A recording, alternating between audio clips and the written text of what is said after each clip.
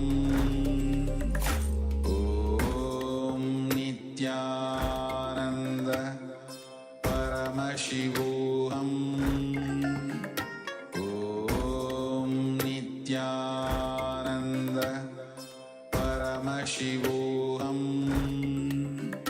Om Nityananda Paramashivoham. Om Nityananda Paramashivoham. Om Nityananda Paramashivoham. Om Nityananda Paramashivoham. Om Nityananda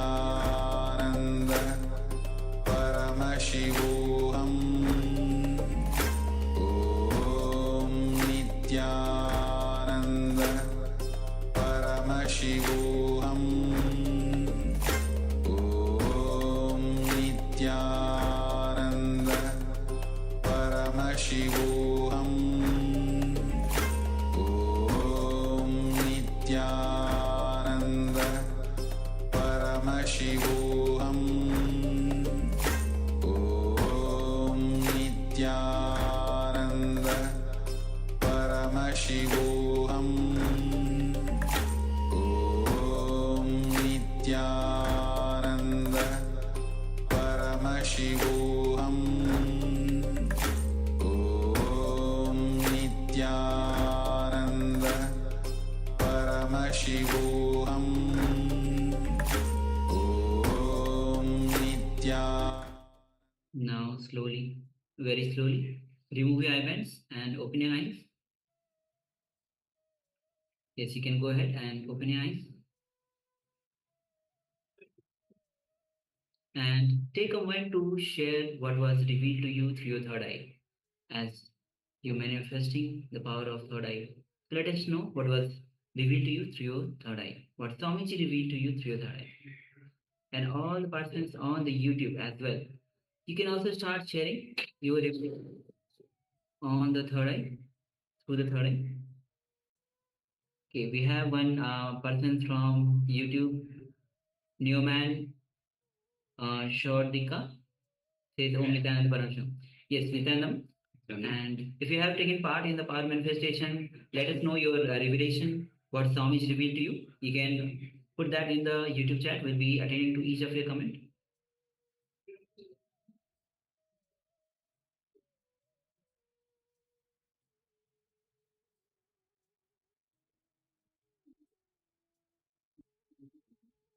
And understand that third eye is, Swamiji says very beautifully, whether it has been decalcified, it has been blocked due to various things, whether it is, generally the third eye is blocked due to some scaras of ego and seriousness.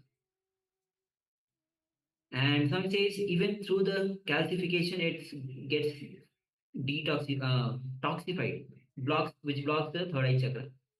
So moment you apply the turmeric on your temples, on your forehead, it penetrates your skin. When it penetrates your skin, it decalcifies your third eye. So the best practice is to apply turmeric, especially during the sleep, just before the sleep. You can apply that in the morning as well, but because you have to go out and work, so it's not that practically possible. So if you can do that, that's great. Else, just before the sleep, you can apply in the forehead and the temples, and let the whole night, let it penetrate through your skin, and let it work on your third eye and decalcify your third eye.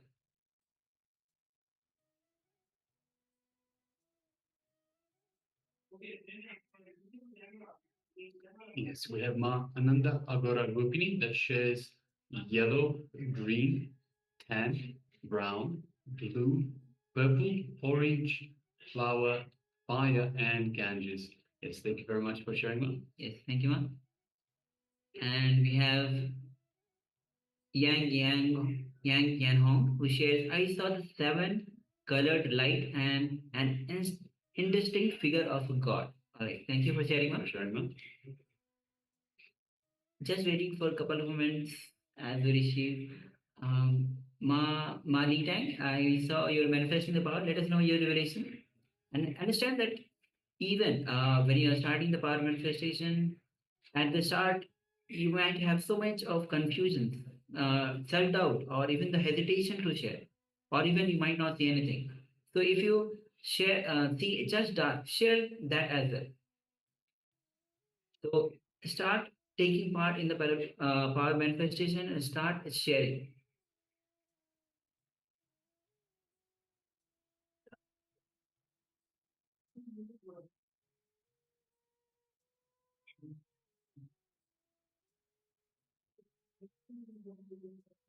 So let's take a moment.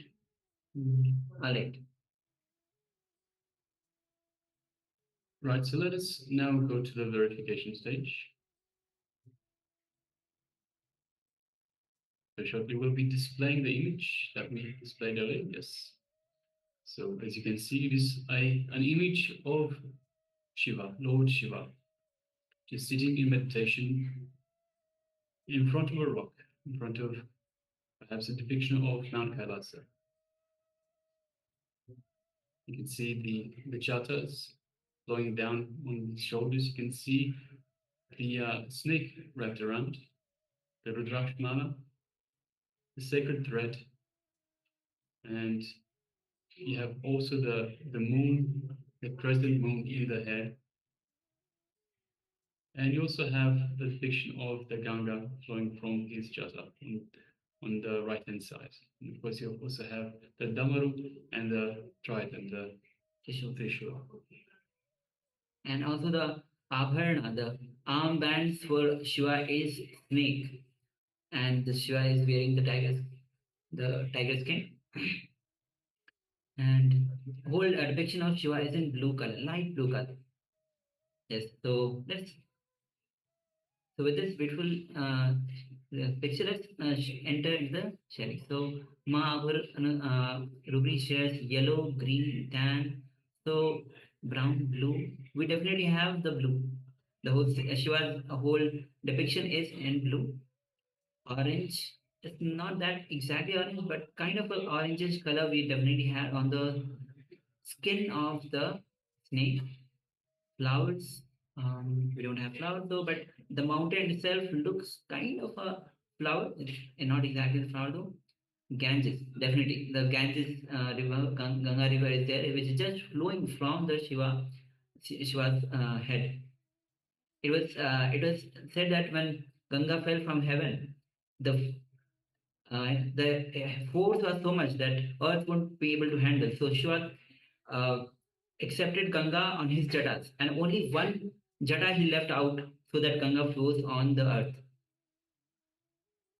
Yes, thank you, Ma, for taking part and manifesting. Yes, Thank you, Ma. We also have Ma Yang Yan Hong.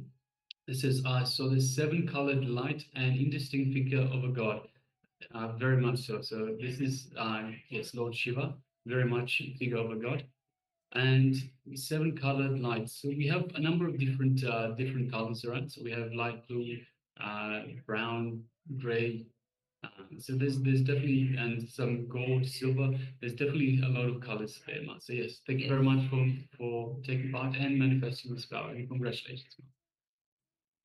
yes. So with this, let's move on to the second round of the manifestation. Yes, so requesting once again participants to tie your eye bands. And again, if you haven't got an eye band, you can just use any piece of cloth, anything that is opaque in nature that you can apply such that you can't see through. So the light doesn't come in either.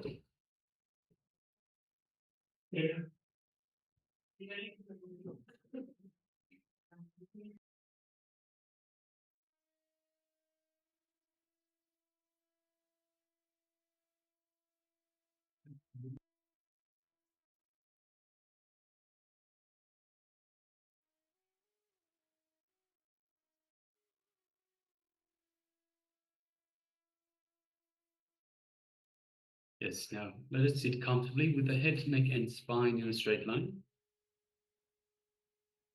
And let us start by unclutching. So just unclutch from any thought that comes up.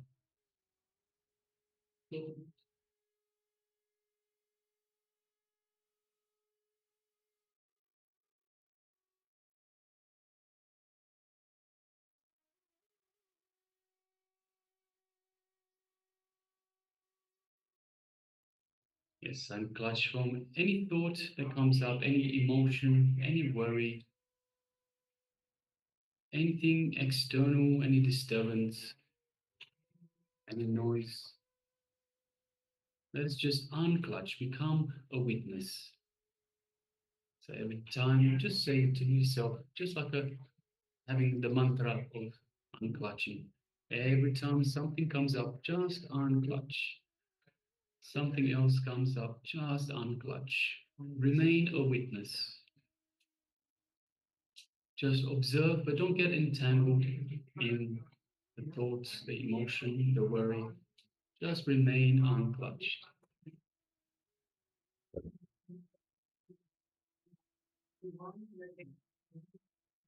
Now, let us move our awareness to our inner space, the Ananda Gandha, which is just below the heart center.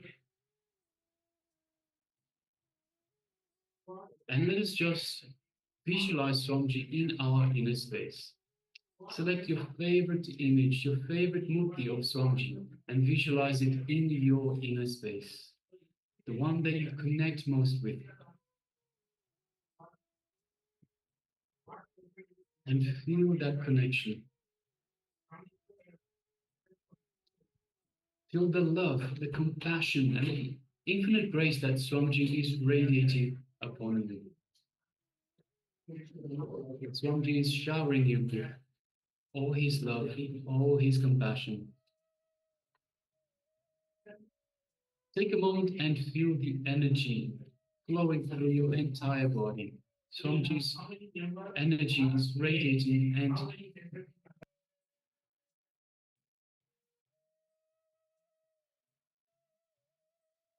Swamiji's energy is flowing throughout your entire body, reaching out to every corner of your body, every one of the millions, trillions of cells in your body are feeling this superconscious energy that Swamiji is radiating, feeling alive and energized, rejuvenated.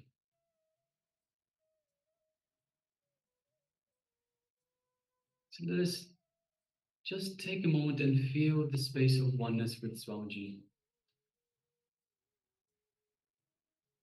You are in oneness with Swamiji. You are one with Swamiji. Now let us move our gaze to the third eye, just between the eyebrows. And gently through your third eye, look into Swamiji's third eye.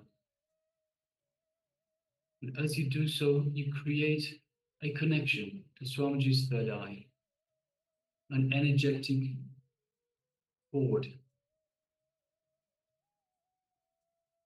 Just take a moment and feel that energy in your third eye.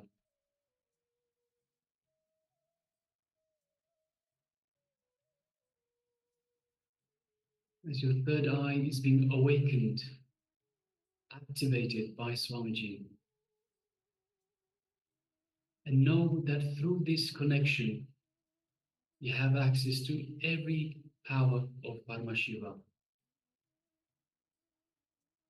Everything is possible.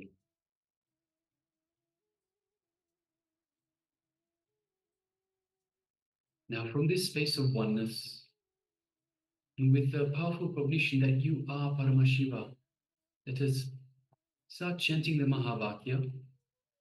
Om Nityananda Paramashivoham. Om Nityananda Paramashivoham. Om Nityananda Paramashivoham. Continue chanting the Mahavakya, and let us start manifesting this power of third eye vision. The image is being displayed for you now. Let us begin. Om Nityananda Paramashivoham. Om Nityananda Paramashivoham. Om Nityananda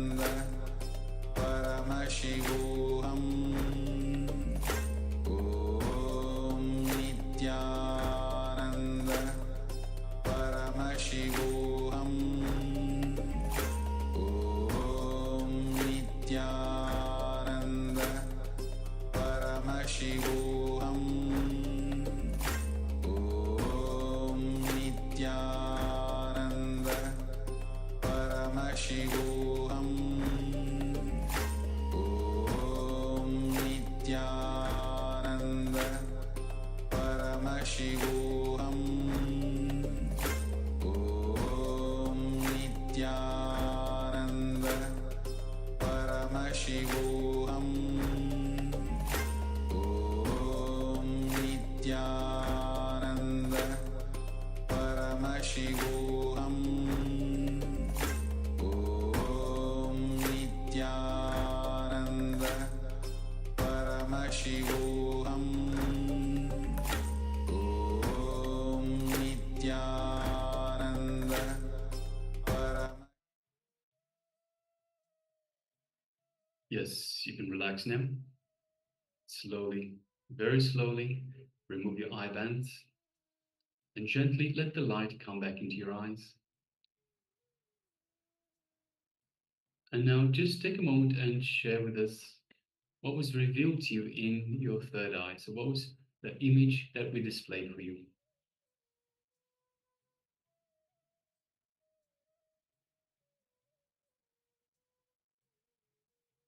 Meanwhile, we also would like to, well, first of all, let us welcome some participants that have just recently joined us. So we have Ma Siawu Nityanama. Welcome to the Paramashivoham Level 1 program.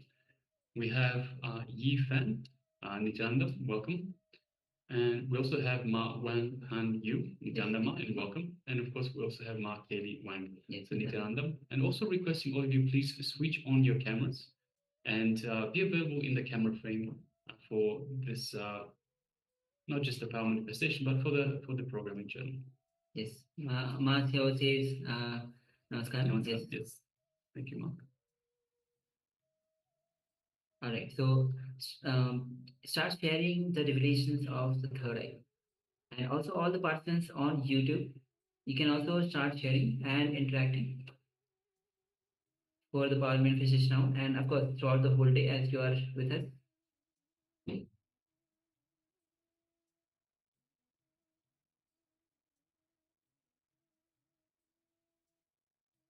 Yes. So Ma Wang Han Yu, yes, that's fine, Ma. We can wait, no problem. Sure.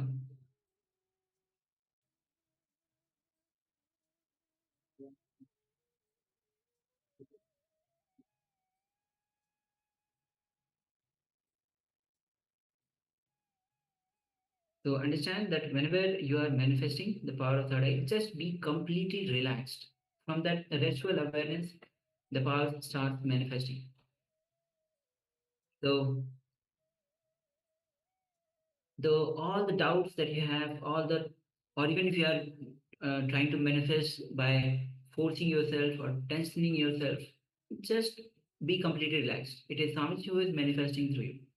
So when you relax and allow Swamiji's energy to work through you, the power manifestation happens.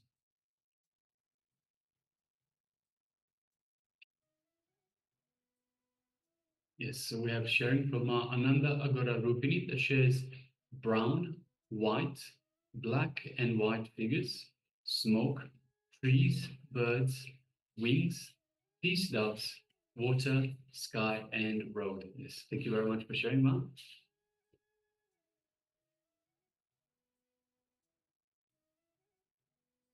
Also, Ma Litang, if you have taken part in the power manifestation, please let us know what was your revelation. And understand, even if you didn't see anything, even if it was just completely blank or nothing was there, you can share that as well. The more you start sharing, the more you start engaging, you'll see the power starts manifesting through you.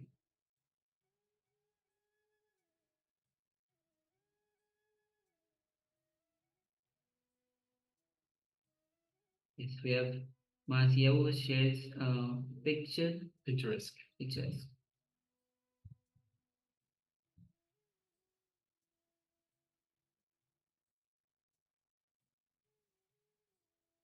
So just waiting a few more moments for other participants to have a chance to share what was revealed to them.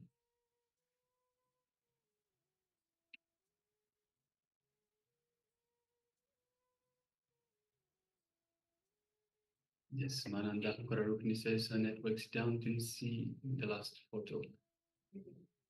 So in the last photo, we had Lord Shiva. So we had Lord Shiva, a picture, a statue, large statue, deity of Lord Shiva. Maybe we'll display it one more time, Mark. So after this round of palm manifestation, we'll display again one more time for you to see the image for the first one as well.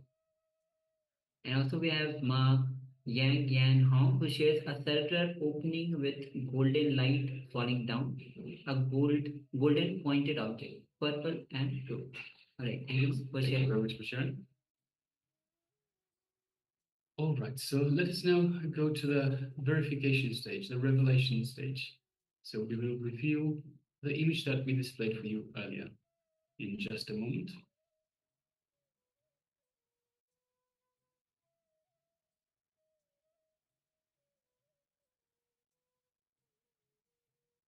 Yes. So as you can see, it is an image, a picture of Swamiji himself. You have the Bhasma, you have the Kumkum. Swamiji, you can see his earring, some Rudraksha around. And in the background, a little bit blurred, but you can see the throne that he's sitting on, and all made of gold. Yes. All right. So let us have a look at the sharing. So Ma Ananda Agora Rupini shares brown, white, black, and white figures. So we have. So we very much have brown and white. So you can see the white of the Bhasma itself on Swamiji's forehead. Black and white. So because you can see right next to the hair is all black.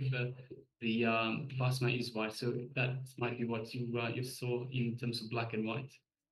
Smoke. We don't have smoke, although the background is blurry. So that might be the connection there. Trees and birds and wings. There might be some birds as figures in the around Swamiji, but we can't tell that from this perspective. Peace, doves, water, sky, and road. Yes. All right. Yes. Thank you very much for sharing that. And Ma Seo says picture square. Picturesque. So yes, it's very picturesque in terms of it is Swamiji. Swamiji is our world, so yes, very picturesque.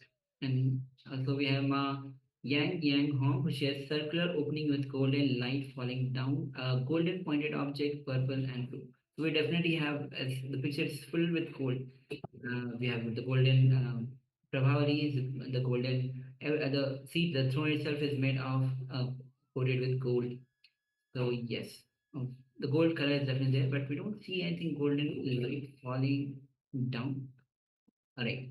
Thank you for sharing and manifesting.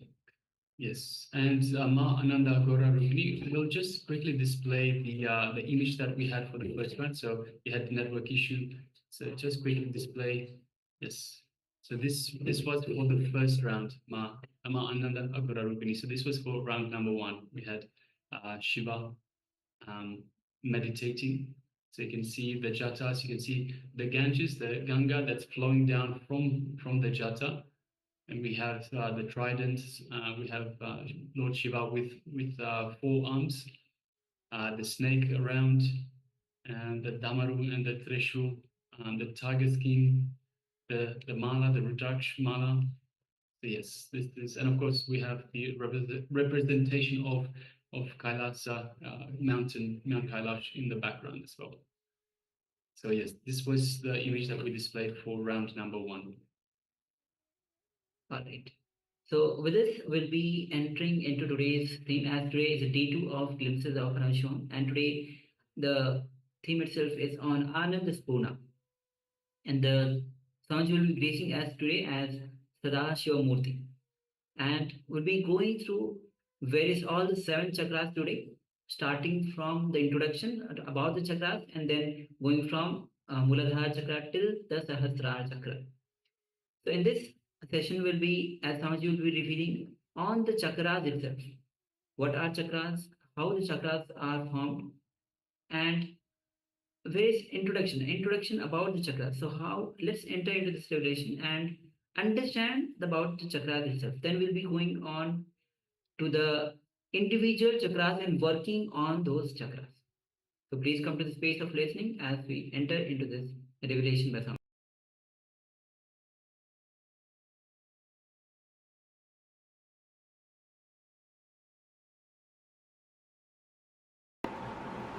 Most of us, we do not know how to operate this system. The system given to us by God is an unknown thing. Somebody is using it as a bullock, somebody is using it as a tractor, somebody is using it as an aircraft.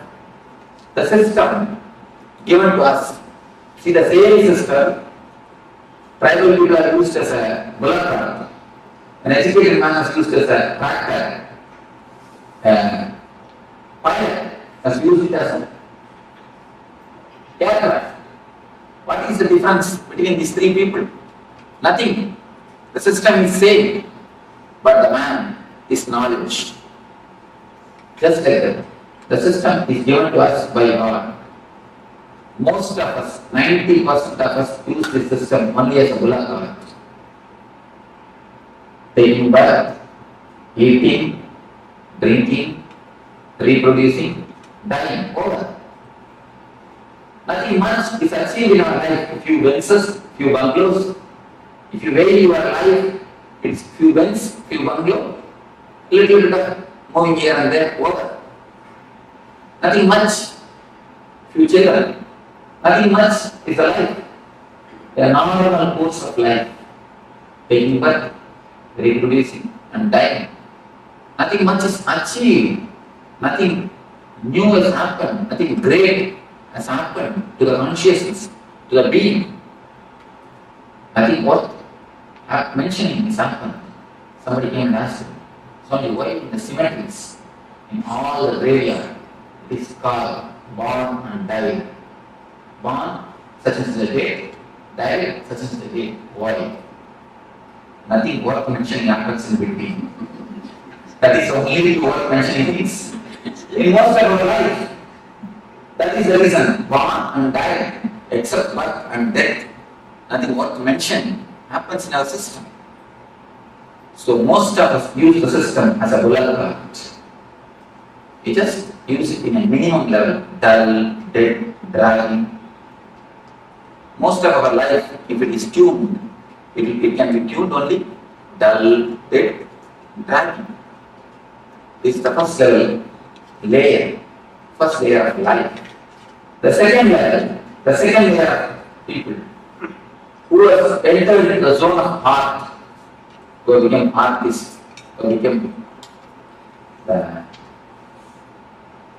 painters, dancers, musicians, who enter into the next dimension of their life, not for money's sake. If you dance just for your being's beauty, if you sing just out of your bliss, if you paint just out of your joy, you became a painter, or a dancer, or a musician.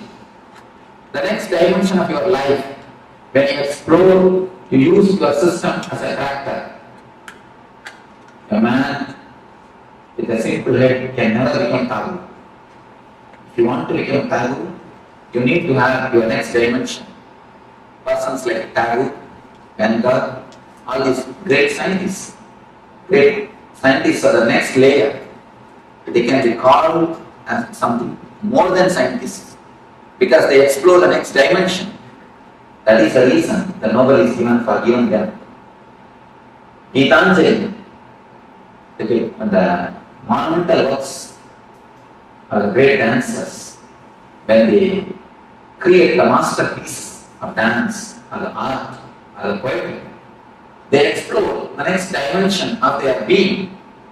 They explore, they see the next dimension of their being.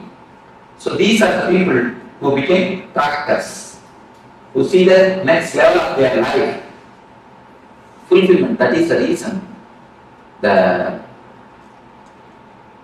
great poets, even if they die in poverty, even if they die with no property and in poverty, they have a very deep, satisfied death that they have lived their life ultimately, that they have lived their life with a fulfillment. They live in a very poor way. They may not have wealth, they may not have the outer wealth, but they live in a rich way. Wealth is different, richness is different.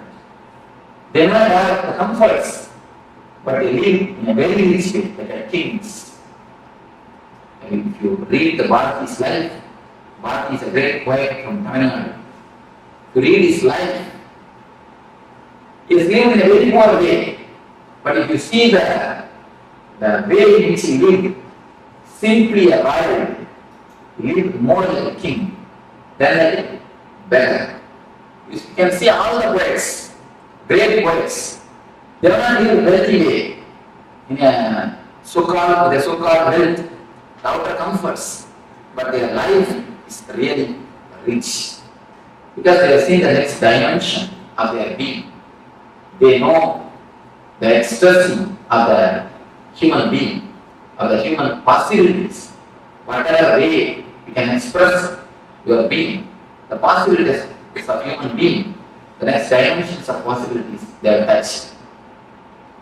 The third layer, only a Buddha, Krishna, Rama, these are the great intelligent masters who have used their system as an aircraft. These are the few people who have used their system as an aircraft. Majority, 90% of us used as a bullock. 8 or 9% who are artists, are the great dancers, great poets, they use as a character. Only a handful of people. See, if you want to know the human history of the humanity, you don't have to read the millions of people who have taken birth and died. All their history is not necessary. Just read 10% history. The Buddha, Krishna, this 10% life history is more than enough to know the whole history of humanity. These are the people who are milestones on the human history. These are the people who have created turning points in the human history. Just like that, if you know the few man's history, you can know the whole history of the humanity. These few enlightened persons are the persons who have used their system as an aircraft. Until there is no need even to have 2 fingers, 2 hands. 1 hand is enough to count this type of people. Very handful of people. Buddha, Krishna. These are the very few who have a great impact on the humanity, who has used their system as an aircraft, who are real pilots, are the pioneers of the human evolution, of the human growth. If you see the difference between the villager, the tribal man, and the pilot, nothing much. Only one thing, the villagers don't know how to operate the mechanism. The tribal people, they know how to operate the system. That's all. Nothing.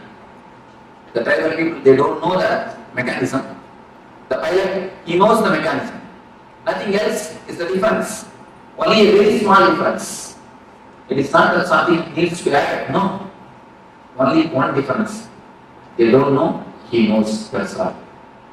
Just like that, if you know how to use your system and mechanisms in your body, in your mind, in your being, you can become a pilot. You can use this system for the optimum result. You can use this system for the maximum result. You can convert this system into an aircraft. The mechanisms which exist in your system is what is called chakras. There are 7 chakras in our being. The energy centers. These energy centers are real mechanisms in our system. If you know how to open them, how to activate them, how to remove blockages from them, how to energize them, you can simply transform your system into aircraft. As long as you do not know anything about that system, you will be just pulling your being. You just know how to open, how to energize, how to activate the system. You will be using the same system, same mechanism as an aircraft. So now we will be entering into each and every system, each and every mechanism of your being, and we will explore how to operate, how to open it, how to work on the chakra, on the energy center. Let me show you how the chakras are situated. The small diagram, very small, I think all of you will be able to see how the chakras are situated. If you have this book, you can just open the page 20. The lowest is called Muladhara, the root chakra. You don't have to remember the names. You see, there is no need to remember the names of all these things. Just I am giving an introduction.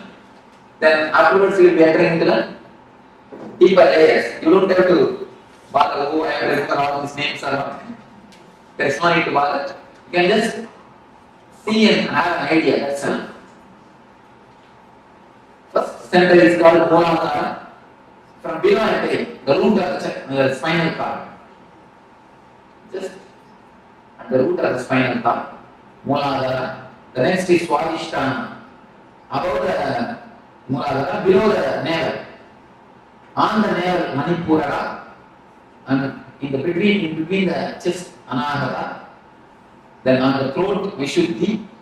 And between the eyebrows, Anya. Top of the crown, top of the head, it is called Sahasrara. This much is enough. You know that, if you have a basic idea, few energy centers which exist in our being. Now, we are going to work on each and every energy center, each and every chakra is connected to some emotion of our being.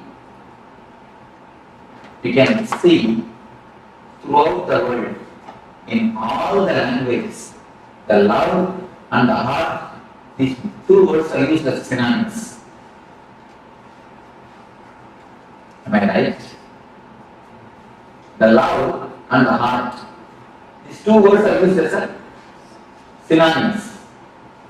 Any language, it is not that all the languages are happened, are created in one time or one place. All the languages are created in a different space, in a different time. But around the world, almost all the languages have got the same expression.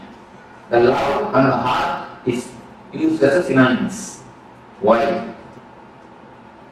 Something more than verbal connection exists between these two. Some experiential connection is existing. If you really observe, then you can understand. If you meet a friend after 10 years, your childhood friend, after 20 years, with whom you have a lot of very loving and sweet memories, suddenly something will be flowing from here. You can observe. Have you observed any of you? Suddenly something cool, very nice thing will be happening here in this soul, and it will flow.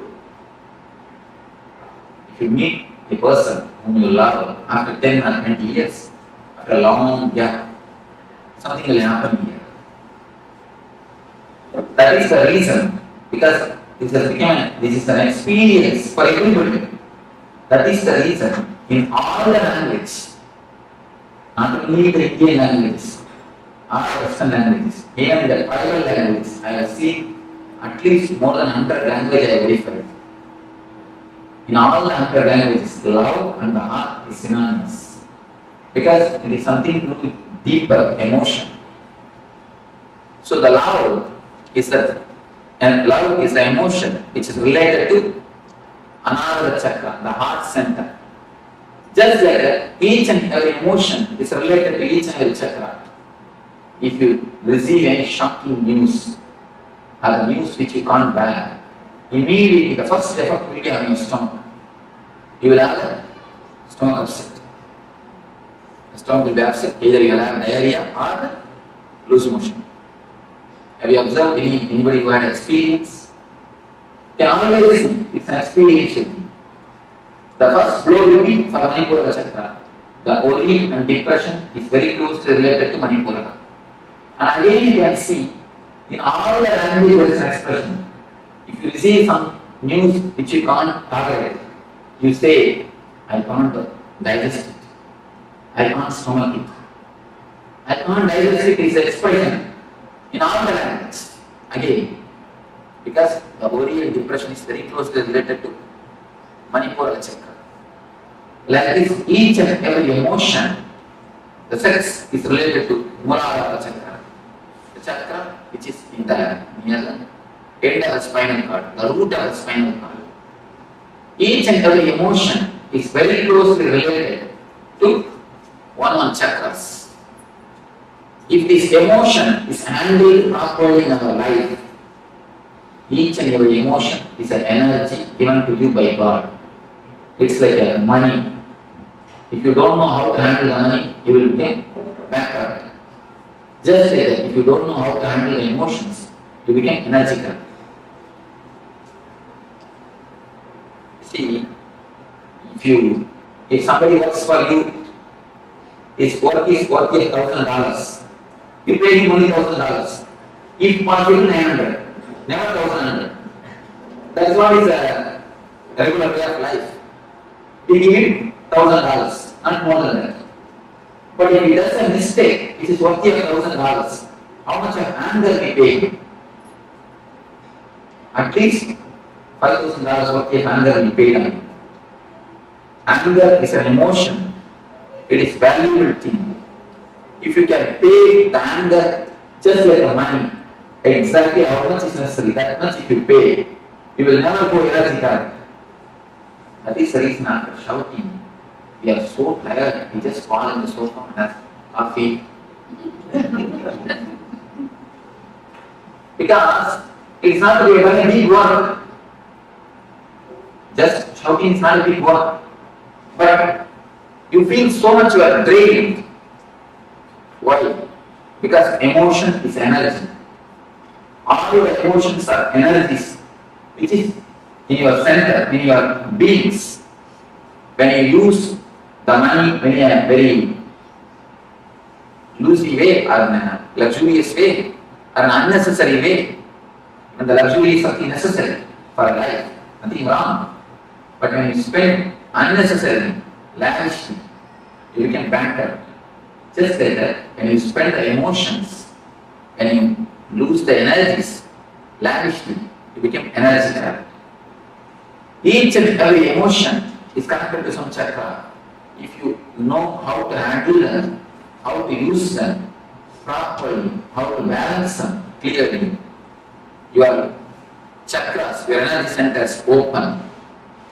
If you don't know how to balance them, if you don't know how to use them, if you misbehave with the energies, see, having or showing too much of anger is a misbehavior with anger.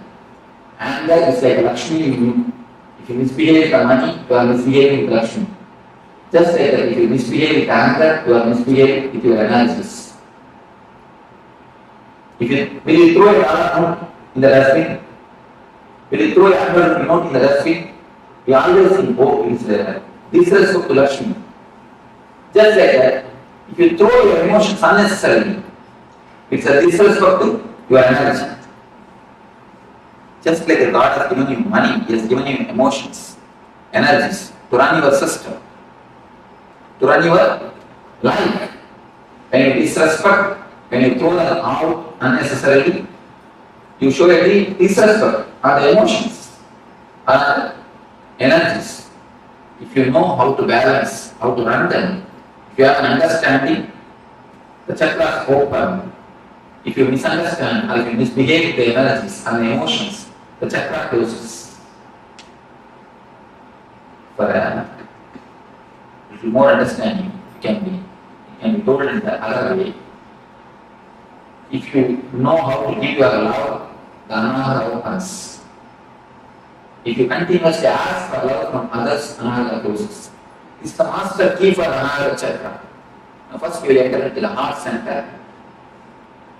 It's a master key for anahata chakra. If you know how to give the love, the center opens. If you ask for love, it closes. It's the first master key. One more way you can understand. If the chakra opens, you will give the love. If you give the love, it opens. If you give the love, it opens. If it opens, you give more love. More opening, more love. More love, more and more opening, and more love. It's like a this side circle. Now it is this side circle. More you ask, more it is closed, more it is closed, more and more you ask. The ball is rolling in the down way, this way. It is getting more and more black and more asking. Now we are going to stop the ball by the meditation and start rolling this way. Then more opening. Once the chakra starts opening, the more love overflows. When the more love overflows, the chakra opens a little more. When the little more is opening happens, the more love overflows. The ball rolls this way. The chakra rolls this way. The whole program is just to stop the ball rolling this way and start the ball this way. We are going to work on each and every chakra to open the chakra, to see the emotions are balanced, to see the energies are centered. First, in each and every session, we'll have a small discussion on the chakra, then your meditation on the chakra. The meditations are taken from many religions. I wanted to present, I wanted to prove all the religions are centered on the same thing, the one ideology, how to make you more joyful and more blissful. First, how to make you more joyful. It means how to make you more happy in the life with the outer persons. And then how to make you more blissful. How to make you more blissful without the outer world.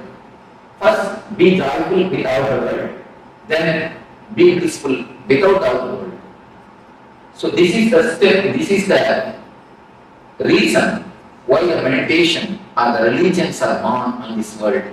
This is the central core of all the religions of all the world.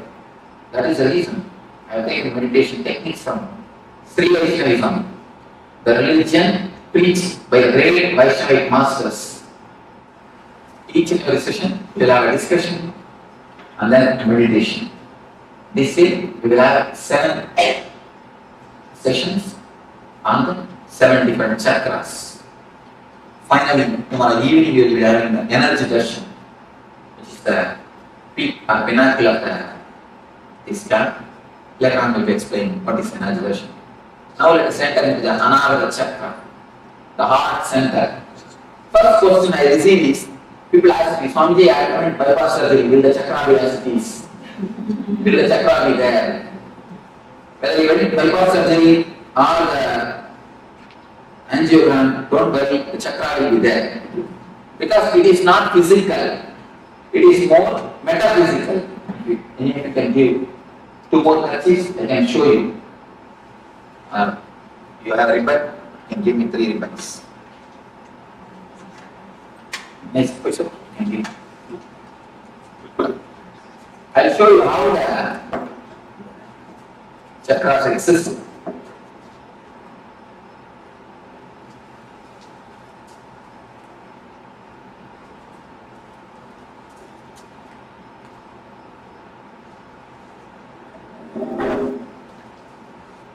See, it is like 3 bodies. We have 3 bodies. Please be very clear. Don't think you have only one body.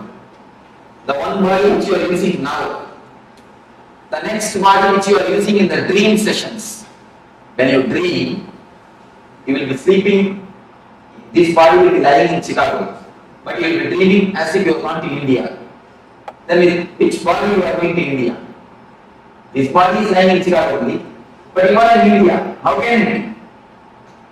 So the body which you are using to go to India, the subtle body, that is called Sukshma Sarira, the second layer body. One is physical layer, another one is Sukshma Sarira. The third layer of body is a Karma Sarira, which is called the causal body, which you use in the deep sleep. When you fall asleep without even dream or the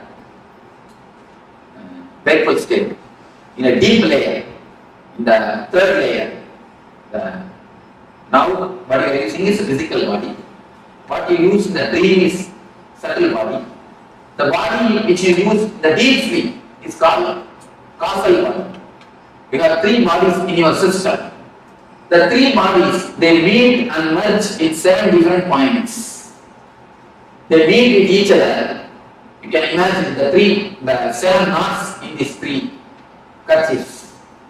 If you can imagine the 7 knots, just 7 different knots in 7 different places. If you can imagine, that is the places which is called chakras. The 7 different knots. The 7 different knots are called chakras. The first thing we are going to enter is anahata. Here also the 3 bodies meet and merge each other. In the book it is very clearly depicted. The 3 lines, they just meet near. That is the zone where the chakra is there. They just meet. Where chakra starts. So even if you undergo bypass surgery, the chakra will be there as it is without any blockage, because it is more metaphysical. This chakra is love. When you ask for love, when you ask for attention, please be very clear. I am changing the word from love to attention need. Because whatever you know as love is nothing but attention. If you say somebody loves you, what do you mean by it? He gives attention to you, that's all. He gives all his attention, or all his time, all his money, all his energy, or all his space to you. Attention is what we call as love. Actually, except a man who is enlightened, nobody can know what is really meant by the word love. Whatever we know about love is nothing but attention. If you say that he loves me or she loves me, what it means? She gives you enough attention. He gives you enough of attention. He gives you enough of his energy or money or whatever. Once the attention is given, everything else is slowly given. So the attention is what is called love in our language. When you give your attention to others, the chakra opens. When you give your attention to everybody, whomsoever asks, when you leave overflow, the chakra opens. When you start giving, this opens. When you start asking, this chakra closes. You can just see, you can just scan your life. Almost all our life is just centered on the attention of the others. From the young age, we are trained, you can see the young kids. They will just put 2-3 steps and then they look at your face. If you smile, you agree for what they do. Then they do the next steps. Otherwise, they stop and they wait for your concern. You can see in the young kids, anything they do, just they look at your face for the confirmation. For your okay. Only when you say okay, they go for an ahead. They wait. Just like from that age, we start expecting the attention or the okay from the others. The same thing continues till our end. You can see in how many places you just wait or expect the others okay, others attention. You can see more than 80% of your decision is influenced or it is waited.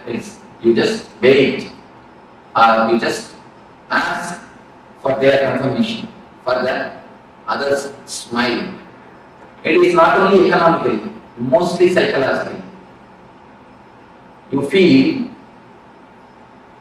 inspired or you feel regenerated. You feel power or energy only when you get a confirmation from the others. Each and every move of your life, you continuously see whether somebody confirms it or not. You wanted the smiling face of the other. Almost it's like a psychological slavery. In every step, you wanted the other to be the source of your inspiration.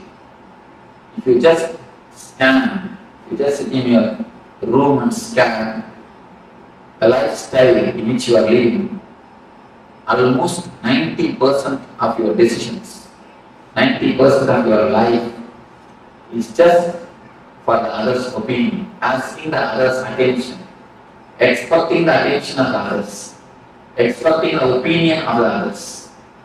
It is more like a signature campaign. Each and every husband expects a certificate from wife, good husband. Wife is expecting the certificate, the good wife. Parents, good parents. Son is expecting a good son. Each and every system we expect certificate from our brother, from sister, from father, from son, from everybody. Just to feel good, just to feel energetic, we expect the certificates. Only with a smiling face or with the certificate, we go next. We go ahead. See, adjusting or not adjusting is perfectly okay. There is a vast difference between adjusting and compromising. Listen thoroughly and you can contemplate on it thoroughly. We may ask, should we not adjust? Adjusting is perfectly okay, but compromising is very bad. Just understand what is the difference between adjusting and compromising. Adjusting is like you have all your energy source or inspiration or the strength within you. Then you give your love. You adjust for the sake of others. It is perfectly okay. But compromising is, unless they are all supporting you psychologically, you will have no energy to run on your own. When you adjust in that zone, you are compromising. Most of our life, we have somebody else as a psychological strength for us. If he smiles at you, you have all your energy to run. If he does not open his mouth, if he doesn't smile, the whole day you will feel depressed. Have you observed any time? If he doesn't smile on you, as soon as every morning when you wake up, if he doesn't give his smile, whole day you will feel very low. If some of your boss, or the husband, or the wife, or the son, or the father, if some of them didn't give their attention or their smile at you, immediately you will feel low. It means they are the legs or they are the feet for you to stand. A psychological slavery, psychological handicap feel. I call it psychologically handicapped. In America, I saw so much of respect is given for the handicapped people. Everywhere you are parking for separate parking for handicapped, separate way for the handicapped people, separate bathrooms or restrooms for the handicapped people. Everywhere. Physically handicapped is much okay, nothing wrong. But psychologically being handicapped is a simply sin. Please be very clear. I am giving a new definition for sin. Don't think sin is something what you traditionally understand. Sin is something scolding others, telling lie. Of course, that is different. But I am giving a new explanation for sin. sin is psychologically dependent on others. That is the first sin. Because when you psychologically depend on others, you try to possess them. First, understand how many ways you have invested your energies on the others. Most of our business becomes failure. Why you know? Till the business project comes to a shape, 90% of project is over. Till that time you get a inspiration, a smile, or a okay from your inspiration source. At one point, if that is removed from you, if the inspiration source is lost, immediately the whole thing tumbles down and goes to pieces. Have you seen the children playing with a playing car? They just build a castle, they just build a house with a playing cars. If you remove one car, what will happen? At least the children are intelligent. They build their castle with their own cars. But you build a castle with others' cars. When he gives a certificate, a good husband, you collect that. Good wife, you collect that. Good brother, collect. Good sister, good son, good father. You collect all the certificates and try to build your personality. Just like a car's castle. And if anyone at any time takes away their certificate, removes their certificate, their soul's particular, the whole personality just collapses. That is what I call depression. Most of your energy is centered on somebody else. Only if they say, psychologically you have a center, only if they say what you do is right. Even if it is right, you are not convinced. You ask for their certificate. You ask for their attention. That is the reason. Till the end, you don't feel you are independent. How much you speak about independence, how much you speak about freedom, it is all only the word. Only when you start loving others, when you don't expect the love from others, when you stop expecting the attention from others, you are really independent. Till the time you are a psychological slave. Whatever you speak about independence or freedom, you are a psychological slave. Because your source of energy depends on others. Only if he smiles, you can run. If he doesn't smile, what will happen? You will not run. You will feel very low. You will feel very dull. You will feel very depressed. The source of inspiration, as long as the source of inspiration is somebody else, you cannot have your freedom, your anamata cannot be active. Your energy center can never be totally awakened, totally alive. First thing, find out where all you have invested your energy center, on whom all you are dependent. Please be very clear on whom all you are dependent psychologically. You need how many smiles to run. Try to reduce the number of smiles. Even without that smile, start running. Even without that okay, start running. I am not telling you to go against the society, no. Do your same routine, same lifestyle, but try to reduce the number of smiles. Don't expect, don't keep them, don't make them as the source of inspiration. There are few things which you may not be able to drop at all. Then at least keep them in a good rapport. So that at the time of emergency, let them not take away their cars. If they take away their cars at the time of emergency, then you fall into the real deep depression. So try to become independent. Try your best to be on your own. Try to center all your energy at your own heart, at your own source, at your own personality, at your own being.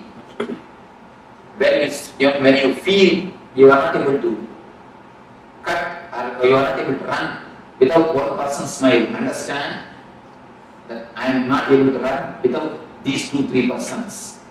And at least keep a compromise with that 2-3 persons.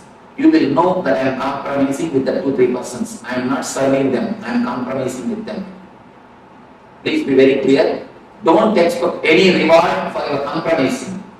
Many of us we think, I have served my husband so many years, all these duties I did, but I never had any reward.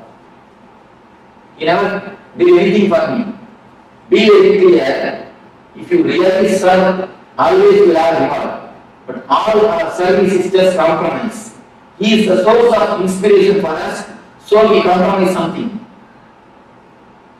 So be very clear. All your work, all your attitude of seva. We again and again tell, I took care of my son so much. I did so much for my son. After growing, he never did anything for me. He went away with his wife. Be very clear. If you have done really service, if you would have done really something, if you would have given, you would have never lost. We just give and take. He is the psychological support for us, so we compromise with him. Just scan or filter all your emotions, all your understandings, revise completely where are you have failed, where are you take decisions, you are dependent on others. This one understanding can give you a tremendous strength on your own, to stand on your own, to run on your own. When you understand it's a slavery, you will never invest your energy on others. As long as you understand only problem, people say, Swamiji, I understand the smoking is bad, but I am not able to stop it. Then be very clear, never till you understand. If you really understand, you can never fight, you can never again smoke it.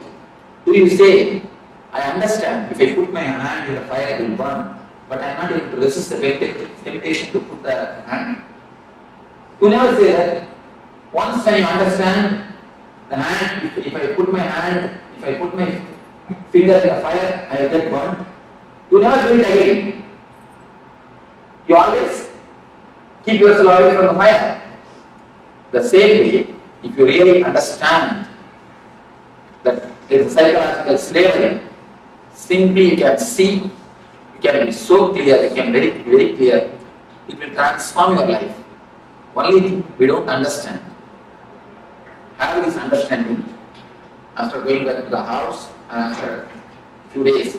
Just sit in your room alone and scan your life, where all you have invested your energies, who are all inspiration sources for you, and try to organize, try to bring all the energy center on your own being. Don't let somebody else to drive you. If you keep somebody else as an energy source, you are allowing somebody else to be a driving force for you. So naturally you will be living for somebody else. When he is the inspiration source, naturally you have to take these ideas and work out. You have life or the time only to live your desires, not all everybody's desires. If you try to live 5-6 persons' desires on your life, where is the time? Where is the energy? Where is the money? No. When we try to live somebody else as an inspiration, we have to live their desires also, because they will live their ideology also. Whenever they are inspiration, they will give their ideology. So, you will be dancing for so many persons' tunes. You can dance for one tune. In front side, somebody is putting Bharatanatyam. You go and put 2-3 steps. Then this side Western music. You shall just come and shake your head. And then this side immediately some Carnatic music is going on. Then you have to jump here and do for one more tune. And back side Karagari is going on. You have to go on 2-3 steps. How will it be? The whole thing will be a mess. Now our life is nothing but that. Each and every tune you try to dance. Will it be possible? No. It will never be possible. If you try to dance for one tune, your life will be successful, even if you don't know dancing. You will create new dancing. What you do is what is dance is key. It is not the dance, it is not some basic rule. If you don't do according to that, it's not dance, nothing like that. I have seen all the great dancers are unique. People who go beyond the rule and still if they maintain the grace, they are the successful dancers. People who maintain the rule, I have always seen they are only millions.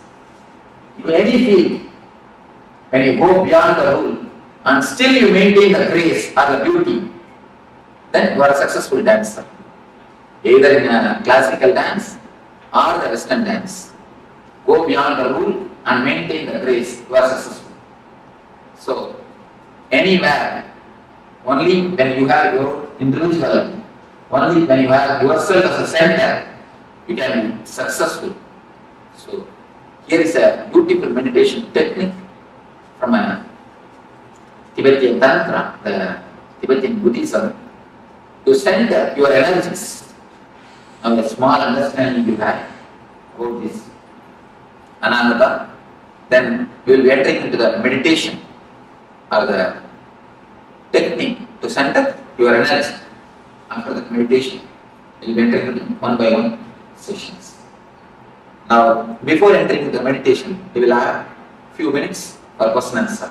Of course, due to short of time, otherwise, generally I make everyone to question. Even if they don't have a question, I tell them at least tell few words. I try to, I keep the list. People who attend at the other age, they know. I make everybody to ask, but now I think we may not have so much of time. At least few questions, I will try to respond to. Yes, few things like if somebody says don't put the hand in the fire, we don't because we know it burns either by feeling it or by experiencing it. But at the same time, there are some things, though we know it shouldn't, we shouldn't do it, but we are still doing it. It's like a psychosomatic because it's comforting and we really do it. One small story. One man came and told me, Swamiji, last week I read a book which explains very seriously the dangers of smoking.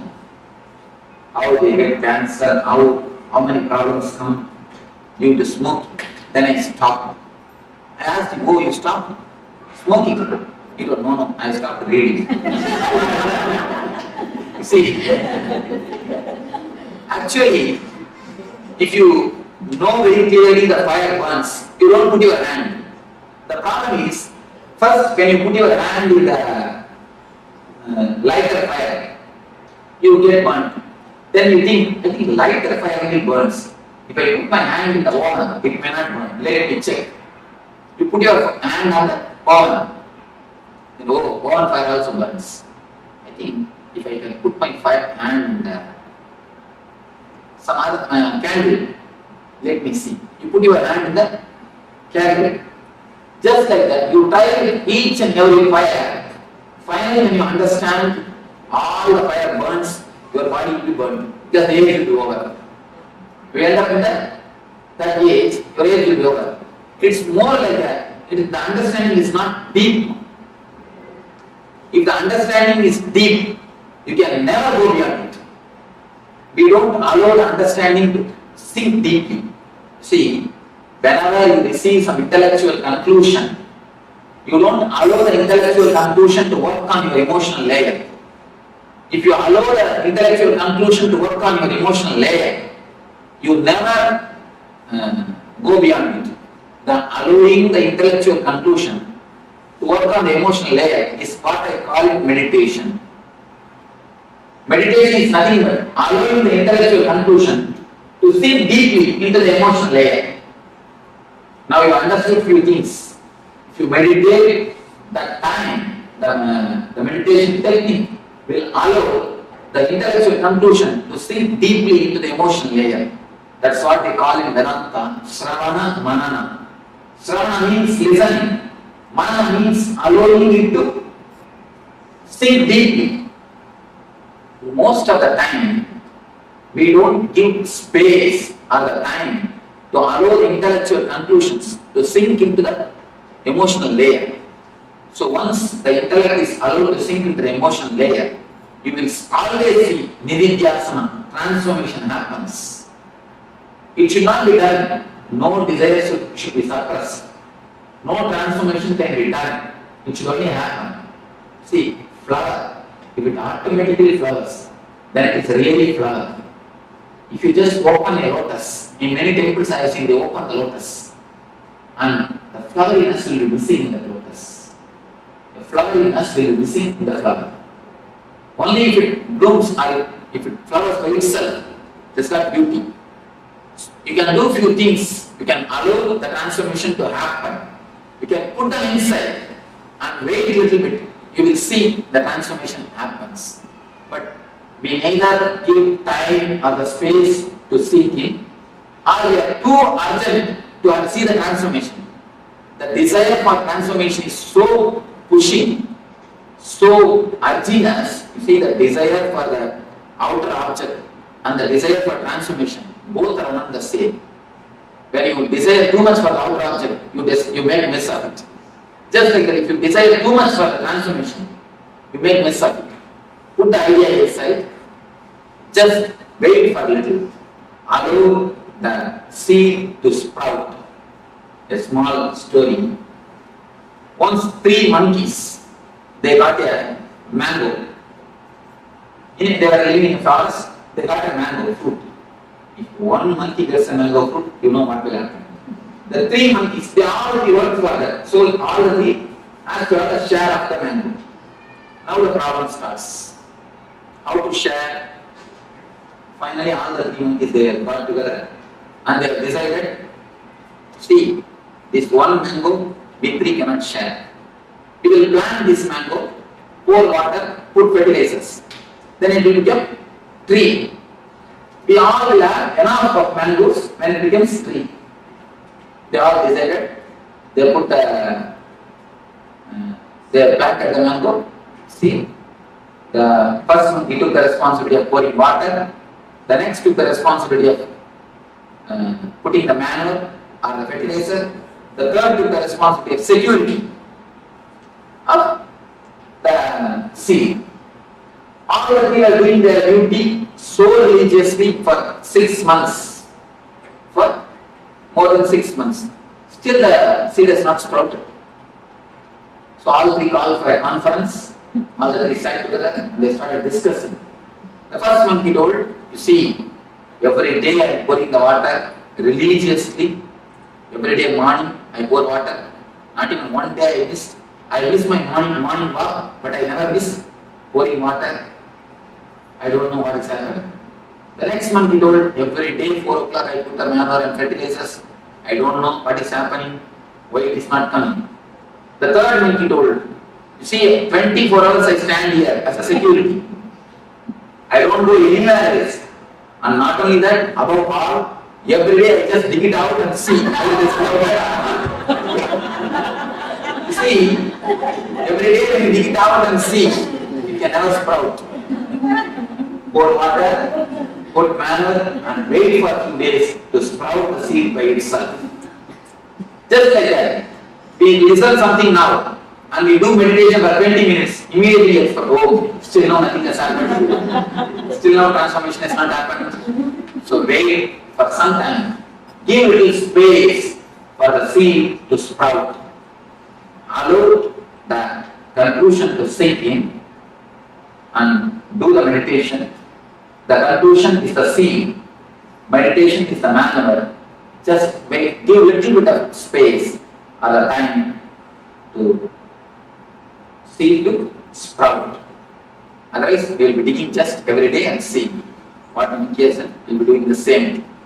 Just the digging itself will drop them, will stop the sprouting. Digging creates a guilt. You see, digging I have seen many people. As soon as you hear these things look so nice and so well put, immediately you start working it out. When you start immediately, naturally you will feel you will have one pitfall. Then you feel, oh, I am not able to do, I am not able to see. The guilt that I am not able to stop smoking creates more trouble than the smoking itself.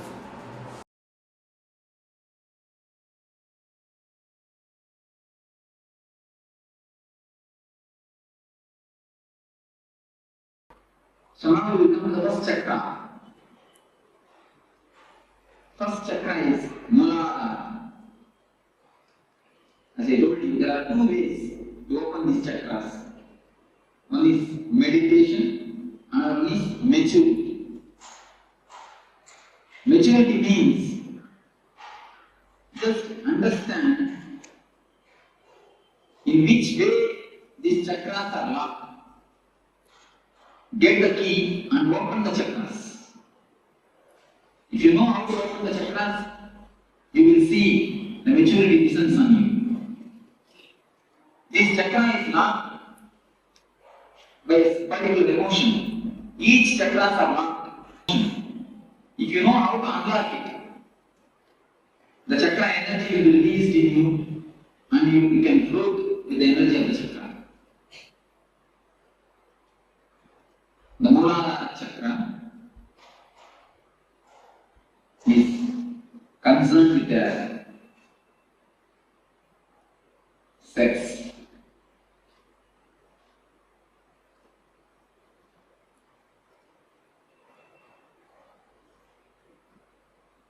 In the world, most talked about, most discussed about, most of the books are written about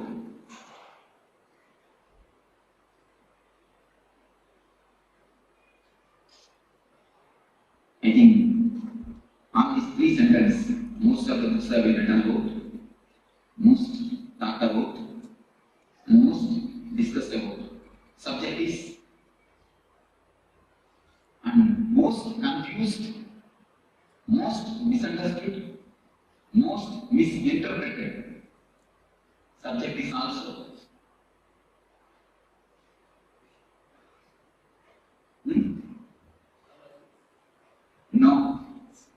No. Sex. This is the subject.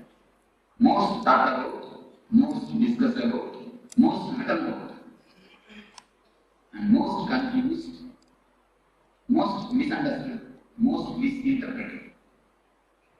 No other subject is talked about so vastly.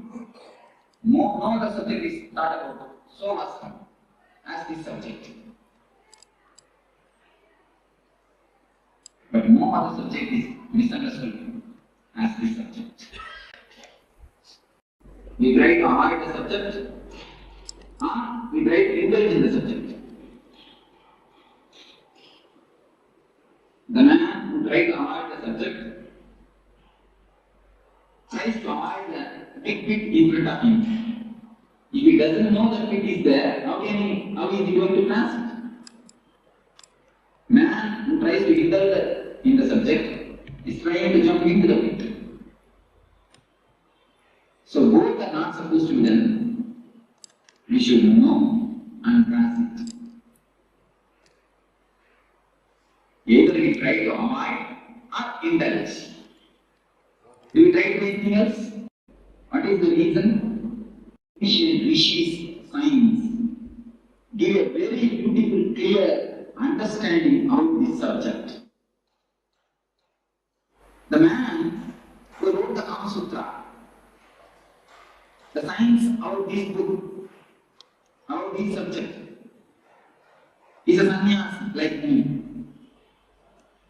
You know? He is a rishi, Vatsyayana. He is a rishi, he is a sannyasi like me. He is questioning, what authority do you have to speak about this subject? He is questioning. I think proper question, the right question. Any man who is little bit intelligent will put this question. What authority do you have to speak about this subject? Yes, actually, logically, I have no authority to speak about this subject. Matsuyama very clearly answers in his book. But example he gives, I have modernized and I am giving a modern way. He gives an type of example. In those times, there used to be Ayurvedic system which is used to use the electricity. Electricity means the bioelectricity. Bioenergy. He used that example. I am giving the very clear example. Electrician knows how to switch on and off the switches. He knows what is the circuit behind the switches and the instruments.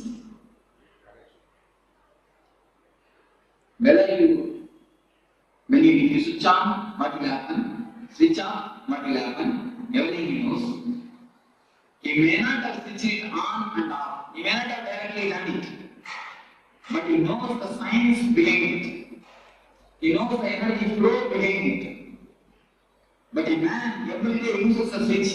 He is switching on and switching off. He may not know the science behind it. Am I right? Many of us know only how to switch on and off, not the science behind it. That is why many times we get shocked. That is the reason many times we get shocked. We all many fathers, grandfathers, we have all grown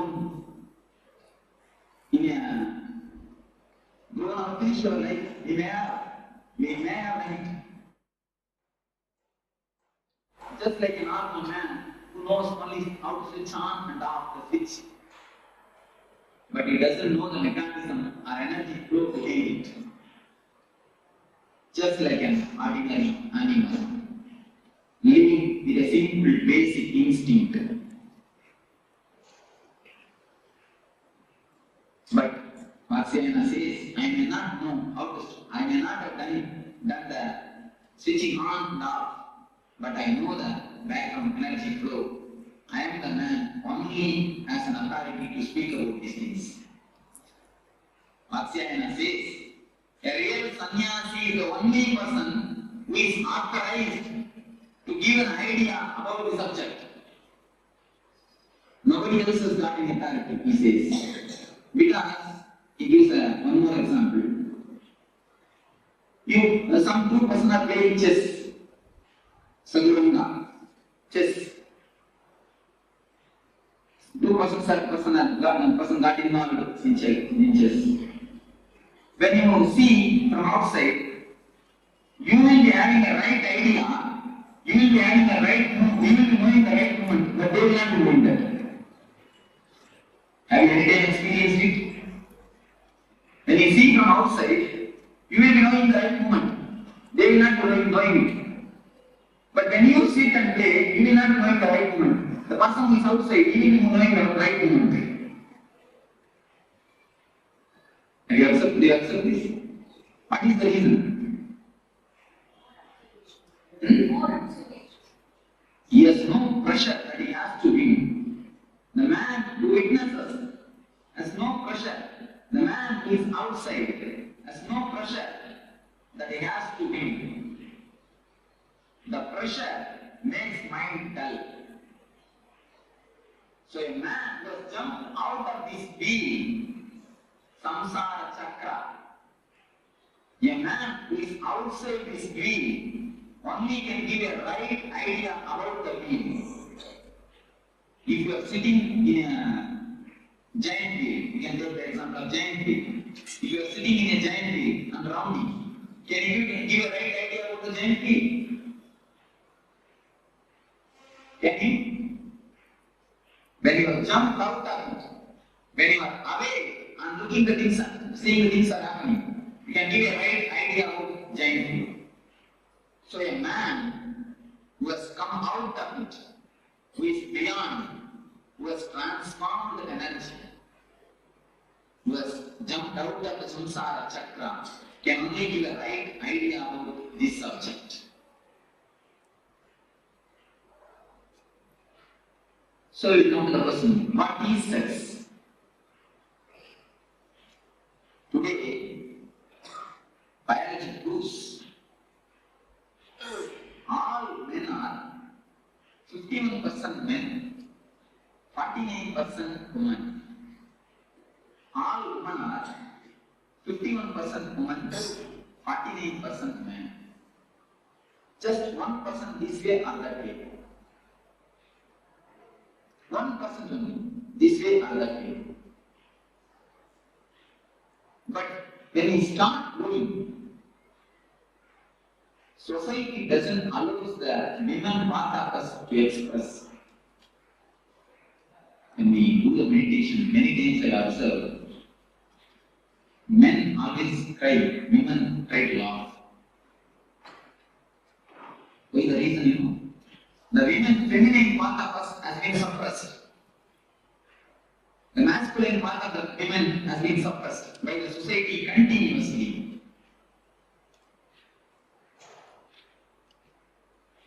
When we start growing,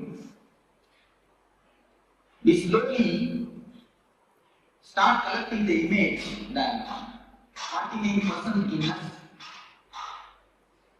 tries to satisfy itself through mother and father. That is why girl children are always attracted to father and boys are always attracted to mother. From there, the sex starts. The science starts. We start slowly collecting the images, prints. All men try to fulfill their image with mother. All women try to fulfill their man image with father. The art is suppressed by the society. When it is suppressed, we try to fulfill it with the father and with the mother, having some loving relationship. Then after a few years of growth, we start collecting the images from many people, from the outsiders, how a real woman should be, especially from media, how a real man should be. We start collecting the images and start preserving it in our system. The repressed or suppressed women is always in the unconscious. It's the deep science actually, what is happening in the mind. When we go after a certain age, you will start collecting images from many actors, actresses, many stories, especially from the TV serials. From all these things, we start collecting the images and start preserving it. How a right man should be, how a right woman should be, how a many things, how a husband should be, how a mother should be, how a father should be. Many images we start collecting. We keep the imagination of a woman inside, the ideal woman. Sometimes, rarely, at the age of 15, after 18 to 23, in that age, we see somebody outside, and from distance, it looks like as if there is somebody in this image, which you have inside. We continuously start searching for this image. We have the copy inside. We start searching this outside. We start searching whether some image will suit with this image, whether some real person will suit with this image, which we have collected and kept it in our mind. So actually, when you see somebody from distance, you feel as if that your image is resembling with that real person. We start falling in love. The falling in love happens in that moment only. The science behind the falling in love is different. We have an image and we search. In distant we feel. In distant we feel as if the both are resembling. As if the both are looking alike. Then we fall in love. But when you come here, you will immediately find the image is image and the real person is person. You can never find image in a real person because of this image. Not because of anything, because it is image. How can image be a real person? Because it is image. This is the base where we start expecting something from the other. This is the greatest expectation all of us have. We always want the other. Other means either wife or husband should act according to our image. Is it possible? Can it be possible? Dreams can never become true because they are dreams. The very word denotes they are dreams. If they can become true, why will they be called as dreams?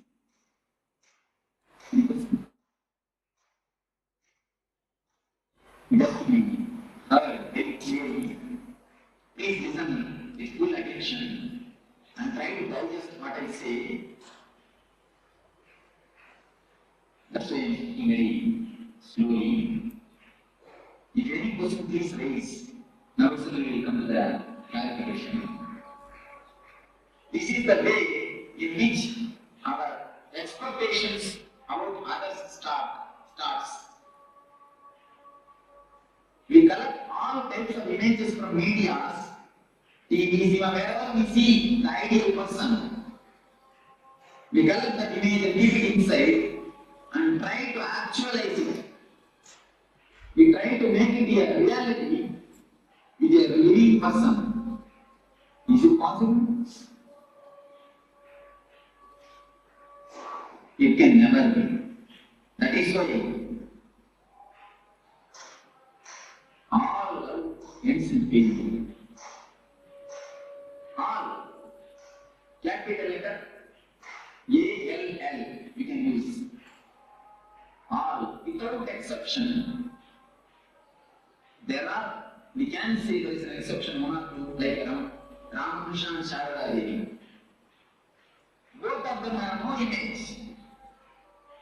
Both of them have no expectation. So something directly happened between them. The pure love transmission, of course, that type of exception still. In ordinary plane, all of us feel that we got cheated. Men or women both feel that we got cheated. The reason is the basic science system is such, if you don't understand, you will put the blame on others. Other is never to be blamed. Blame is take the blame on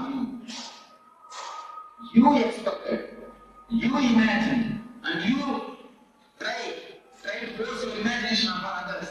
Who will be the responsible for the failure? Who can be the responsible? Who has to be the responsible? But do you understand that whatever I say is in a very practical reality?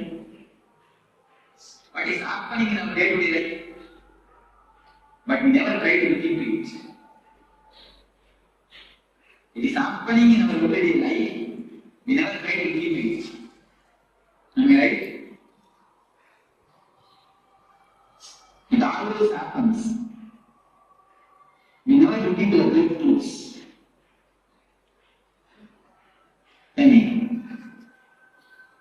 So, when we see that our image is not a reality, when we saw in a distance, it looked like what is in my hand, oh, it is green. That also looks like a green. When it comes near, no, it is little yellowish. When it comes more near, no, it is slight white. When it comes near, you will see it is red and it is white, it is green. Totally opposite and totally different. Then you think you have decided wrongly. Then what we do? We don't keep quiet. We start sculpturing the man according to our image. Women sculptures man starts sculpturing women. We try try to possess each other. We try to make them into a matter.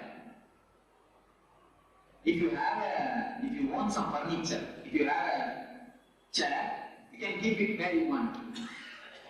It will act as you say. If you keep it there, it will be there. You can give it to somebody else. And if you have wood, you can make furniture according to you and keep it there. But as you possess these furniture, do you think you can possess a live person? If you possess a live person, what you are doing then? You are making a spirit into a matter. You are reducing a man into a matter. You are degrading him or her. When you degrade somebody, do you think she will respect you or he will respect you? No. Problem starts. Problem starts. The unending war starts. Almost I can say unending war. Unending war starts. Our whole life, the so-called life, is nothing but this unending war. Any of you, of course, I can go more deep into this subject. Many of you can raise any questions. Always it goes in such a way. So we have an image and we start carving. The whole day, 24 hours, she is with hammer and chisel, you are also with hammer and chisel. When you find her, you start chiseling. When she finds you, she starts chiseling. The house is continuously completely filled with the sizzling sound. Keep quiet. Don't stand. All these sounds are nothing but sizzling sounds. The continuous sizzling sound is resounding in the house. So, this is the way this chakra is locked. When you expect something from others, when you try to fulfill your imagination by disturbing others, this chakra gets locked. This chakra has nothing to do with sex as you think, as you get the meaning of the word sex. This chakra is something to do with deeply our imagination. This chakra has nothing to do directly with sex. This chakra gets locked or unlocked with the imaginations. When I say that this chakra has nothing to do with sex, I mean whether you are a brahmachari, sannyasi or grihastha, this chakra can be opened. Even for sannyasis, this chakra can be locked. So it has nothing to do with the outer condition of life. I want to say, this has nothing to do with a so-called celibacy. A real celibacy is who can be called as real celibate? Man who has dropped his inner image. When a man drops the inner image, which he preserves, inner woman's image, he only can be called a real sannyasi. Even if you live in a grihastha life, if you drop this image, if you drop the chisel and the hammer from your hand, if you stop chiseling the other, you will be a brahmachari. Your Muladhara chakra will be opened. You will be having the real benefit of this chakra opening. Do you understand what I say? So the outer conditions, whether you live a married life or unmarried life, has nothing to do with this chakra. Don't think only for a sannyasi this Muladhara chakra can be opened. This can be opened for anybody. Yes, Because we were never looked into us. We never turn inside. We go everywhere, but never inside. Just drop expecting, just drop chiseling the other man. Then this chakra will automatically open. When you drop the imagination of hero, the chakra will automatically open. Actually, when you have the imagination, many people come to me and ask, Swamiji, in my house only we two are living, but there is no peace. There is no peace, only we two. We don't even have son. Myself and my wife, both are living, but there is no peace. I used to tell them, no. With two persons, there can be always peace. You are not two, you are four. Your imagination about your wife. She, her imagination about you. You four are living. With four, you think peace can live? Peace can be with you? With four, peace can never be. With two, peace can be. With four, it is impossible. So if we drop the imaginations, two things happen, yes. What I mean is, we always got the images of heroes and keep it in our mind. We want that should be in reality from our husband, from our wife. That is the way I understand. If you drop that, this chakra can be opened. Don't expect that it should be according to you. You should act according to you. Not only about husband and wife, even about father and mother can keep an idea. How the ideal father should be. Today all of you have a homework. The 5 things you will write. Today please go and write and see. One thing I will just tell them and then you can note down. Father, mother, wife or husband. If you don't have wife or husband, no problem. If you have wife or husband, son and son or daughter. This about some 5 relationships. You write how you expect them to be, how you feel the ideal father will be. You just write down 2-3 points. So all these 5 relationships, write ideal your vision. The ideal father, ideal mother, or ideal son, or ideal wife, or ideal husband. You will find, if you dig down your unconscious, you will find all your ideas are just from the TV serials and cinema. All your ideas you will find. And few times I check with people. I just ask them to write down how your house furniture should be. It will be corresponding to serial. Even the house furniture, we have the imagination. How it should be. We take from the medias.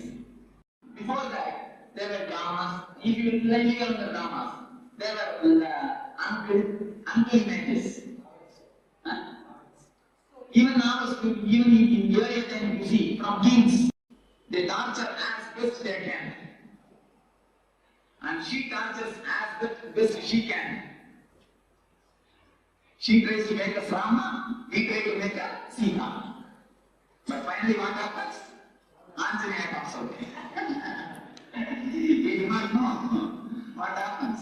Anyhow. So the imagination and trying to project it disturbs this chakra. If you can drop the imagination, if you can stop chiseling the others, this chakra will be completely opened. The people whosoever has got a problem with the uterus problems, if you diagnose your mind, you will be having this problem of imagination and trying to project it and forcing upon the others. Of course, women have their own way to force. They don't force with chisel and anger, they force with tears. They force with tears and crying. So they have their own ways. Apart from the husband and wife, relatives, what happens to the boss asking his employees, according to what he wants to chisel? What about You see, if this, so in business world, there is no other way. One thing you can do, you do your all chiseling with consciously. Do all your chiseling and see that it doesn't disturb you. It can be done. Now, if we chisel, afterwards we will come and sit and feel the guilty consciousness. I was told that I have done something wrong. If you do it consciously, you will not give overdose. Even if you are angry, anger is just like a money, because anger is a great energy given to us. It's a great presentation of God. One person came to me and he says, I am not able to control my anger. I told him, you take one photograph when you are angry and keep it in the puja room and do puja every day. He started laughing. Swamiji, what you are telling? I told him, please do it and then come and tell me. Anger is a great energy given to you by God. When you worship that energy, when you have respect for that energy, you will not misuse it. Lust is also a great energy given to you by God. Kama is a great Shakti given to you by God, which can produce another life. But you are misusing it, dissipating it, because we don't have respect on that energy. You never misuse the money. You never overpay because you have respect for money. But you overpay the anger. If you have done for 5 rupees job, you pay only 5 rupees. But if you have done the 5 rupees only a mistake, you pay 15 rupees anger. If you are conscious at that moment, you will pay only 5 rupees. If you have paid the 5 rupees anger, you will never feel guilty, I assure you, I promise you. Because you pay, you overpay, you come and feel guilty. To compensate that overpayment, you feel guilty. Pay properly. How much mistake you have done? You just pay that much anger. I don't say don't pay anger. You have to pay anger. As you pay the money, how to pay anger? Pay angry. Be angry. Only that much. If you are conscious, you can maintain it. Yes. With all the people, it works out. You see, all of you can take a photograph when you are angry and worship. Really, you will feel the tremendous respect towards the anger. You will not waste it. Afterwards, the devotee came and really told me, Swami, now I am not able to be angry. Because I started respecting the anger. Once you respect that energy, you will never waste it. We never feel that anger is an energy. When you get angry, just see what happens. A new type of energy flows all over your body. Your eyes are becoming red and blood started flowing more and beating becomes faster. See the difference. See the energy flow. Because we always fight with the energy. If we don't fight with the energy, if we know how to use it consciously, we will never have that. There is no need that other person should know. You can show him the outer result. What you are asking is, if I don't show the enough result, outer result, enough impact, enough punch, he will not respect me next time. That's what you are asking. You can give a good punch, there is nothing wrong. But see that you are not disturbed. That is what I mean by the word consciously angry. If you are angry consciously, you will disturb him enough. You will give him a right dose. But you will not feel that disturbed. Be very clear. This is the situation. I have to handle the situation. This much only. Don't allow the situation to control you. You control the situation. And be angry. Whatever has to be done, logically, clearly, do it. Do it perfectly. Then afterwards, don't feel guilty. If you have done it consciously, you will not feel guilty. Yes, right word. Knowledge of anger reduces anger. Right word. Same way, knowledge about lust reduces the lust.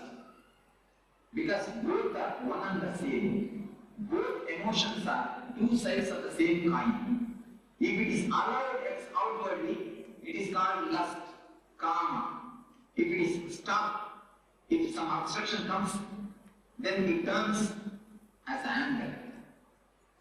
If somebody doesn't allow to have what you want, then immediately it is converted, it transforms, it becomes anger.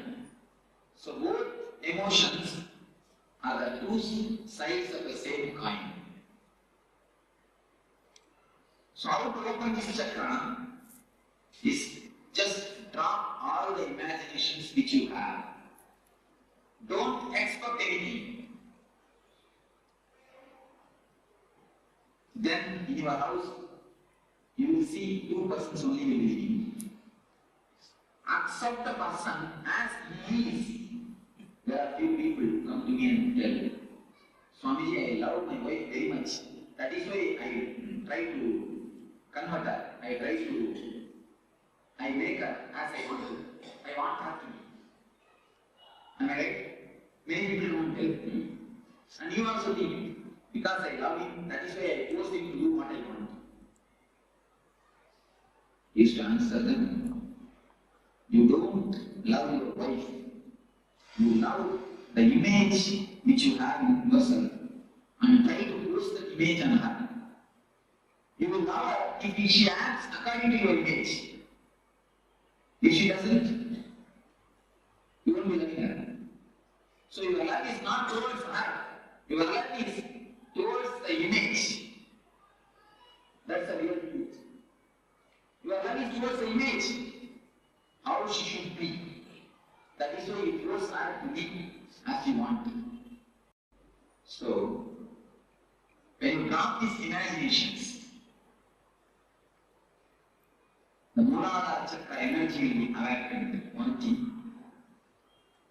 As a byproduct, your house all will become a great Kshetra. All our houses are almost ready to place good Kshetra. Our houses have become good Kshetras. Am I right? Our houses have become really good Kshetras. Actually, so if I speak about Chakra, I will pull down the whole structure of Jyotisha. It is a sheer nonsense. Having two paper pieces, going to some person asking how my life will be. What right you have to live if you don't decide how your life will be? Going and asking some person who is unknown about your life, giving him 2 pieces of paper, please just see and tell me how my life will be. What type of life you are living, I don't understand. You are the man who is living. You know the pros and cons of your life. You are the person who is living. You don't know about your life. You are going and asking him. Then what type of intelligence, which intelligence we are living, I don't know. It is sheer bullshit. In Jyotish Shastra, there is a science. There is some truth. In original Jyotish Shastra, it is complete science. But going to some Jyotish is an utter irrelevant. It means we don't know about our life. We don't even have the intelligence to run our life. If we don't have intelligence to run our life, if we don't have intelligence to decide about our situations, if we are not able to take the responsibility of our life, we have no authority to live. Actually, a real man will not go to somebody and ask, what will be my future? Many people come to me and ask, Swamiji, what will be my future? I tell them, never ask, what will be my future? Ask, how to make my future. Never come to me for prediction. Come to me for design. If you come to me for designing, I can help you. If you come to me for prediction, I can't. Go and repeat. There are so many people sitting for 5 rupees to 10 rupees. Daily. about how the life will be. Going and asking a parrot, there are videos still, about how my life will be. The parrot itself doesn't know its life. It is unadapted.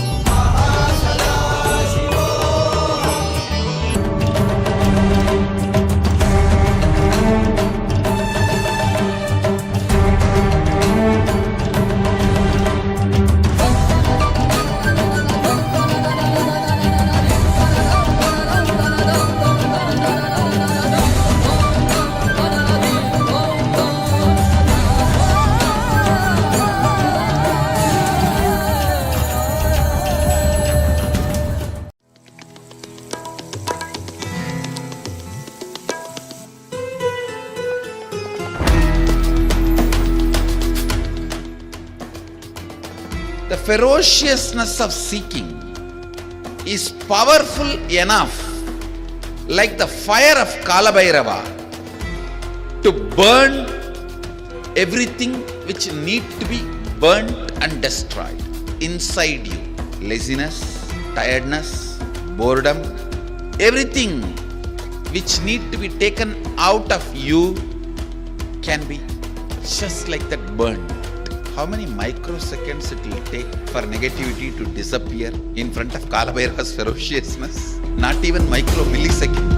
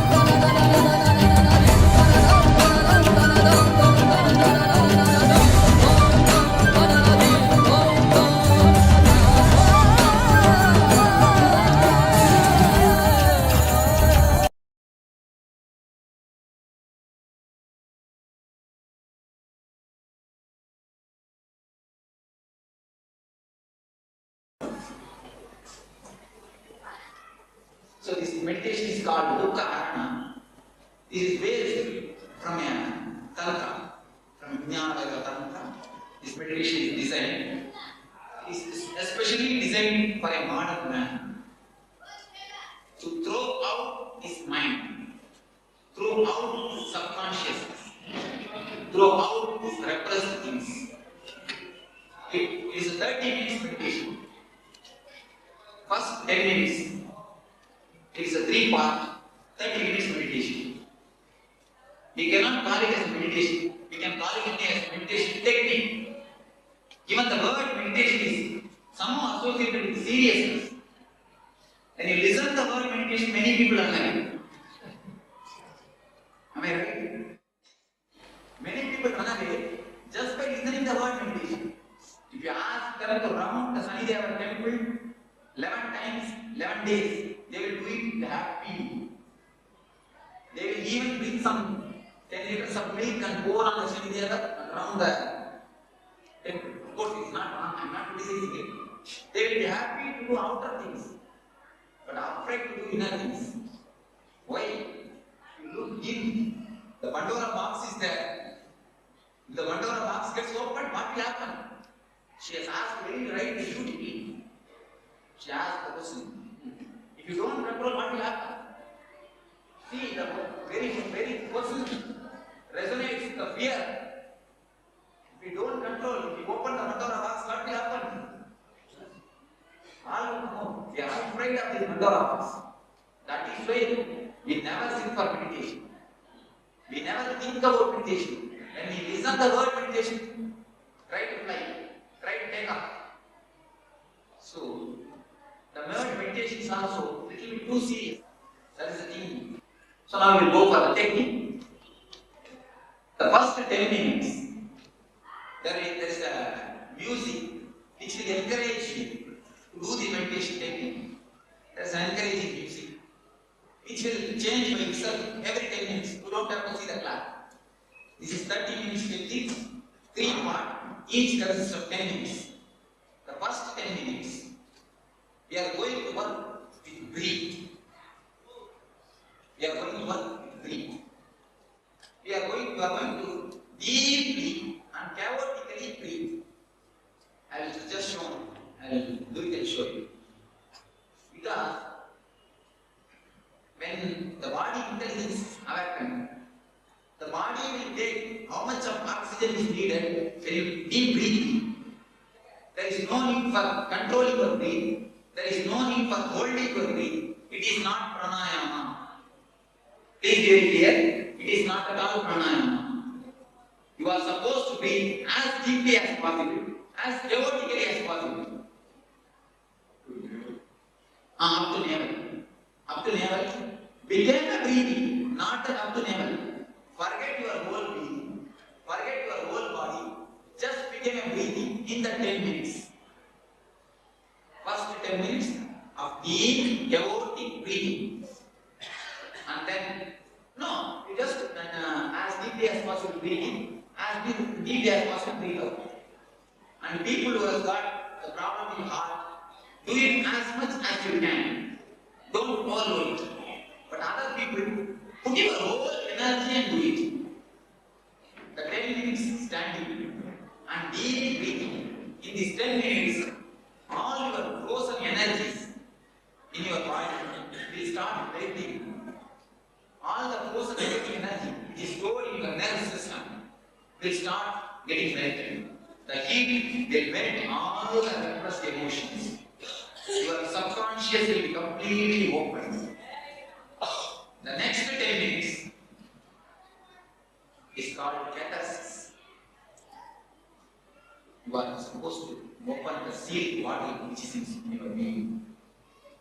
Just make your body as tense as possible everywhere in a chaotic way. Just throw your legs, throw your hand, round your head, whatever you want to do. Whatever body wants to do, allow it to do. But wisely. That is the only word to underline. Do it wisely.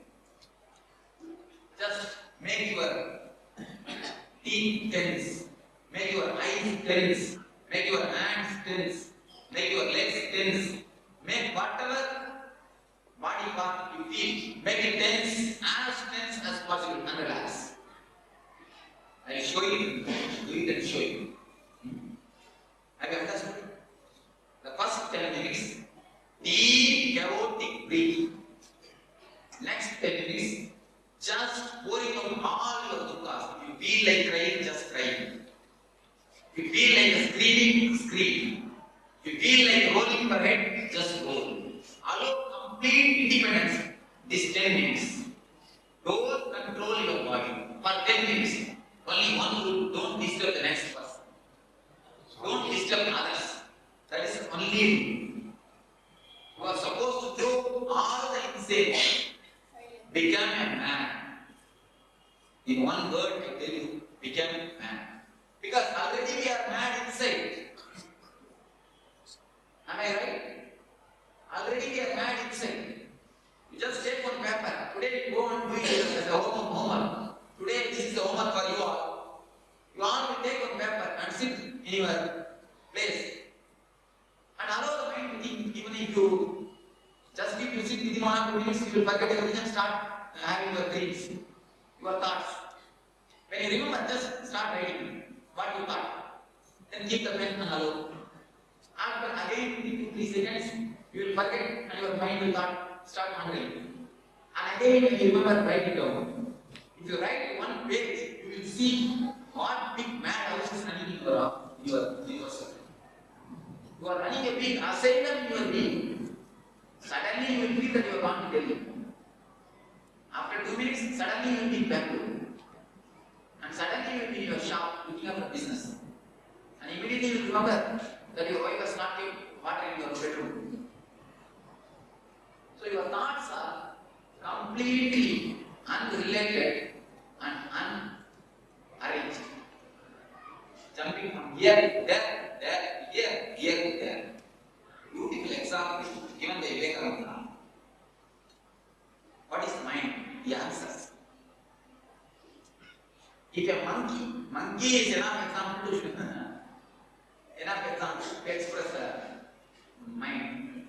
He says, if a monkey drinks alcohol, intoxicate, what will happen? And not only that, scorpion bites it. Then, and ghost enters. What will be the condition of the monkey? Our mind is equal to the moon. I think much simpler than our mind. He has told rightly. That is what is our mind.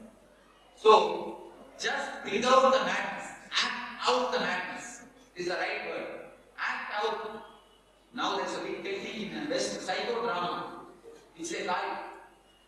If you want to beat somebody, they will give you one pillow and you have to do prana pratishtha of that person to the pillow.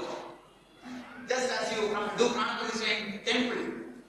Oh, Ramakrishna Devadaya, Igaracha. You do prana pratishtha. Let Ramakrishna be here. Just like that. Remember your enemy and do prana pratishtha in that pillow. And beat that pillow nicely. They say really, the psychologists discovered, they say really the person gets out of the anger. The anger is simply vanished. It is beneficiary. The psychodrama, throwing out your feelings into the air. Throwing out the feelings into the air. Dropping your feelings into the air. If you beat somebody, that what will happen? The chain of karma will be continuing. He will beat you, he will beat him, then he will be continuing. If you keep it inside, it will become suppression and disease. Either you disturb others or you disturb yourself. Now this is the technique. Neither to disturb them nor to disturb you. Just throw it out. Act out all the repressed anger. Just to make your whole body make faces. Now you will already be given weapons. So nobody will be able to see each other. So you have complete freedom. Full freedom to do whatever you want. The 10 minutes, just bring out everything. Don't have any shape, any culture, anything. You have had enough of all these things. Just keep your, what to say, patient, Mogamudi. Right word? Mask. Mask. Just keep the mask out and bring the violent figure outside. You will become really a Shantam. You see, when a violent person comes out, the Shanta, the Ananda, the silence, it starts moving automatically. Then, without your knowledge, from a deep inner consciousness, you will be in a deep silence and pleasure and pleasing. So, when the tape says, when the 20 minutes says, tape recorder says stop, immediately stop as you are. If you are standing like this, stop as it is. Just become a frozen idol. Just become ice statue. Why I say, from heart, mind, if you come to a deep, old frozen mind, in between, mind will stop working. You will be having the experience of samadhi or meditation. There is every possibility, and especially in the master's presence, when your mind stops working, immediately the energy is rushing to you. Actually, you are all made to listen, not for listening. I have nothing to tell you. I have nothing to give you.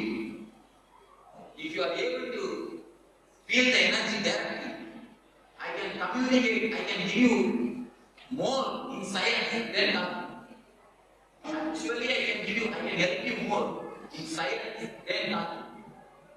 But why I am talking? If I don't talk, you will start talking with yourself. If I ask all of you to sit silently in my presence, what will happen? After 2 seconds, you will start talking to yourself. So to stop your chattering, I am talking. When you give a little gap, when you stop little chattering, immediately my energy will rush into you. My presence will give you rush into you. So that gap, when you stop, when I say stop, really stop. When you stop, immediately there is every chance in that gap. You will see that something is happening, some new light is entering. After 1 minute or 2 minutes, you will start seeing the thoughts are slowly coming up.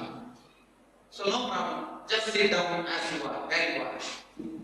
Sit down, and the last portion of the meditation, the 10 minutes, just sit in a relaxed way and pleasing mood. With a pleasing mood. So if you remember somebody,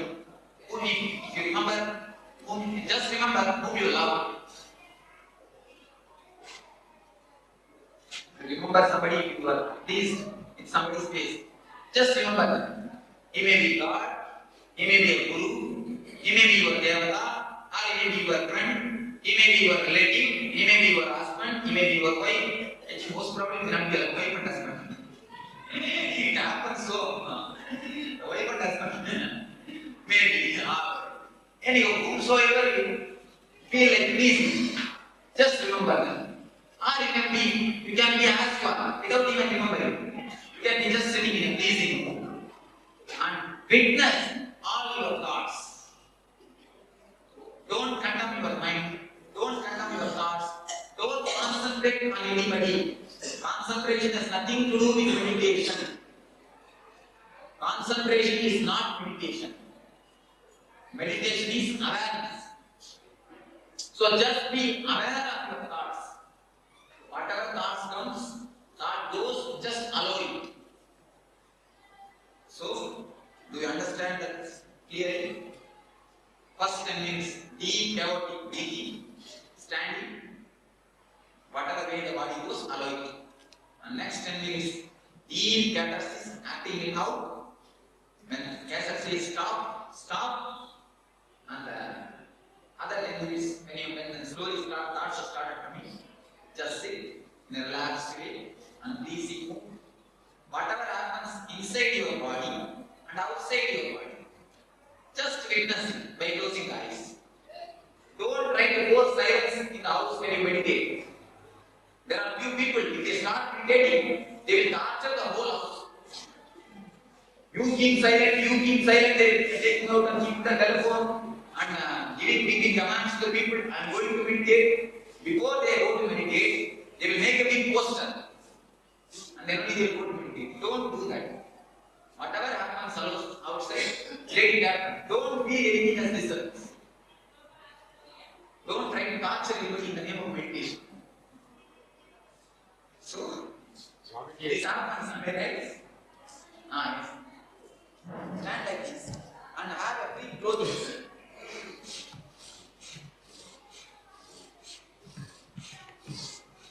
The body moves, allow it to move. For some people, if you do like this, it will be easy for you. Allow it, no problem. The way in which body moves, allow it.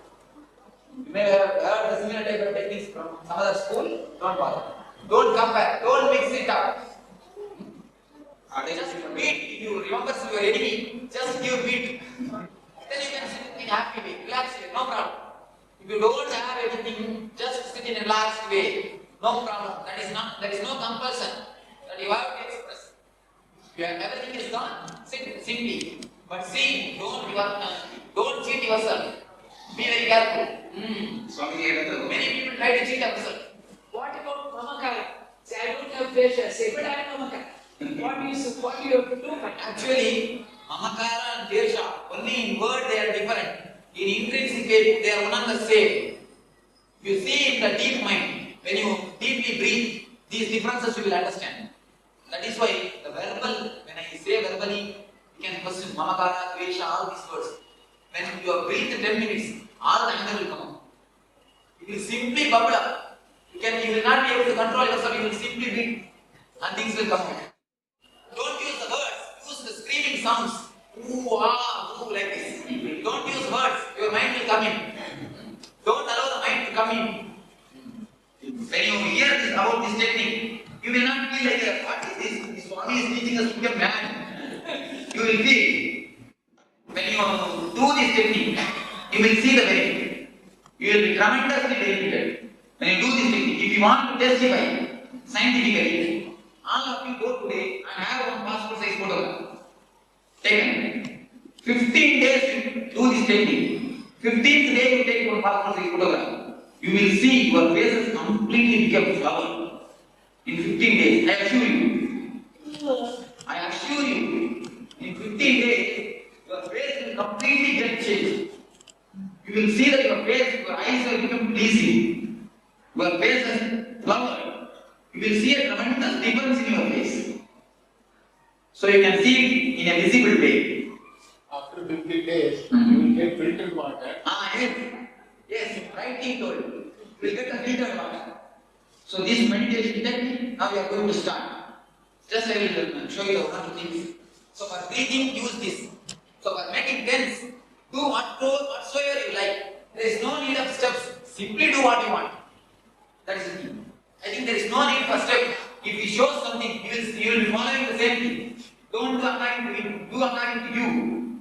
So the second step, do whatsoever you want. Feel like whatsoever you feel, you do it. You see, there is no must in this. Do it according to you. No problem. Just do it as you like. Allow the breathing to happen. That's all. Body will take its own posture. You don't have to design any separate posture. Anything? What about the Second 10 minutes no need for breathing. Let it be normal. Okay. Anything else? Thank you.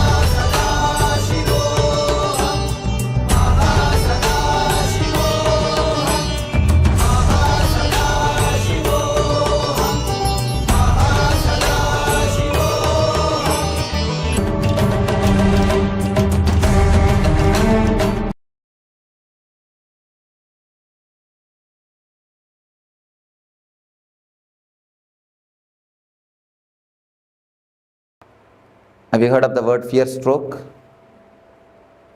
For example, in the night time, around 9 o'clock, you are taking a small walk in your garden, like this place. In some place there was no light.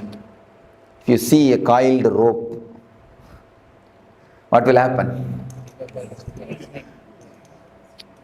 And the moment you feel it is a snake, you get a shock. Of course, within 1 minute you will understand it is a rope because it is not moving. You will understand it's a rope. Then you will reconcile, you will settle, that is different.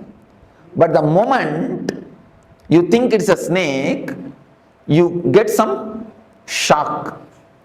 If you analyze, you can see very clearly it starts from that point only. From Swadhisthana only the shock will start.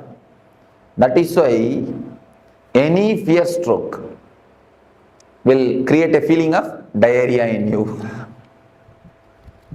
It will just churn your stomach. There are so many instances we can say. When a flight is caught in turbulence, you get the fear stroke. When the lift stops in between, you get the fear stroke. Many more instances you can tell. Come up with some more instances from your life. When cell phone rings midnight, 12 o'clock. Brake failure. See, mind, because of long time thinking, it gets its own intelligence to survive. It plans anything which is harmful for mind. If it is proposed for you, immediately you get some reason, some logic to avoid it. So it tries its best to escape.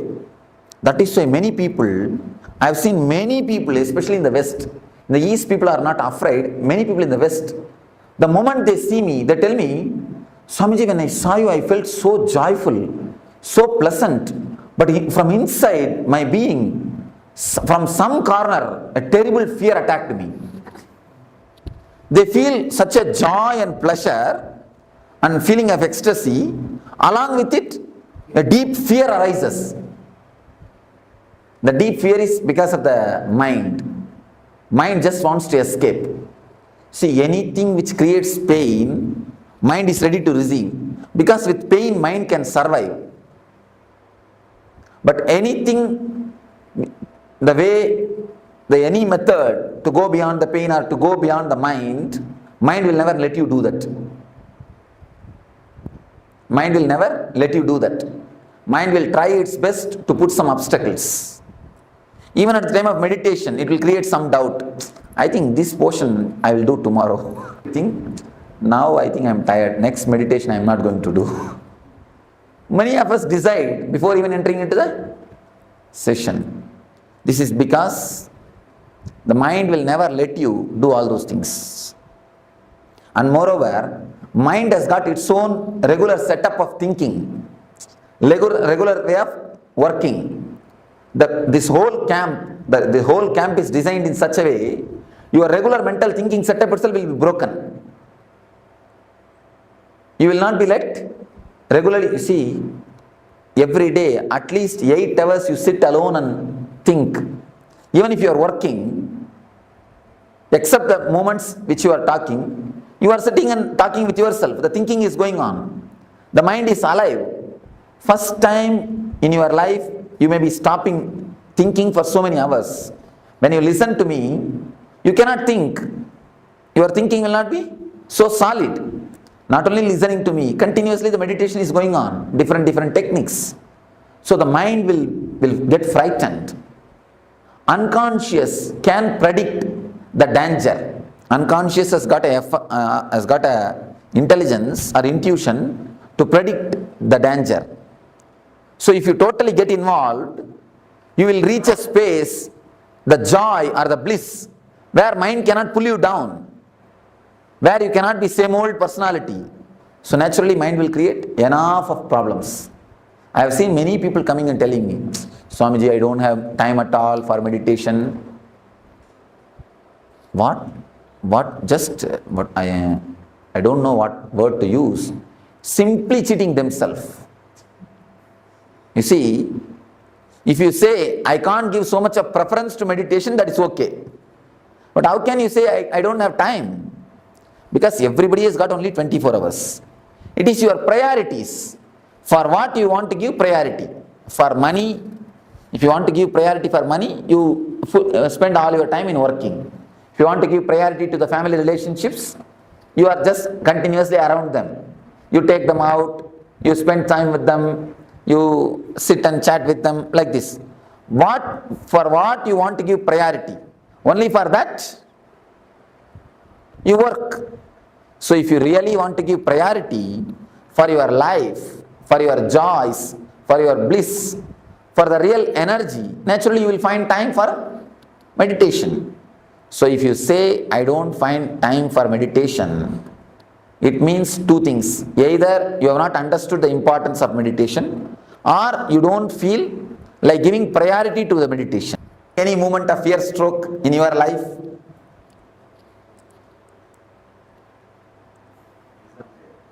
Oh, exam fear. Oh.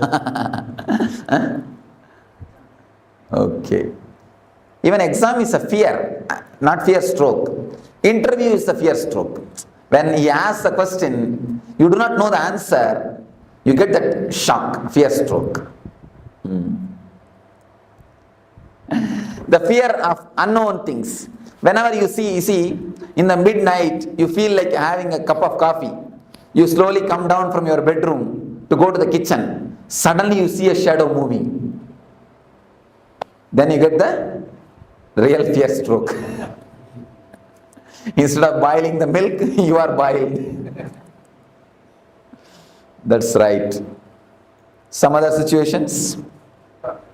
I have always had, whenever I am planning to leave my home, whether on work or whether on any private journey, immediately I get some churning in my stomach. Yes. Yes.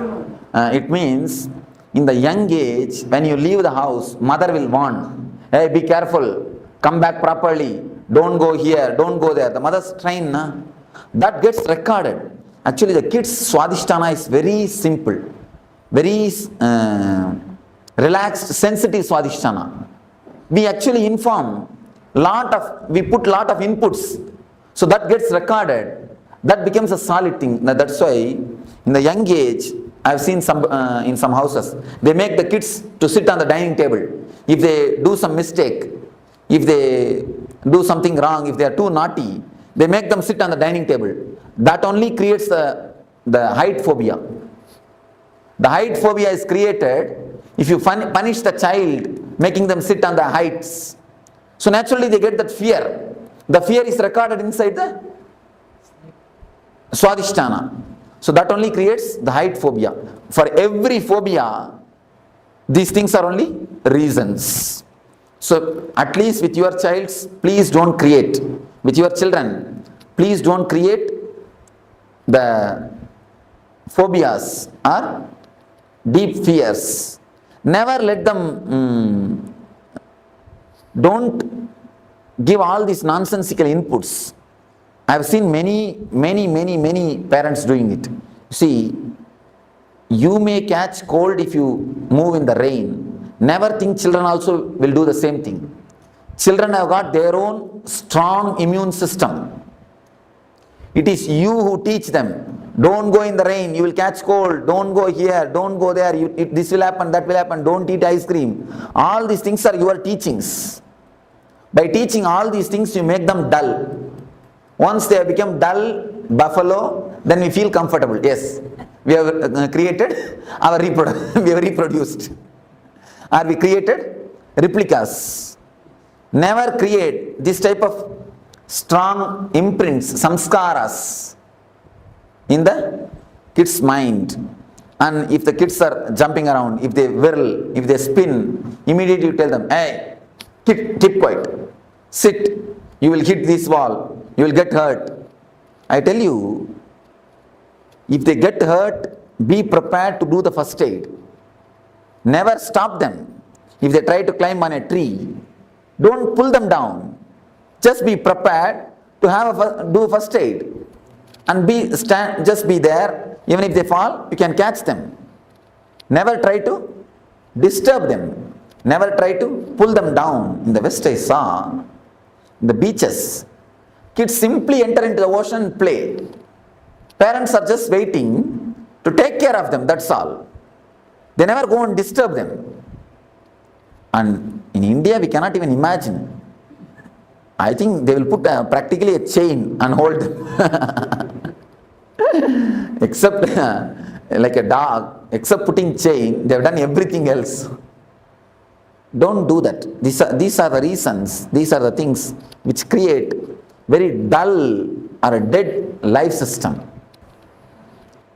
These are the few things of fear stroke. We can very clearly feel the love is felt from the heart. The worry and the depression is felt from the stomach, navel. The fear stroke is felt from the Swadhisthana. Sex is felt from the Mooladhara. In every layer, you can see exactly the emotion being felt in those chakras. Let me explain the fear stroke. 3 things you need to understand about the fear stroke. Average in 24 hours. And one more thing, you all have forgotten, you get fear stroke in dreams also. Even in the dream states, you get fear strokes. And suddenly you get up and you will see your heart rate is high and you are sweating. Like you've fallen from a height. Yes, you have fallen from a height and you get up, you see. Fallen from a height and many things. So even in the dream, you get the fear stroke. Average, at least 6 times you get fear strokes every 24 hours. Every 24 hours, at least 6 fear strokes. You may think it looks too much. But the people who do research on this, they say average at least 6 fear strokes you get. They say maximum even 12 people get even 12 strokes per day. Minimum 6 strokes. One thing you need to understand, fear stroke is just like shaking a rose plant. There's a rose plant. Every day, 6 times if you shake the root of the rose plant, what will happen? Plant will die and the whole flowers will wither out. Just like that only, the same effect happens on you. Fear stroke does the same effect on you. Your whole nervous system is just shaken for one moment. You see, after 2 minutes you understand it is a rope, it is not a snake, by torch, or because it is not moving, you understand. You settle down, that is different. But the moment you get the shock, that's like almost like electric shock, and especially the strong fear strokes, you can feel almost like electric shock only. Your whole body is just shaken. The fear strokes shakes your whole nervous system. First thing, at least 6 fear strokes you get in 24 hours. Second thing, it damages tremendously your immune system. Your immune system is just shaken. Third thing, your lifespan is reduced due to fear stroke. Never think you are afraid of death. You die because you are afraid. We always think we are afraid of death. But understand now, scientists are proving you die because of death, of fear. Your fear brings the death more closer. There is a beautiful Sanskrit saying, a man who is courageous dies only once. Man who is coward dies every day. The fear stroke only is called death of every day. Every day you die. Every fear stroke is a death. And in death, you will have only one fear stroke and leave. That's all over. But in the covered life, in this type of lifestyle, every moment you get the fear stroke. Every moment you are dying. So, the fear stroke is simply an enemy for your life. Simple enemy. A direct enemy for your life. We all know that now the fear stroke is enemy. How to deal with it? What has to be done?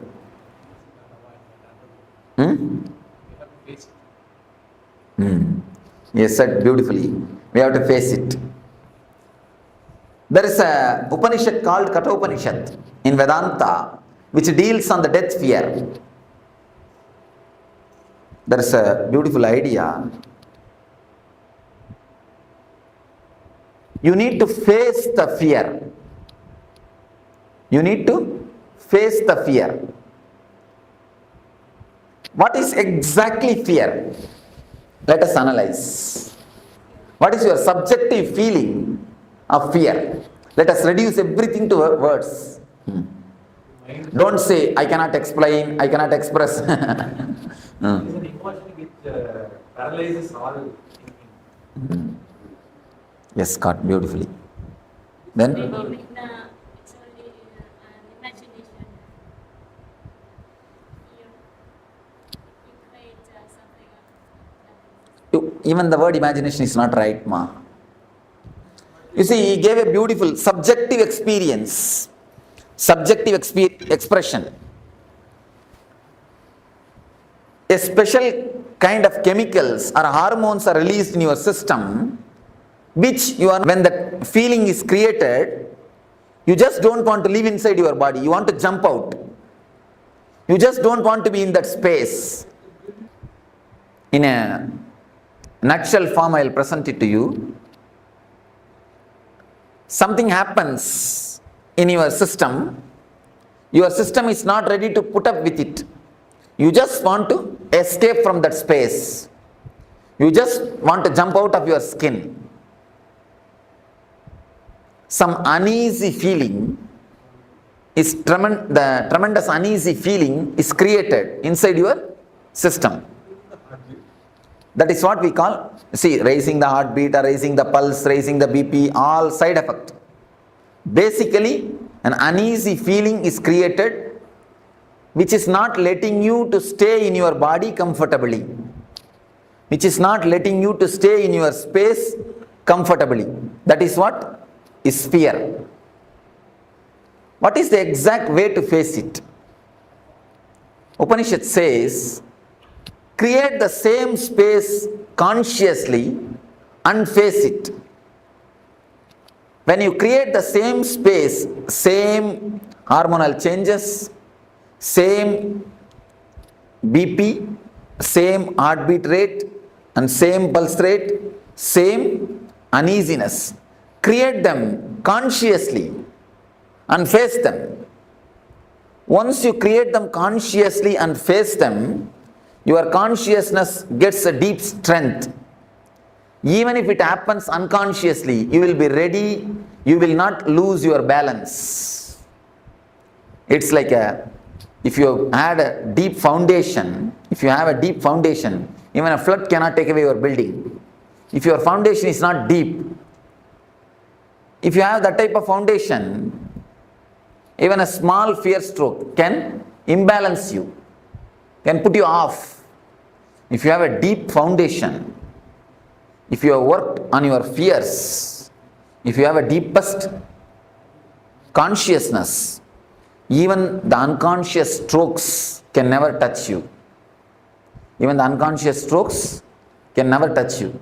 Swadhisthana is the master of paralysis. If this chakra is strong, you will never have the paralysis attack.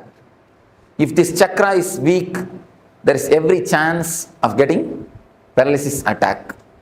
Paralysis stroke is nothing but the side effect or byproduct of fear stroke. So, the way in which you can overcome the fear stroke is create the same fears consciously. When you create consciously, the same hormonal changes are happening in you, same pulse rate, same BP, same uneasiness, but you are steady facing them. It's like you are the center of a cyclone. A big cyclone is happening around you, but the center is always calm and relaxed. Even in the tornadoes, any of you have seen the tornado clippings? Even in the center of the tornado, there will be a space where a total silence exists.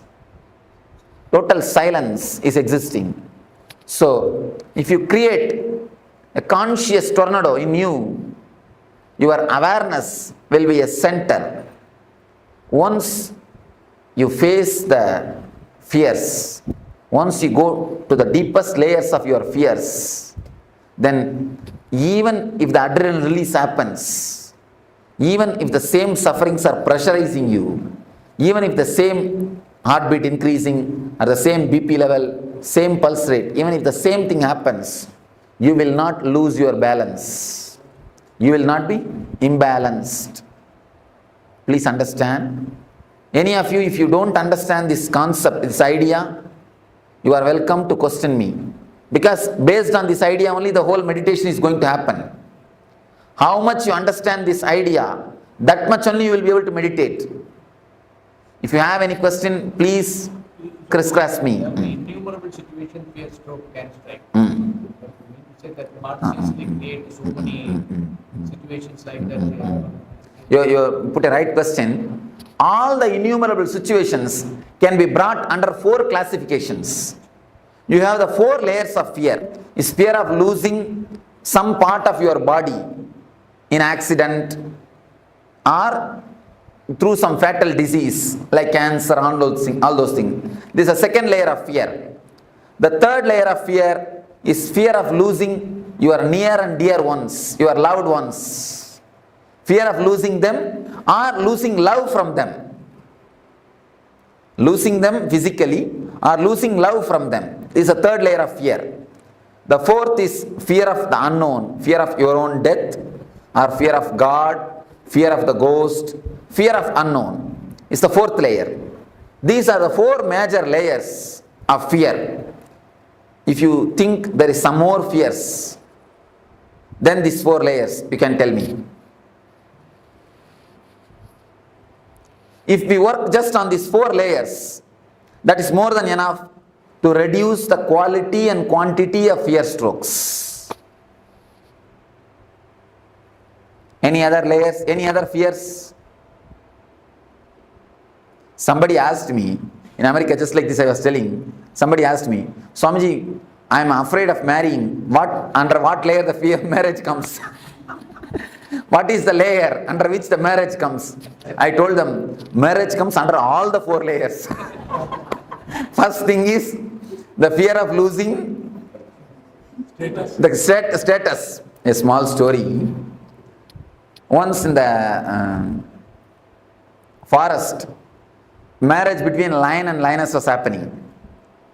Because the marriage was lion's marriage, the whole forest gathered for celebration. Monkey is playing some instrument and fox is playing some instrument. Everybody is playing some instrument and celebrating. Big celebration is going on. Suddenly, a rat jumped in the stage. The center of the stage, it started dancing. The rat started dancing. One lion came and caught the rat and told, hey, it's a lion's marriage. What courage you will have to come and dance here? Fool, who are you to come and dance here? Go outside. Get out. Immediately the rat said, no. Before marriage, I was also lion only. So, first thing, losing the social status. The next thing, of course, don't mind if you are already married. The next thing, the fear of losing the body, some part of some body, or the fatal disease. I was just making fun. In all the 4 layers you can bring the marriage. Fear of unknown and fear of losing the love. All the 4 layers can happen due to marriage. Anyhow. Any other? Fear of expression. Fear of expression. Social status. You are afraid that you may fool, you are a fool. You may prove you are a fool. Afraid of being called as a fool. My brother-in-law passed away by accident. Elder son. While I was sleeping, I know that somebody is coming because the bed is facing the door. So while I'm sleeping, I know somebody is coming. I moved myself. Then why this voice is my brother-in-law? And he's already died. Why he can speak to me now? That made me very fierce and started to shivering. I just ran away from the room. Actually, till the 16th day, the hangover will be there. That is why we are expected to keep that place separate, and expected to do that regular shraddha and all those rituals to give a send-off, peaceful send-off. Emotionally, when you relax, when you let go them, only then they can carry on their life. Emotionally, when you let go, only then they can let go. They will be able to let go the whole thing. I normally conduct that morning. Takes that seems a lot of time. Not able to come out of it. Is it the right thing? No, it's a wrong thing. Anything done with a fear cannot be spirituality. That is why I always tell people, never take up Nitya Puja. You see, one day you must have felt so joyful, ecstatic when you did puja. Some one day you will feel so joyful just sitting in front of God and chanting some sloka. Because of that joy, you become greedy of it. Then you start possessing. You wanted to do the same thing every day, but the same feeling will not be there every day. The fear will start coming. Oh, if I drop one day, what will happen? Will God mistake me? Exactly. Be very clear. God is not waiting for your milk or fruit. He has got enough of work. First thing. And next thing, because you have the fear, first you must come out of it. Simply drop the puja. Don't bother about it. Simply drop it. Face the fear. And I assure you, nothing wrong will happen. Nothing wrong will happen. That's the first thing. Second thing, face the fear. Nothing wrong. Never do anything out of fear. I never prescribe Nitya Puja for anybody. I always tell the people. And one more thing, people who do Nitya Puja, after doing the Nitya Puja, they will never get into that room. You can see them. See, even ordinarily, you get into the puja room, you go there. But people who do Nitya Puja, after that morning puja, you can never see them again in that room. And even when they do puja, they will be just waiting when I can leave the room and go. When I can finish the room, finish the things and go. They will be just waiting to finish and go. I have always seen people who work in the garden, once they finish the work, they will never go and sit in the garden. They just want to get out of it. But people who are working somewhere else, the moment they finish the work, they want to come and sit in the garden. So it is just like that. Same way. If you take up Nitya Puja, it becomes a work, duty. Duty is a 4-letter word. When I say 4-letter word, I mean ugly word. Never, never, never take up any puja as a regular routine. Whenever you feel like, do it. See, puja has to be done out of love and gratitude. Many people ask me, even in the West, many people ask me, Swamiji, please give us a set of puja, Guru Puja. We want to do every day, do puja to you. Do the Guru Puja. I told them, no, never do that. If you want to hate me, start doing puja to me. Then naturally you will get hatred towards me. Then naturally you will never look at my photo after the puja time. I always tell them, look at my photo with love, never with respect. When you start creating respect, you stop connecting with the God. I always tell the people, When you start respecting, you stop connecting. Never do that. Never create any ritual around you. Never do any things which creates fear in you. Always out of love. Somebody came and told me. But one day not able to do some reason. That's a fear. And one more thing, you will feel as if something is lost. It's addiction. Addiction to Coca-Cola and addiction to mantra, addiction to puja is one and the same. I always tell the people, never be addicted. You see, out of too much of love and gratitude, if you do the puja, it is totally different thing, but never out of ritual. And I tell you, when so much of gratitude and love flows, even your very walking will be a pradakshina. Your eating will be offering nevedya. Your thinking will be just a japa. Even your sleep will be a meditation. There is a beautiful sloka by Shankara. Even my nidra is samadhi, meditation on you. Even my walking is a pradakshina for you. Even my words are archana for you. Even my eating is a nevedya for you. When you live with a love and gratitude, you live like a flower on the planet Earth. That is the status, that is the state in which real puja happens. Don't do it, that's all. Why do you bother? Huh? What is this? Why should you feel guilt? One thing, if you think the God will punish you if you don't do puja, why should we worship him at all? Pull down, he is not God, it means. If he accepts you, whether you do it or not, only then he is God. You understand? Only then he is a compassion. Only then he is a love. He will accept when you do it, he will not accept when you don't do, means he is more or less a politician. And pull him down from his seat. One thing, remembering him will be always with a love. Then you will not have the fear. If it's a ritual, you will have a fear. Be very clear about the things. Be very clear, analyze yourself. If it is out of fear, drop today itself. This moment itself, drop it. If it is out of love and gratitude, you can do it. I always tell people, no intelligent man can do any practice more than 21 days. It's a law. If you are an intelligent man, you cannot do any practice. Practice means this type of rituals. Of course, meditation you will be able to do. That is different. Any kind of ritual cannot be done more than 21 days. If you do it, it will become a dull, dead thing. The moment you enter, you will be waiting when I will leave, finish it and go out. That is why Rama, Krishna, Nama. By the time you finish the 108 Nama, only Nama will be there, nothing else will be there. What is the significance of this 21?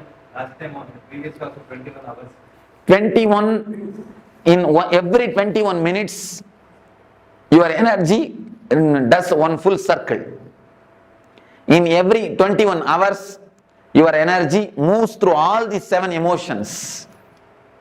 The emotion of love, worry, fear, sex, and jealousy, ego, discontentment. These are the 7 emotions related to the 7 chakras. Your mind at least goes once and comes out throughout the 7 emotions in every 21 hours. That's one thing.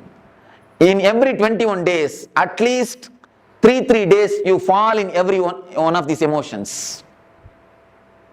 That is why the 21 is a very significant number. In every 21 minutes, at least one thought related to these emotions come in your mind. If you can test it. Just sit for 21 minutes and write down whatever thoughts come up in your mind. You will see all the 7 emotions thoughts will be there. Every 21 minutes, all thoughts, the thoughts which is related to all the 7 emotions will appear at least once in your mind. Same way, you will have the fall into that emotion at least once in 21 hours. And in 21 days, you will have a deep feeling of that emotion, the peak of that emotion will be realized in your body at least once in these 21 days. Thought, feeling and the peak, intellectual, emotional and being level. In all the three levels, you will enjoy or you will experience these 7 emotions at least once. In intellectual level, 21 minutes. In emotional level, 21 hours. In being level, 21 days. That's why the 21.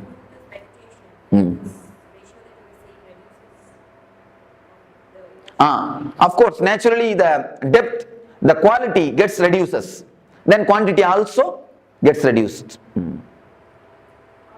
That is why all meditation techniques are designed for 21 minutes.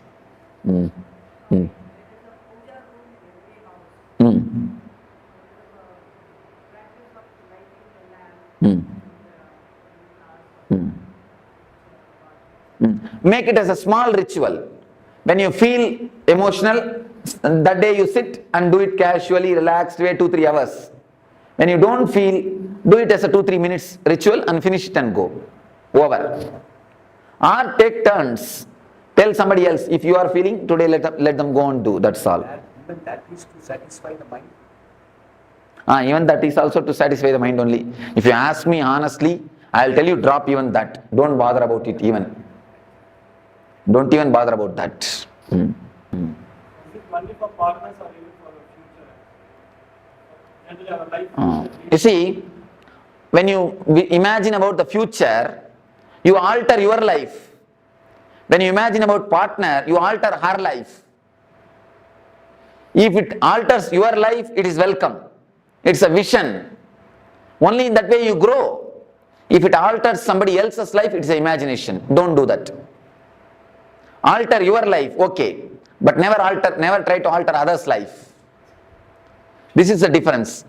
Bhavana, kalpana. Bhavana means vision, visualizing. Kalpana means imagination. So do visualization, never imagination. So visualization, what I have seen with experiences, they have contradictory visualization. Okay. You see, whenever the vision is not same, work on the visualization, work on any one visualization.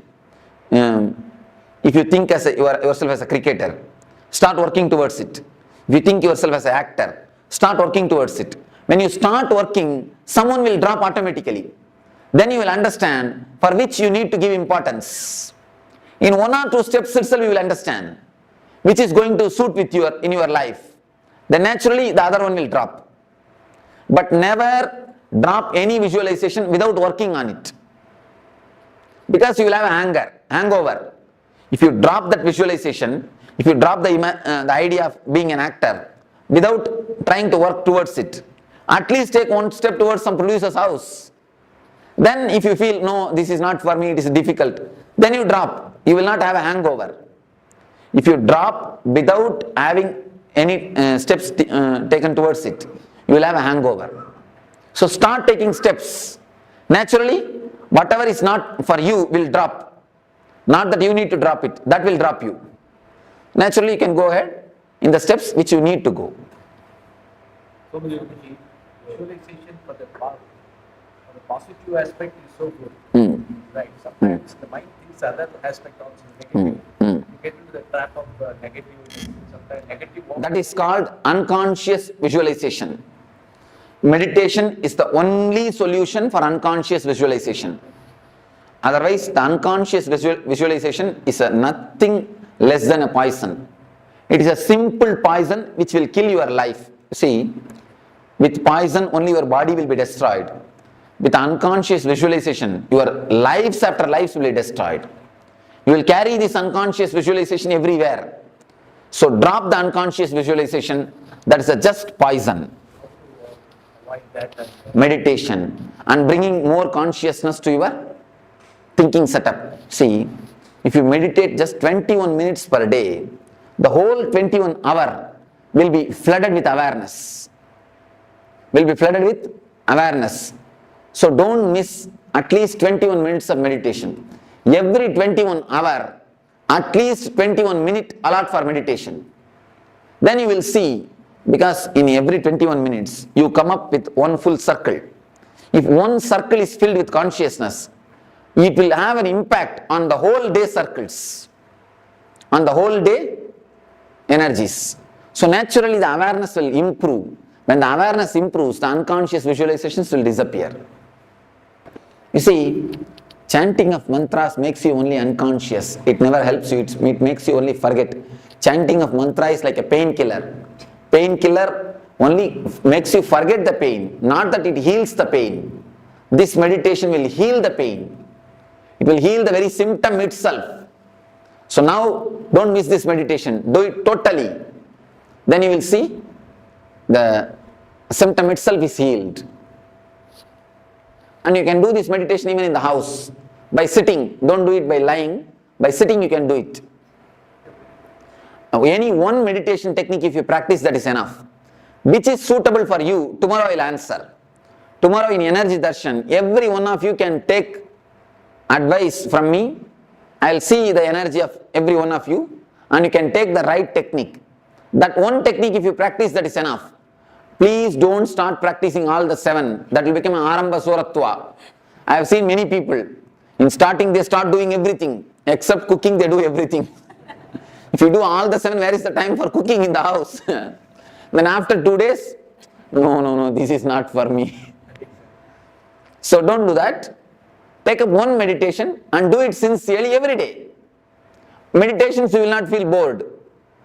Meditations are not rituals. So do one meditation every day, that's enough. Of course, if you feel, you see, for some people I give 2 meditation. For that type of people, morning one, evening one. For some people I give only one meditation. If you receive only one technique, you can do twice.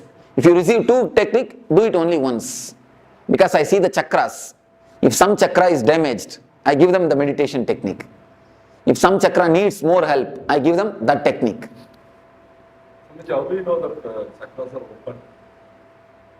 The very feeling of lightness and the bliss, that itself is the symptom. Cleansing the chakra only asks us to meditate, but you are not told us how to meditate. Just concentrate on the region. Don't meditate, don't imagine any flower or any chakra or anything. If you start imagining, you will start seeing visions. You will not have the experience. So I don't want you to see visions. I want you to experience the maturity, the emotions. So best thing is just concentrate there. I'm getting some golden light. If it automatically happens, okay. Don't do it by yourself. So we shall start the meditation. Please sit straight. Let me explain. Sit straight. And now I think you can close your eyes and listen. If you just listen, that's enough. Then when I start the meditation, I'll guide you. If you are not able to sit, no need to tie the ribbon. If you are not able to sit on the ground, you can sit on the chair, nothing wrong. But sit straight and close your eyes.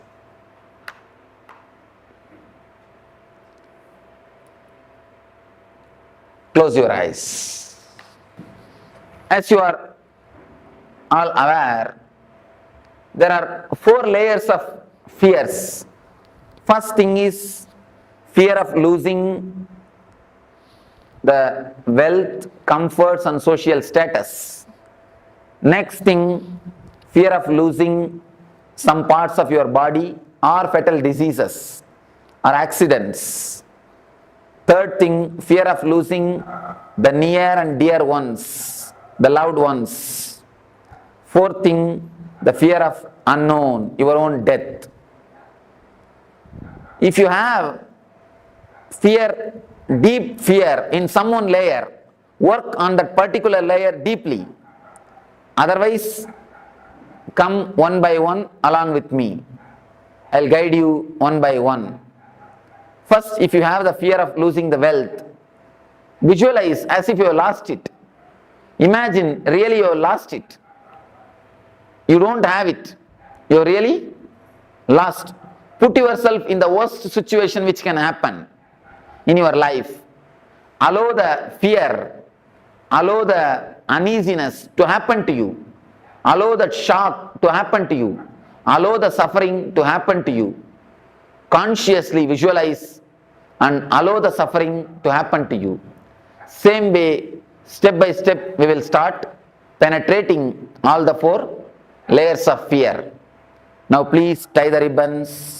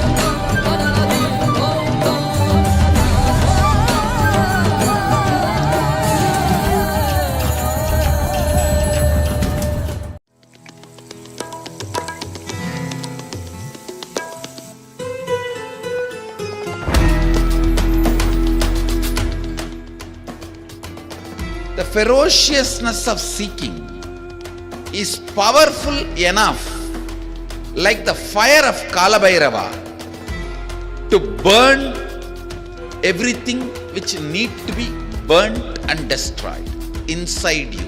Laziness, tiredness, boredom, everything which need to be taken out of you can be just like that burned. How many microseconds it will take for negativity to disappear in front of Kalabhairava's ferociousness? Not even micro millisecond.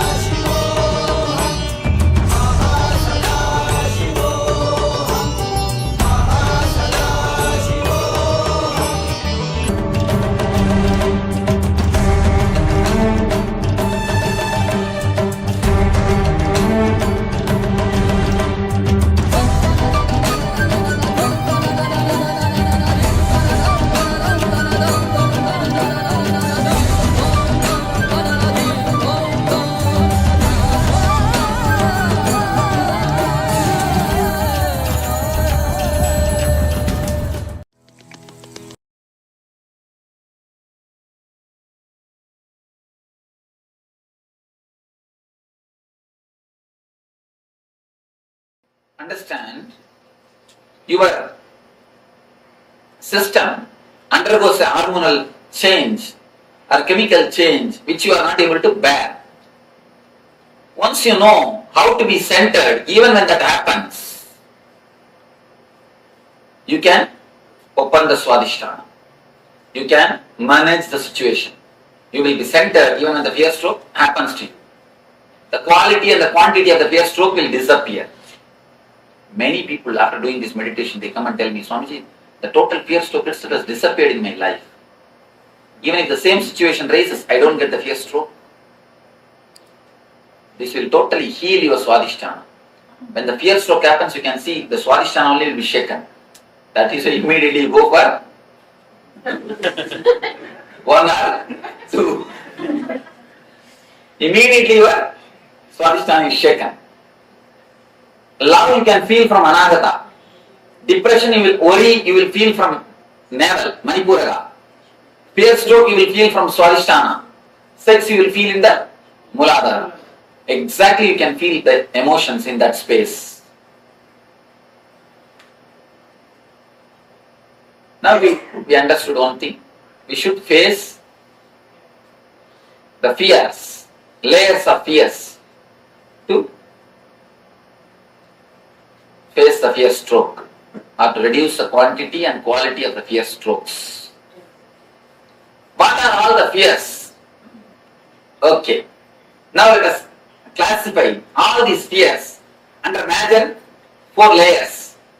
If you find some more fear, then you can tell me. We will find where it can be placed. First thing, first layer, fear of losing your wealth, comforts, name and fame, social status. First layer of fear. Fear of losing the outer world things. No, outer world things. That is the first fear. Next, fear of losing your health or accident or losing some parts of your body. Fear of your own health. Third thing, fear of losing the near and dear ones or the love of the near and dear ones. Not only losing them and losing their love. This is the third layer. Fourth layer, fear of unknown. Fear of death, fear of darkness, fear of ghost, fear of black magic, fear of hell or the heaven. All these things are under fear of unknown. These are the 4 major fears. Is there any other fear which has to be which you have? We can classify it. Because you need to understand these 4 layers of fear. We are going to work on it. Any other fear? Physical? We heard, but I didn't have an experience. But when the rape and something happened, and that is the first thing. You see, if you bother about the name and fame, it comes under first category. If you bother about the personal pain, second category. What about fear of being afraid? Fear of being? Afraid. Yes. Fear of fear. That cannot be classified under anything because we have to work on it. Fear of fear is, you can say, fear of unknown. Fear of God. Fear of not having confidence. First layer. Fear of God. Fear of God is the fear of unknown. Fear of heights, what does that come under? Fear of heights, fear of accidents.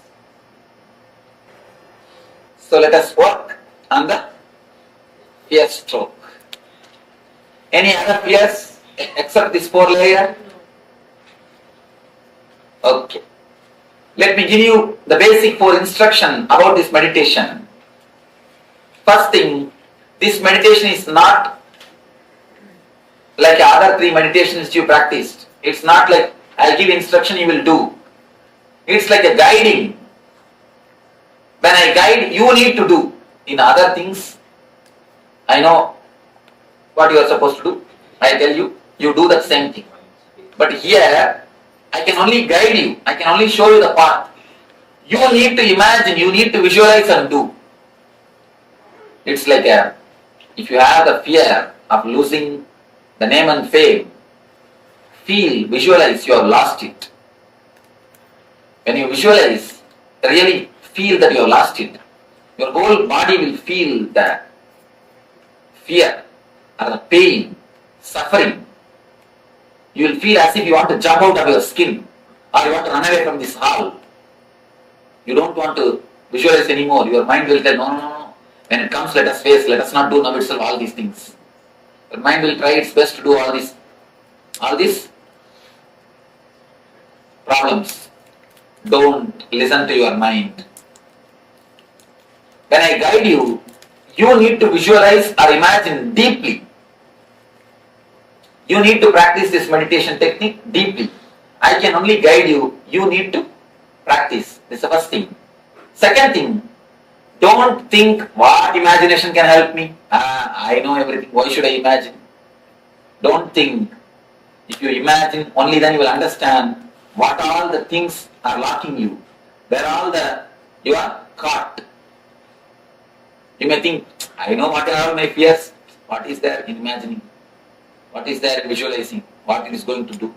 I know how to come out. I will do. If you think in that way, it's only an intellectual knowledge. Intellectual knowledge, the value of intellectual knowledge, it's like a 0, 0, 0, 0, 0, 10, 0. Spiritual experience is 1. If you don't add that 1, what's the value?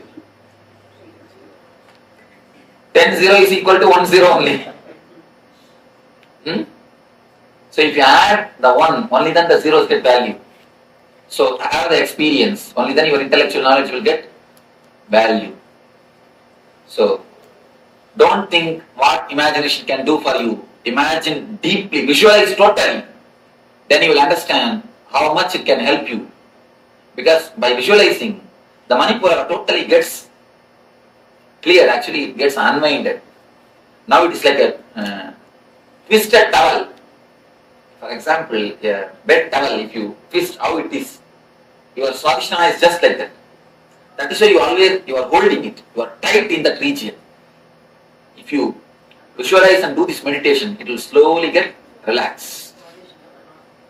It is just totally relaxed. It will totally heal the Swadhisthana. So, visualize totally. Second thing. Third thing, don't have a fear, will I die once for all? Don't have a fear, you will come back. Fourth thing, there are 4 layers I will be explaining, I will be guiding you. All will not have fear of all 4 layers. You will have other 2-3 layers only little bit. Some 1 layer you will have a deep fear. Work on that deep fear layer some more time, even if I go to next layer, don't bother about it. The 4 layers, losing the outer comforts, name and fame, social status, losing your own body, health or some parts of your body are accident, losing the near and dear ones or the love of the near and dear ones, fear of your own death and the unknown, fear of unknown. If you are caught in any one layer deeply, work on that layer deeply. So, any more doubt about this meditation? Visualize totally. Let your eyes pour tears. Let your hands tremble. Let you feel that you are sinking. Let you feel you are dying. Nothing wrong. Allow everything to happen. Everything to come up. Only then your consciousness will get strengthened to face the fears and to reduce the quality and quantity of the fear stroke.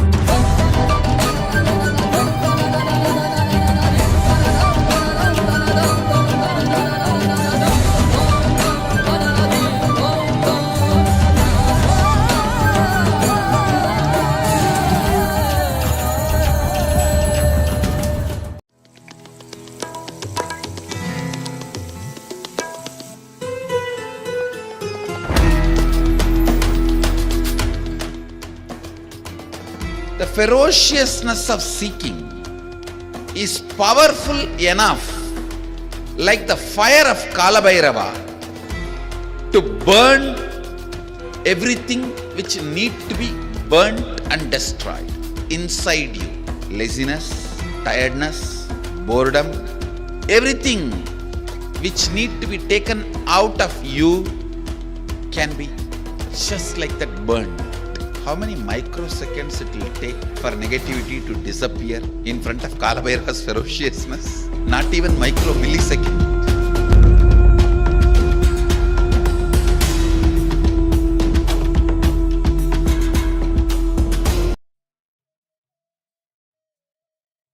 Yes, Nityan, all of you. Nityan.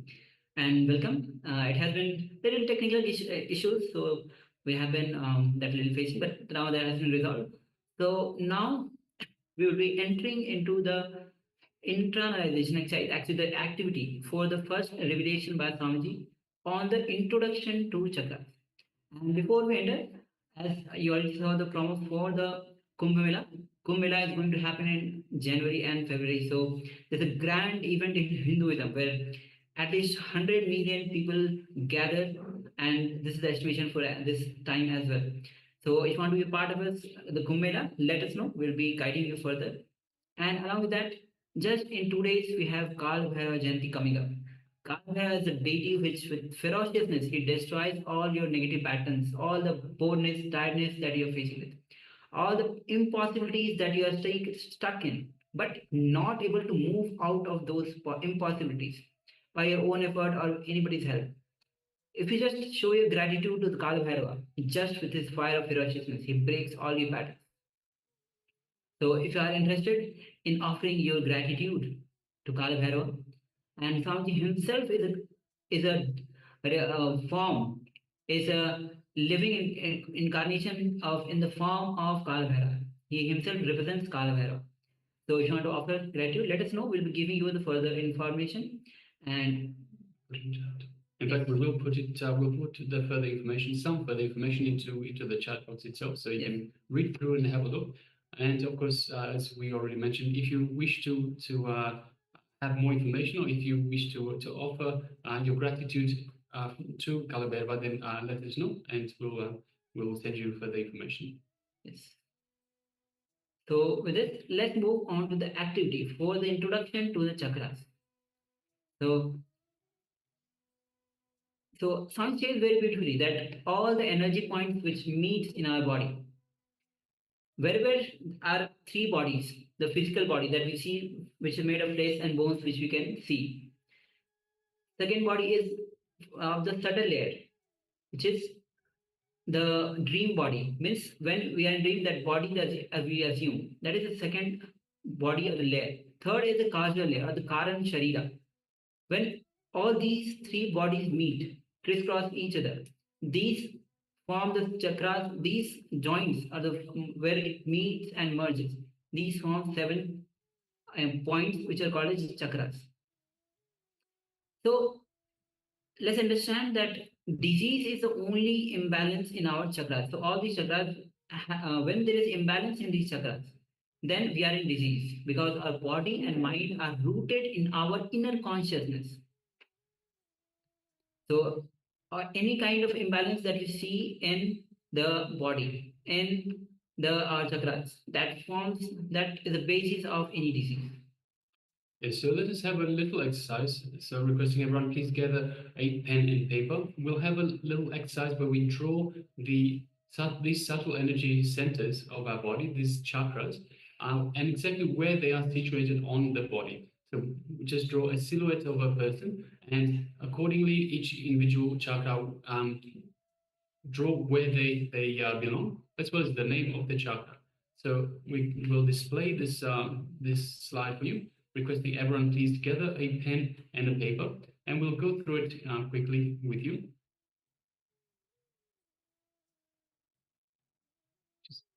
Just in a moment, we'll be displaying this slide for you. Meanwhile, you can start to have your pen and paper with you.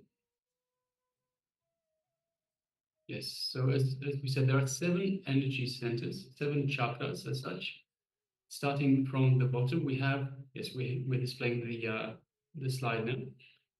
So starting from the bottom, we have the Muladhara chakra, which is also known as the root chakra. It's situated just at the bottom of the spine. So wherever the spinal column ends, that is where the Muladhara chakra is. So it's called the root center. The next one, if we move up, we have the Swadhisthana chakra, which is also called the being center. Sometimes we'll also have it called as the spleen chakra. So it's basically it's 2 finger width below or 2 inches below the navel itself. So this one is below the navel. It's called the Swadhisthana chakra, the being center, or the spleen chakra. And the reason it's called the spleen chakra as well, see, it's basically it regulates the internal organs that are nearby in the vicinity of that actual chakra, that energy wheel. So the spleen is nearby, so it is controlled by this Swadhisthana chakra. Next up, we go to the Manipuraka chakra, and that is the navel center. It's called the navel center, but it's situated just above the navel itself. So we have the belly button, the navel just above that. We have the Manipuraka chakra, which is also known as the navel center. Moving further up, we have the Anahata chakra, which is just in the center of our chest. So that is the heart center. So during meditation and during palm manifestation, you would hear us refer to the heart center. That's the Anahata chakra. It's situated in the middle of the chest. Then next up, we go to the Vishuddhi chakra, which is the throat center, the throat chakra.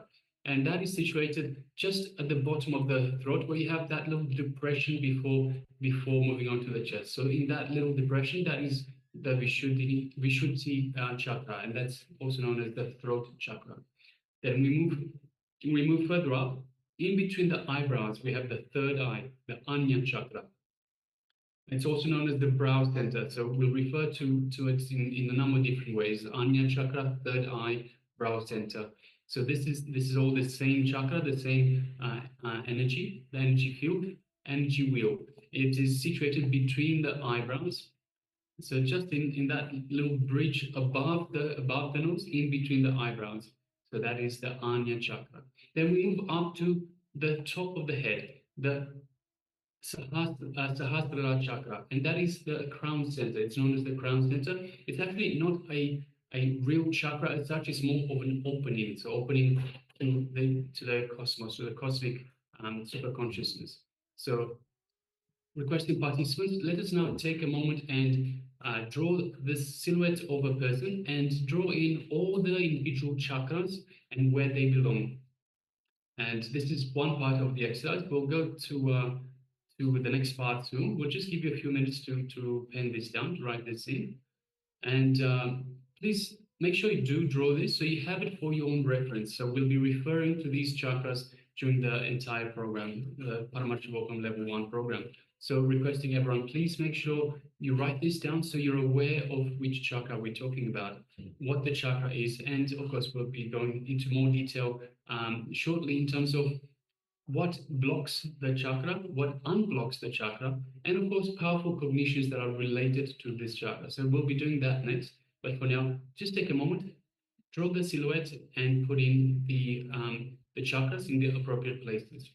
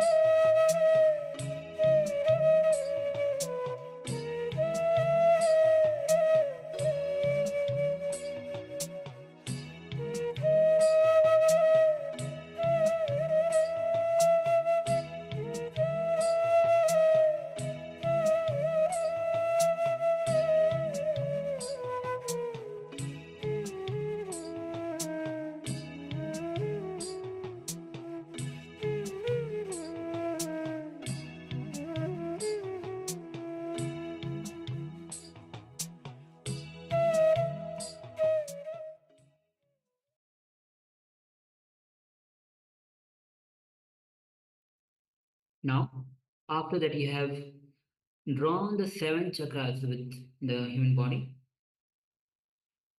As it is mentioned, chakras are subtle energy centers of our body.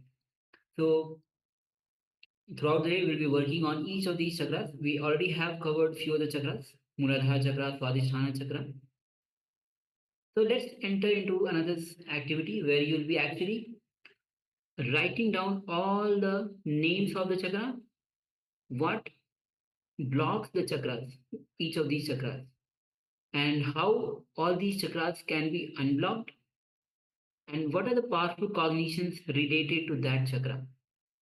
So requesting all of you to make a table as it is shown, one with the name of the chakra, what causes blockage for this chakra, and what unblocks the chakra, and the powerful cognition. See, understand it's important to write down. Only when you write down, when you internalize, it will become a part of you. And then the moment it becomes part of you, will start thinking and working in that direction. So we'll be reading out. The first is Muladhara chakra. Muladhara chakra is blocked because of greed and lust. And the chakra can be unblocked by dropping fantasies and welcoming the reality. The powerful cognition for this chakra is moving from perception to reality. See, understand all the fantasies, imaginations that we carry are perception. When you move from perception to reality, this is when the Muladhara chakra unblocks. Next is Swadhisthana chakra. The chakra which is 2 inches below the navel center. This chakra gets blocked because of fear, especially the fear of death. So any kind of fear, if you just look at in your life, how many times in a day you will have the emotion, the fear. Every time you have that fear, it is blocking this Swadhisthana chakra. So how to, and ultimately every fear is actually the fear of death. And how to unblock this chakra? By facing the fear, by facing death itself. When you face the fear, this chakra gets unblocked. The powerful cognition is fearlessness is not the absence of fear, but it is the courage to handle the fear. Next is Manipuraka chakra. Due to constant worry, we worry about so many things, whether it is job, whether it is relationship, whether it is wealth, health, in so many ways. And especially nowadays, especially in the corporate sector, worry has become a prominent factor. So anytime that you worry, the moment you start worrying, Manipuraka chakra gets blocked. And how to unblock this chakra? When you stop worrying about the worries, then the chakra gets unblocked. The powerful cognitions for this chakra is all our worries are nothing but the collection of words in the language that we know. See, if you don't know about any other language, like if you don't know Spanish, then you will not have worry about anything related to any. If you read about and you go through anything with from that particular language.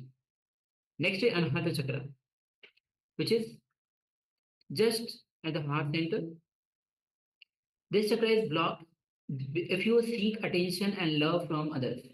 Understand any kind of love that you understand or feel, that is attention seeking. The moment you seek attention and love from others, Anahata chakra gets blocked. How to unblock this chakra? The moment you start expressing selfless love without any expectation, understand? Selfless love without expecting anything in return. And you just give on, showering the love, then Anahata chakra gets unblocked. The powerful cognition, the more responsible you are, the responsibility gives you tremendous control over your lives and make you a leader. The next chakra is Vishuddhi chakra. This chakra, which is in the throat center, this is blocked due to comparison and jealousy. All the comparisons that we do with a person or any kind of comparison that we have been doing, are doing in our life, or jealousy. This blocks the Vishuddhi chakra. And it can be unlocked when we exhibit our individuality without worrying about others. And the powerful cognition for this chakra is that you are unique. So you don't have to compare yourself, you don't have to get jealous about others, because you are unique. The next chakra is Angya chakra. The chakra between the two eyebrows, the third eye. This chakra gets blocked because of seriousness and ego. And what unblocks this chakra? The innocence, simplicity, and intelligence, and by shedding all forms of ego. In this way, it can be blocked. Angya chakra can be unblocked. The powerful cognition for the Angya chakra is drop your ego and dissolve in divinity. If you just drop your ego, then you will dissolve in the divinity. The next is Sahasrara chakra. This chakra is blocked due to discontentment, and it can be unblocked through the gratitude. So tremendous gratitude to bring towards everything, whether it is through life, through the people, those who have contributed so much in your life, teachers, masters, anybody. If you just show gratitude, this chakra gets unblocked. When you do not take, the powerful cognition regarding this chakra is when you do not take life for granted and be sensitive and appreciate for everything around you. So take a moment and pen down all these chakras, what blocks them, what unblocks them, and what are the powerful cognitions related to each chakra. Please continue.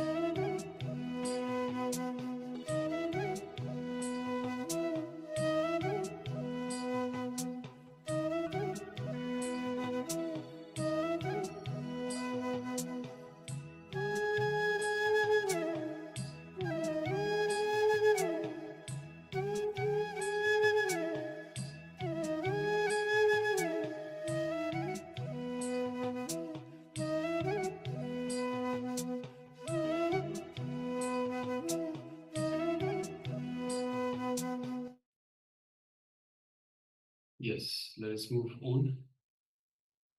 So, so it's very important to have written these down. So please make sure that you do have a copy of these. You can refer to these. So anytime that you're going through whatever you're going through, you can have a look and say, hey, this reminds me of this chakra. This might be blocked. You can have a look at the powerful cognitions. You can have a look at what unblocks the particular chakra. So whatever you're having issues with, whether it's fears, whether it's to do with fears, insecurities, whether some sort of emotions. It's very important. Please make sure that you do keep this with you and you refer to it again and again.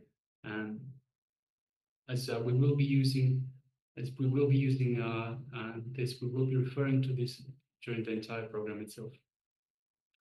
All right. So let's go a little bit more into the chakras itself. So all emotions like worry, lust, discontentment, jealousy, fear, ego, and attention are purely because we find a connection between independent incidents, between independent thoughts, and we create a concept for ourselves and start relating with that concept. So it's very, very important that we understand this. So all the emotions, so let's see, all the chakras are related to a different, like each chakra is related to a different emotion. And so these emotions, once again, are purely because we find a connection between independent incidents, between independent thoughts, and we create a concept for ourselves, then start relating with that concepts.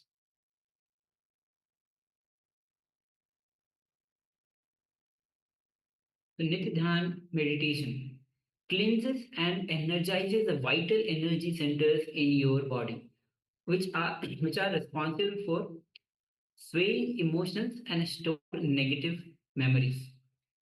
Yes, so it's important. So for the moment, we're not going into the meditation just yet. We're just telling you about it. There is a meditation that can just cleanse all the energy, all the chakras, all the energy centers, all the vital energy centers in your body, which are responsible for all these emotions. So as we mentioned, each one is related to a particular emotion. This Nitya meditation cleanses all of this. We're not going to it just yet, but we are telling you about it. So don't worry in terms of what blocks, what unblocks. Do keep it in mind. We will be going through the Nitya meditation that will cleanse all these as well. So we understand all the chakras that we just listed down, the 7 chakras, and what blocks. The moment you start working on each of the chakras, we already gone through the Muladhara chakra. We had the meditation for that as well. So now we'll be entering into the next session. Next session is going to be on the next internalization exercise for the Muladhara chakra.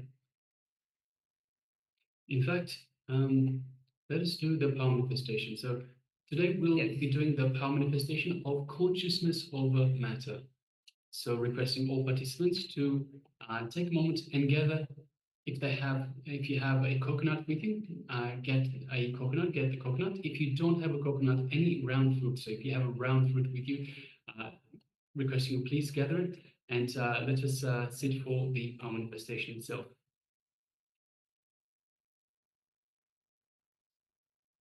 So grab a coconut, take a moment and grab a coconut.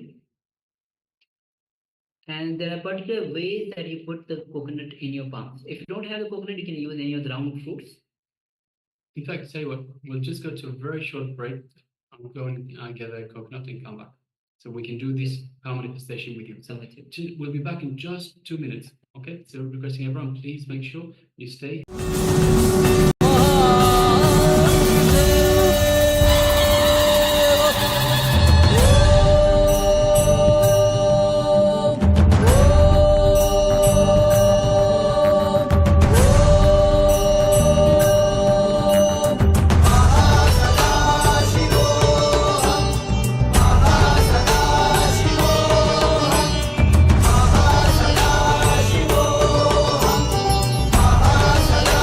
Shivoham.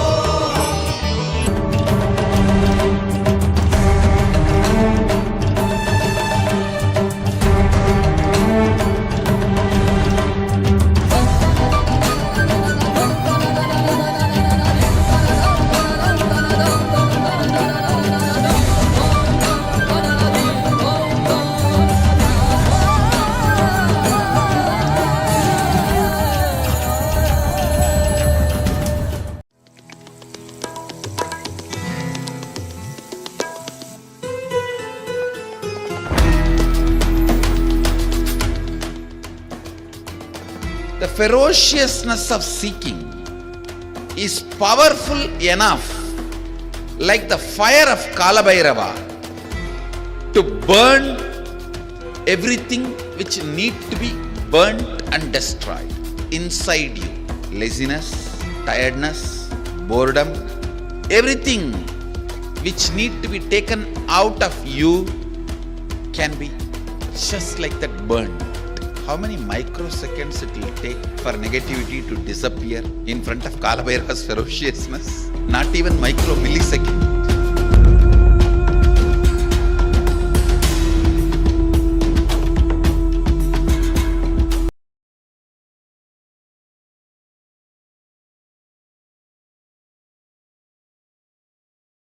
Yes, welcome back. So now we have a couple of coconuts as well. So we can practice this power manifestation. Yes. So there's a couple of things to keep in mind. So firstly, when you place the coconut on your hand, you have to have your hand straight. Make sure it is absolutely straight, level. So you don't go like this, because the coconut will move by itself. So it is very important you keep the hand straight. Then second of all, in terms of the coconut or perhaps the fruit that you have make sure the round part is around this side, placed on the palm, so that way it can easily roll one way or the other. Yeah, this way it cannot roll as well. Yeah, so make sure you have it pointing this way. So with this part this way. Okay, so this is the basic start for the power manifestation of rolling the coconut, of consciousness over matter. All right, so before we start on the coconut, requesting all participants, please come on the camera.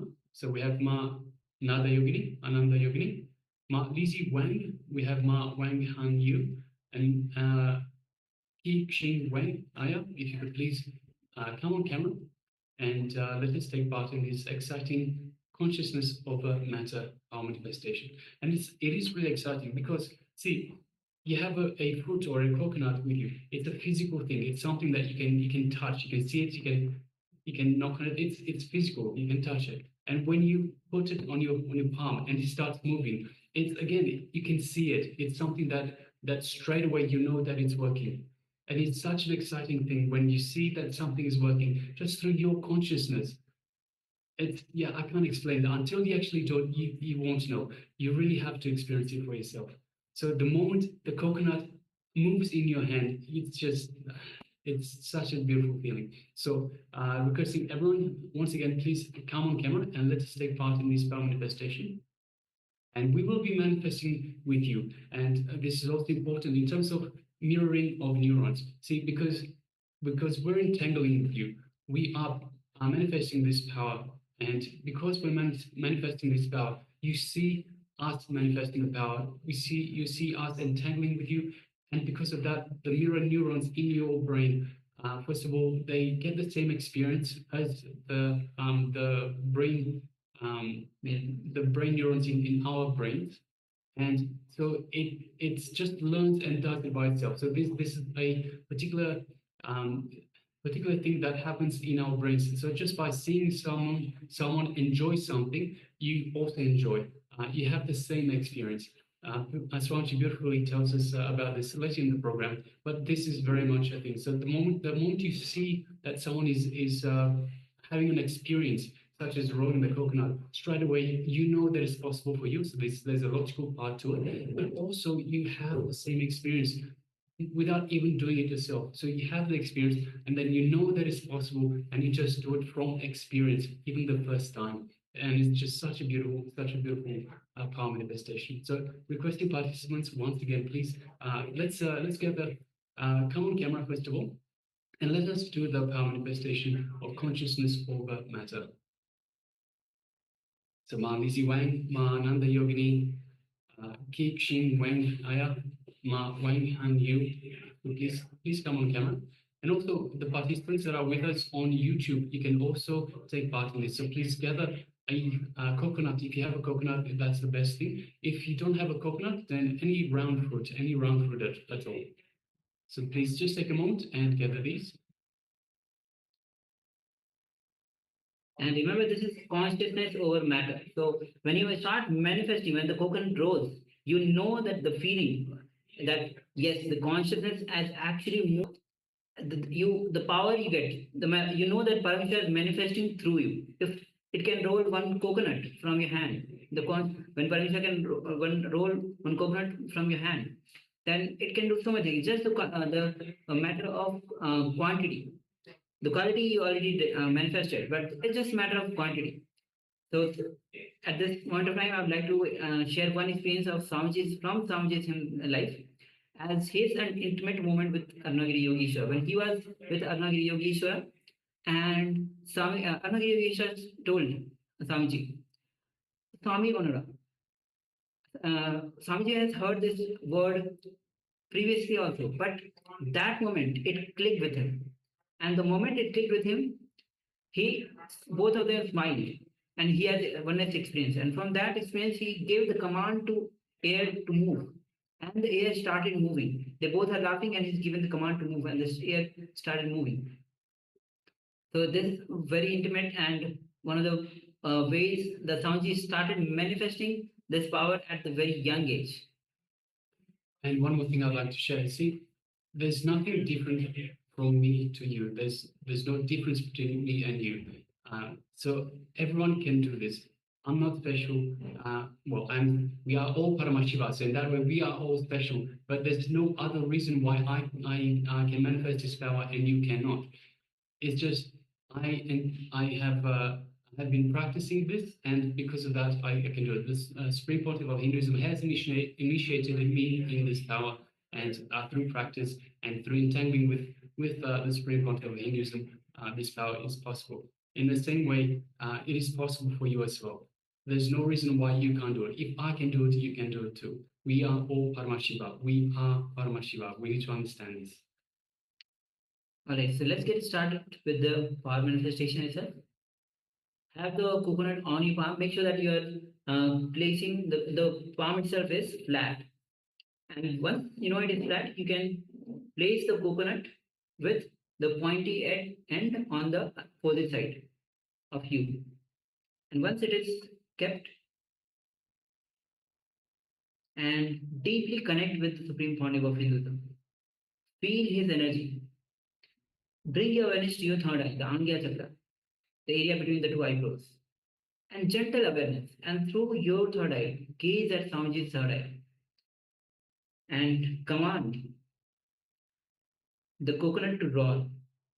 And to connect deeply with Bhagavan, let's start chanting the Mahavakya.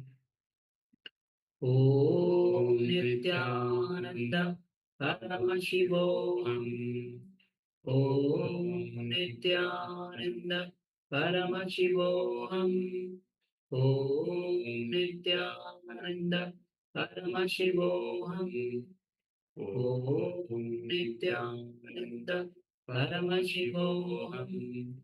Om Nityananda Paramashivoham. Om Nityananda Paramashivoham. Om Nityananda Paramashivoham. Om Nityananda Paramashivoham. Om Nityananda Paramashivoham. Om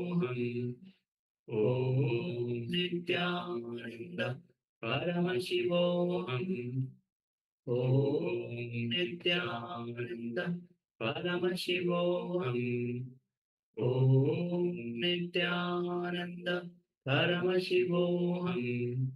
Om Nityananda Paramashivoham. Om Nityananda Paramashivoham. Om Nityananda Paramashivoham. Om Nityananda Paramashivoham. Om Nityananda Paramashivoham. Om Nityananda Paramashivoham.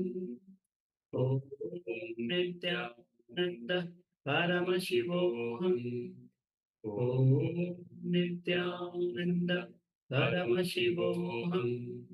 Om Nityananda Paramashivoham. Om Nityananda Paramashivoham. Om Nityananda Paramashivoham.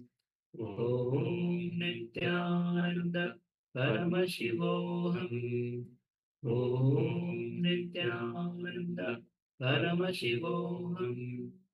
Om Nityananda Paramashivoham.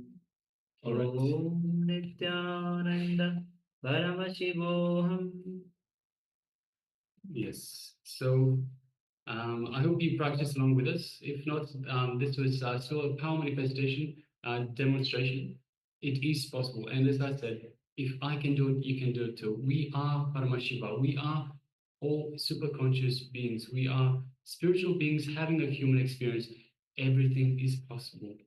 As long as we realize this, as long as, see, the power manifestation, it occurs, it manifests from the space of oneness, from understanding, from this powerful cognition that you are Paramashiva, from the space of oneness with the supreme pontiff of Hinduism, Bhagavan Sri Nityananda Paramashiva, who is the living incarnation, the incarnation of Paramashiva himself. So this is the power of consciousness over matter that we just manifested. Yes. So requesting participants, we'll have a number of different power manifestation segments during this during today. So requesting everyone, please make sure that you have some run fruit and take part in this, because it really is such an exciting power to manifest. So next we'll be entering into the internalization exercise for the Mooladhara Chakra. Yes. So in this, you'll be working, not only working, actually aligning your inner image and outer images. Most time our inner image is something else, and what we project to others is totally different. So let's enter into this exercise. First step is make two columns. First understand that what is inner image, what is outer image. Inner image is all the words, beliefs, statements that you give to yourself inside. For example, you feel that I am friendly, I am weak, or I am unlucky, or I am powerful. Any words that you utter towards yourself, that is your inner image. And what you project to others, that is your outer image. For example, you may project to others that you are fearless, you are powerful, you are exciting, you are joyful. So these are the outer images that you project to others. First step is make two columns in your notebook. So requesting all of you to have the notebook and paper with you and mark two columns in your notebook. And you can title them as inner image and outer image. So requesting all of you to have the two columns with inner image and outer image. And second step will be in the first column, which is the inner image. Make a list of top 10 inner images. Means the beliefs you have about yourself. For example, I am weak, I am friendly, I am unlucky. All these words which you utter to yourself. So again, first column, make a list of top 10 inner images. In the second column, write the corresponding outer images that you project to others. For example, you may project yourself to be strong, friendly, and lucky. So we'll be displaying the image slides for you. So can pen down and write authentically all the inner images and outer image.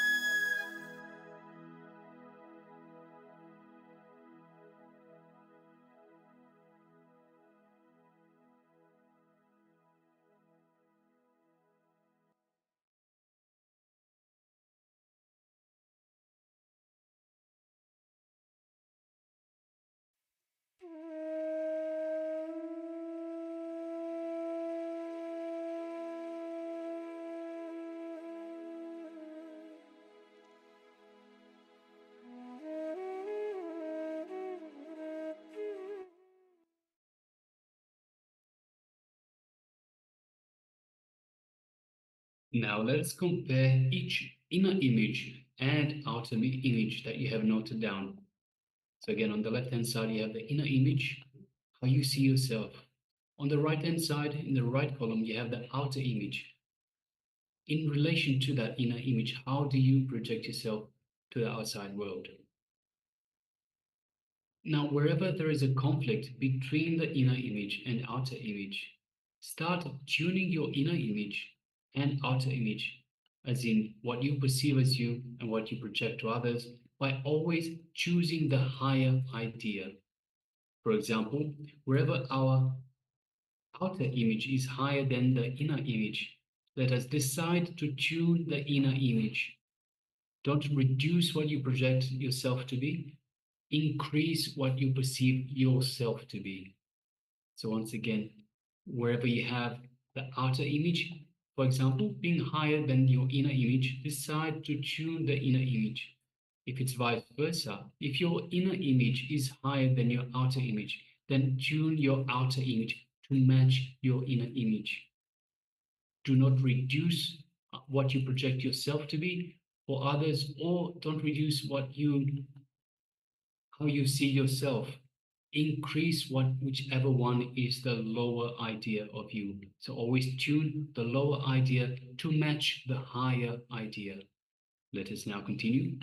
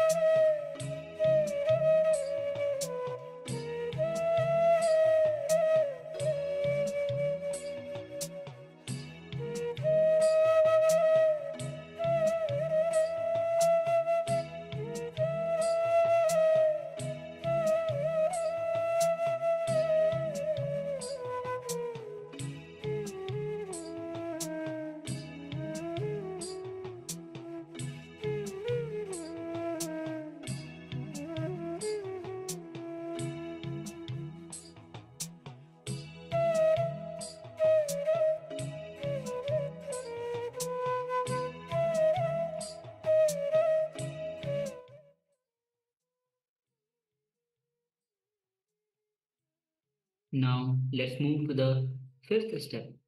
Repeat this for each point. Compare both identities, the inner and the outer. Whatever qualities are best in both, choose those. For example, if your inner image is best out of both inner and outer, choose the inner image.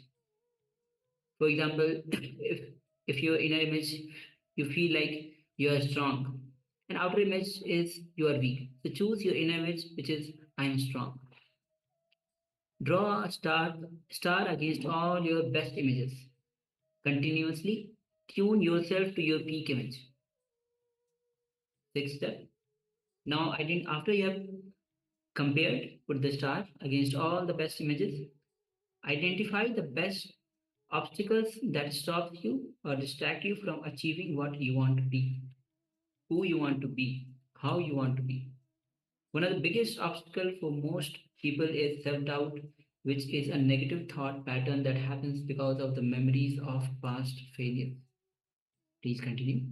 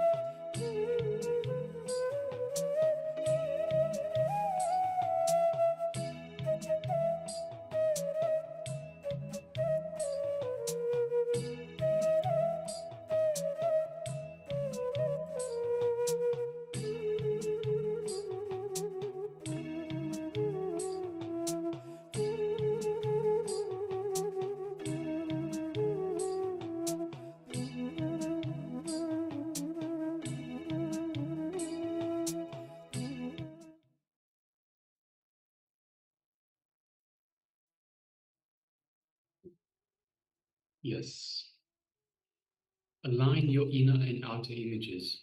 It is very, very important. The evolution of your images. See, whichever thought is in alignment with your peak possibility, encourage it, enrich it, and entertain it. Let it evolve. Whichever thought is not aligned with it, with your possibility, with your peak possibility, whichever thought is not aligned with your peak possibility, just complete with it. Anything that is in alignment with your peak possibility, encourage it, enrich it, entertain it. Consciously, decisively complete with that pattern. Go on completing every day with all those patterns which are stopping you from achieving your peak possibility. This is what we are here for.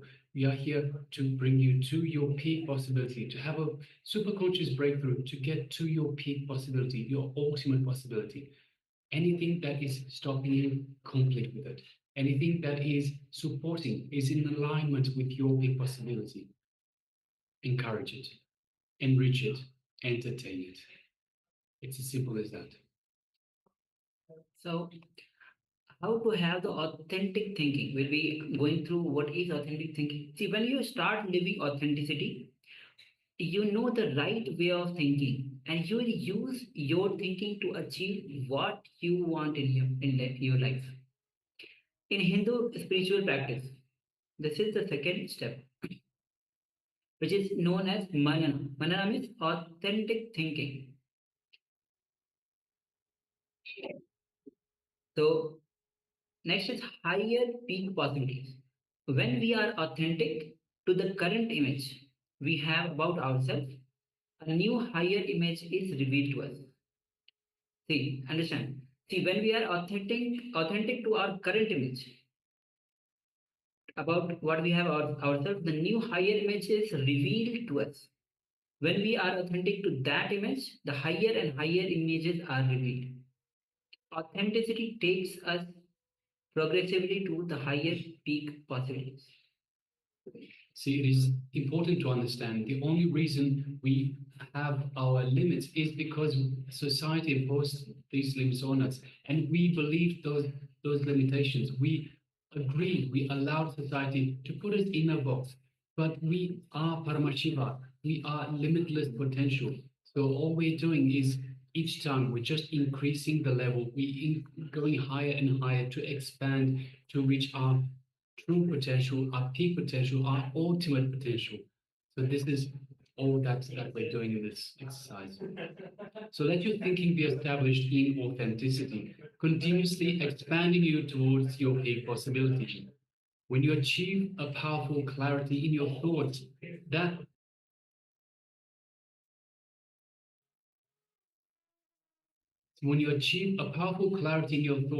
makes whatever you think into a success. You have unblocked your Muladhara chakra.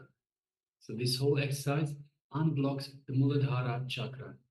Yes, so this whole exercise was to unlock the root chakra, which is the Muladhara chakra. And we have already received the powerful connection. Now we'll be entering into the meditation for the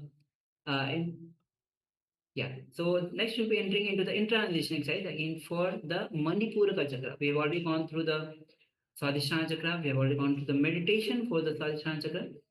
Now we'll be going through the intransition exercise for the Manipuraka chakra. So just give us a couple of minutes, and as we get prepared for this intransition exercise,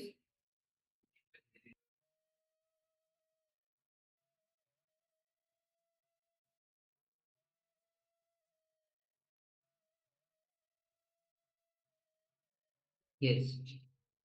So now let's get it ready for the Manipuraka chakra.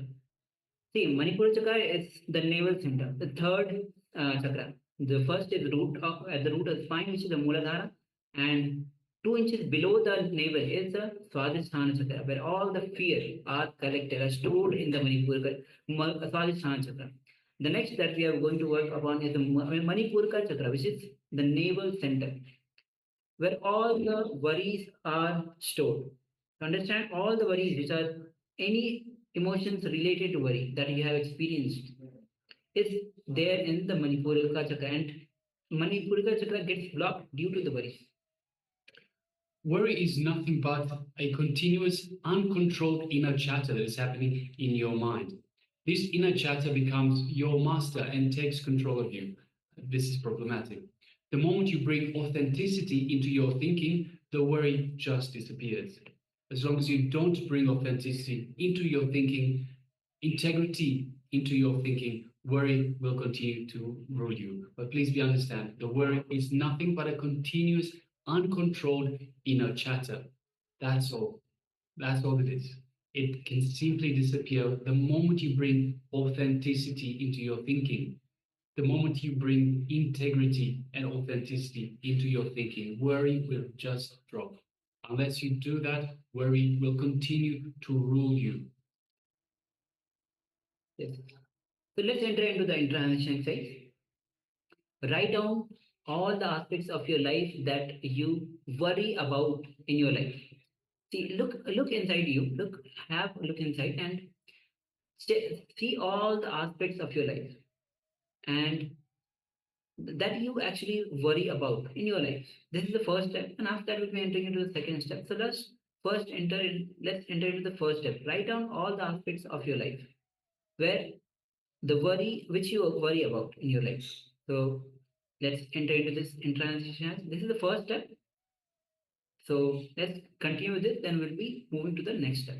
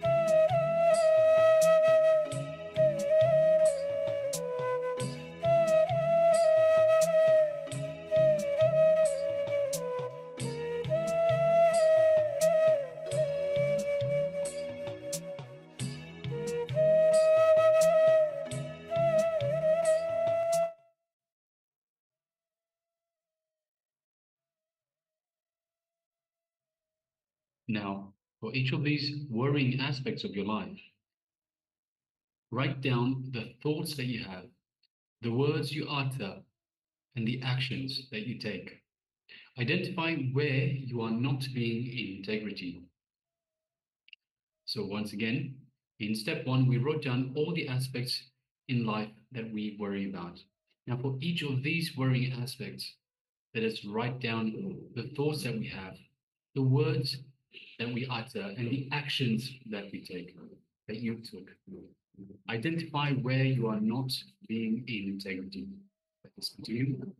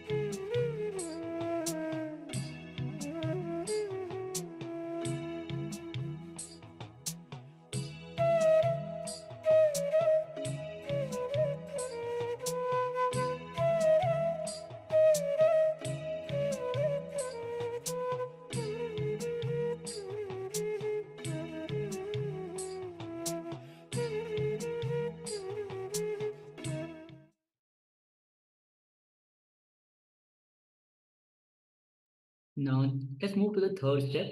Examine where you gave words and did not honor and fulfill them. Remember, whenever you are not integrated with the inner and outer words you utter, worry will become a pattern in you. So please examine your words and the words you gave and did not honor and fulfill them. Please continue.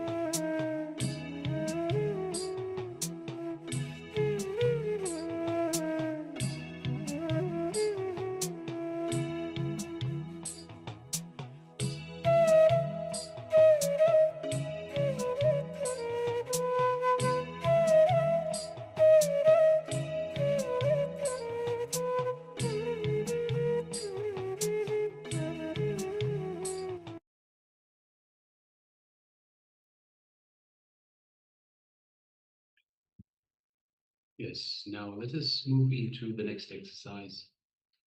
Look at your life and identify all the things that you forget most often. For example, you regularly forget to take your medicine, or you forget where you kept your car keys. So let us look at your life and identify all the things that you forget most often.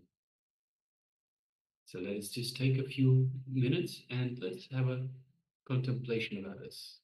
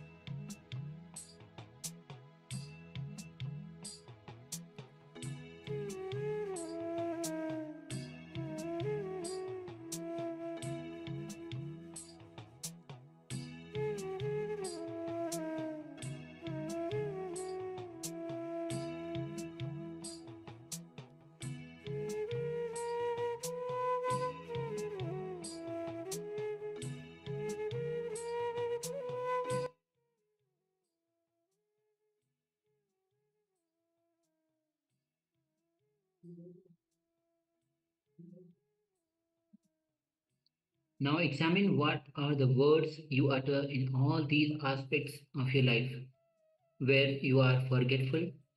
Identify and write down where you are not in integrity with your words. Please continue.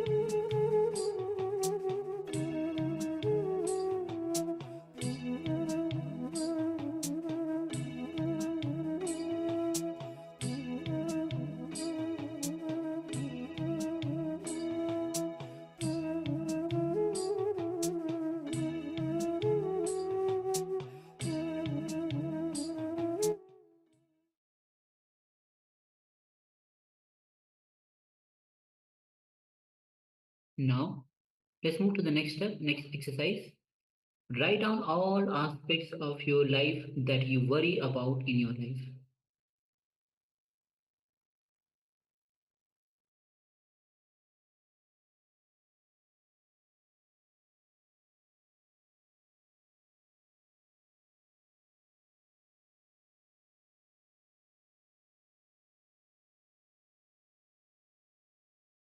So we have already covered that part of the exercise. Now let's move on to the next exercise. The first step is look at the solutions you discover in your life, which you forget again and again, and end up wasting your life, your time, and energy in rediscovering the same solutions again and again.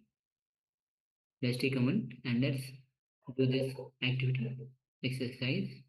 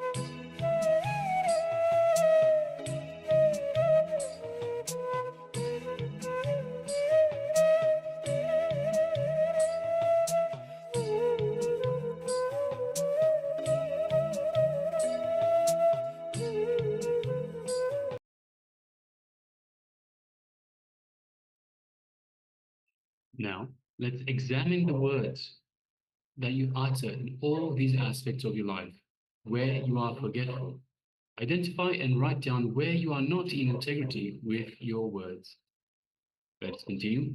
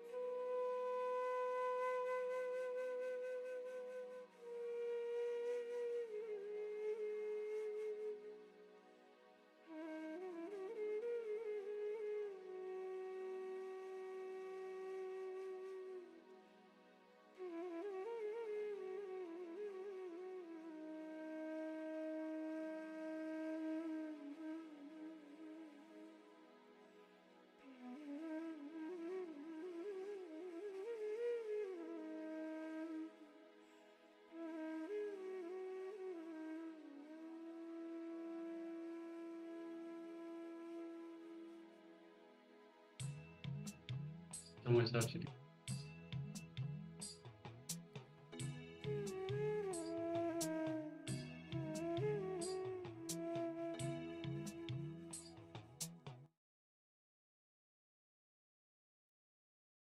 Yes, relax, yeah. Yes. So with this introduction exercise, let's enter into a short story, small story that someone shares. In a certain kingdom, it came to king's notice that everybody in the kingdom was depressed, because each person felt that they had a maximum worries and no one else had any such worries. So the king announced a worry exchange offer where people could bring in their big worries and exchange them for someone else's small worries. A big space was made ready, and in the center of it, a huge worry pot was placed. Anybody who wanted could come and dump his own worries inside it and pick up any other's worry they wanted. The only thing was they had to pick up some worry. The whole kingdom gathered for the event. People moved around and met each other and started talking to each other about their worries.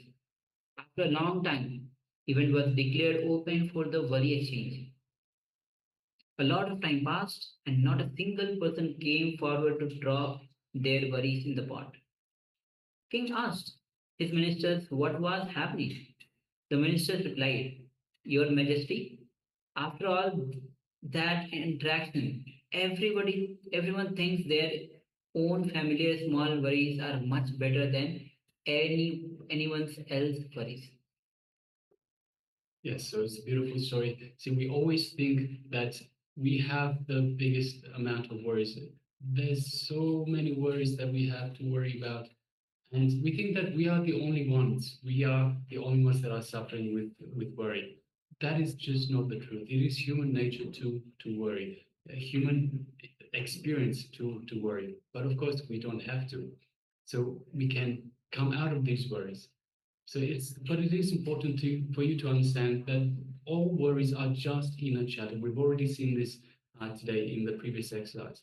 All that worries are just inner chatter of your mind, which can be simply just switched off. So with this, we'll be now moving on to the Shuddhi Kriya. Shuddhi means purification Kriya. So Kriya for the purification, Shuddhi. So now let's enter into this Kriya.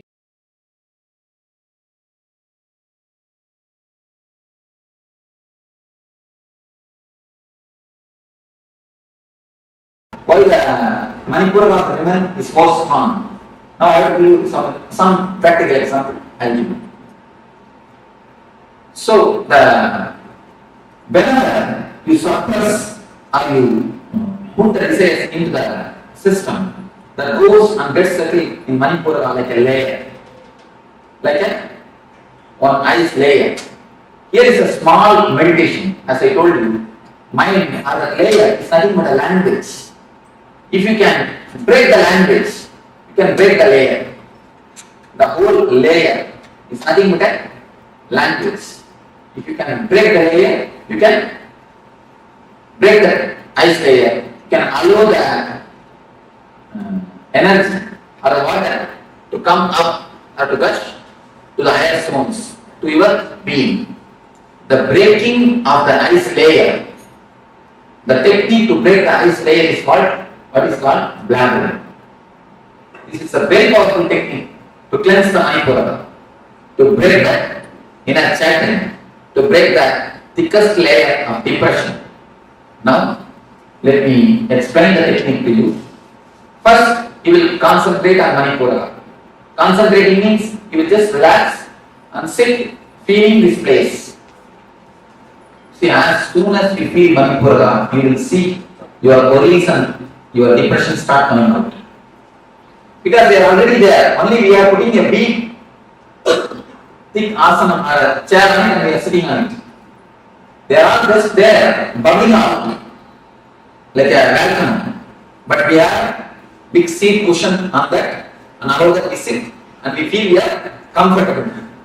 We are comfortable. As soon as you start thinking, you will see the depressions or the worries coming up. So just throw them out by any sound, that's all, nothing else. Make any sound, you feel, or make any sound, just feel that you are throwing them out. That's not, you understand? Just make any sound. It should not be a word, kind word. You see the kids, they make sound, just like that. Any sound. At first 2-3 minutes you will feel Swami is making us mad. He is going to get, I am not making you mad. I am just, see, I am not making you insane. I am bringing out the insanity from your inside. I am bringing out the insanity which is inside you. You understand? Something you commented. Can I hear it? We are going to be happy of hearing this. That is nice. See, when you create sounds which has no words or which has no meaning, the mind breaks. Only one thing, don't allow any thoughts to, any words flow, or eternal chanting. Any thought comes, just create a sound and throw them out. Just continuously create sound. Only one condition, for 20 minutes, you should not stop. No gap. You see, if you give gap, the mind will start appearing. Mind will start speaking. So, don't allow any thought to come. Create continuously some sound. Can you repeat the sound? That is not the problem. You see, if you don't get any sound, but one thing, you should not allow your mind to think. Then only the system will break. You see, 21 minutes is one energy circle. The 21 minutes, don't allow any thought. Try your best and create only sounds. And within 2-3 minutes, you will see automatically you will remember the man who cheated you. Who is your enemy? The intimate enemy. The intimate enemies and enemies, all these things you will remember it yourself. And all those tears will come up, all these things will happen. You see, tears will come, or the deepest feelings will come, anger will come. Allow everything by words, by some sounds, not the words, some sounds. Then how does the worry come? Automatically it will come up, you will see. It will come like a figure, a small words, a broken way. Automatically it will come and just throw them out by a word, by a sound, not by a word, by a sound. You will see automatically it is coming up. All your enemies will come up, you will kill all your enemies, throw all your anger, everything will come up. You see, this is called, 1 minute, this is called verbal catharsis. And one more thing you can do, it is called physical or body language catharsis. The verbal language catharsis is this. One more thing, body language catharsis. Just remember your enemy and make as much of faces as possible. Why not? All your tensions are hidden in the face. You don't know. The grace is lost because of the layers of the tension in your body, in your system. Have you heard of this alien photography? They photograph the aura body. And now it is accepted as a diagnostic system, one of the diagnostic systems in the East and of course the West also. It is discovered in Russia. They say if you are worrying, if you have a suppressed mood, depressed mood, the aura in the photograph falls only for 2 inches or 2.5 inches. If you express the worries like this, if you shout and finish, throw it away. They say at least 8 inches dark is seen. 8 inches, the Korean photography. Any of you have heard of Korean photography? Not even one? You have heard of the Korean photography? Have you seen any photographs? They photograph ghosts, they photograph angels, they photograph when the man becomes possessive. What happens? All those things are photographed. And they prove how a spirit enters into a man and how it leaves at the time of death.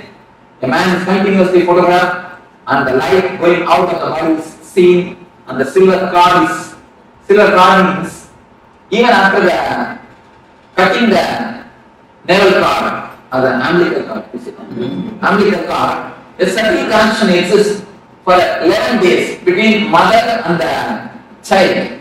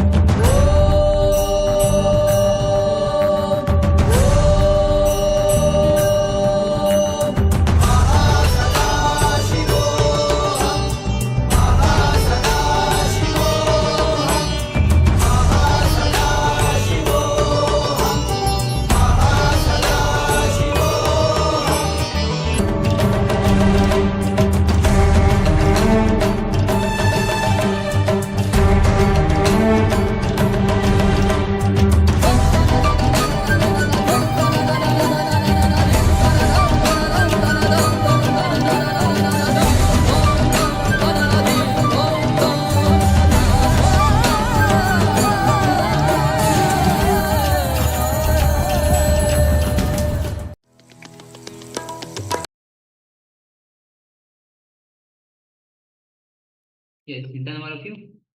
So this is the Mahakumbh Mela that is going to happen in January and February. So this is the grand event that happens. The Mahakumbh happens every 12 years, and the Kumbh Mela itself happens every 4 years. If you want to be a part of this grand celebration of Hinduism, so let us know. We'll be sharing you the details. And of course, in just 2 days, we have the Kala Bhairava Jayanti, and which is coming up on 23rd and 24th of November. So understand that Kala Bhairava is the deity, and Swami himself is an embodiment of Kala Bhairava. Just with his fire of ferociousness, it destroys all the negativity, all the negative thought patterns or patterns that you are studying, whether it is tiredness, boredom, anything. Just if you shower his your gratitude to Kala Bhairava, his fire of ferociousness just burns away all the negative patterns. So let us know if you are interested in showing your offering your gratitude to Swamiji, who himself is the embodiment of Kala Bhairava. Then we'll be sending you the further details. So now we'll be entering into the detox process, and today we're doing the detox with the herbal juice. Yes. So the herbal juice takes only about 5 minutes to make, and you can serve it cold, raw, sweet, or savory, depending on your own taste. You can have it in the late morning, about 2 hours after a meal, or on a light empty stomach.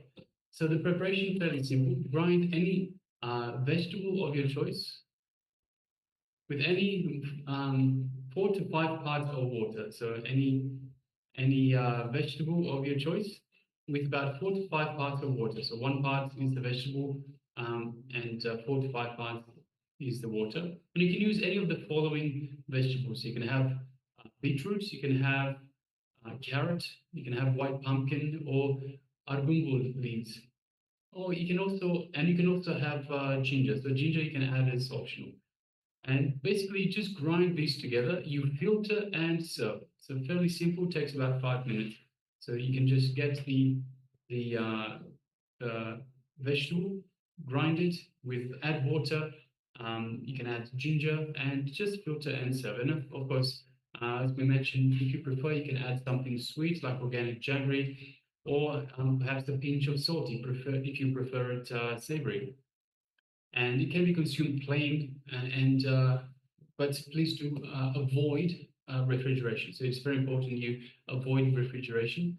But you can have it plain as soon as you make it. You can drink it straight away.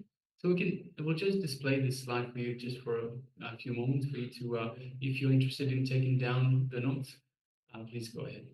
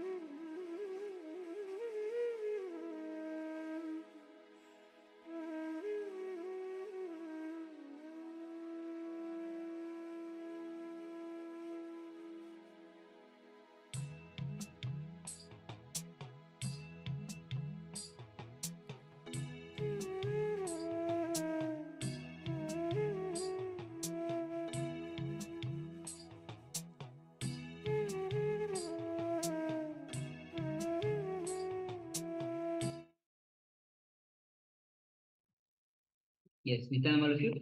Now you can relax from this intranation exercise, this herbal juice detox. So understand that every detox is very important. Detox is one of the best way to cleanse all the toxins from your body. So with this, we'll be moving on to the power manifestation round. And today we are manifesting the power of consciousness over matter. And so as we manifest this power, understand that it is your consciousness has power over matter. You can move any amount of matter that you want. So as we enter into this power manifestation,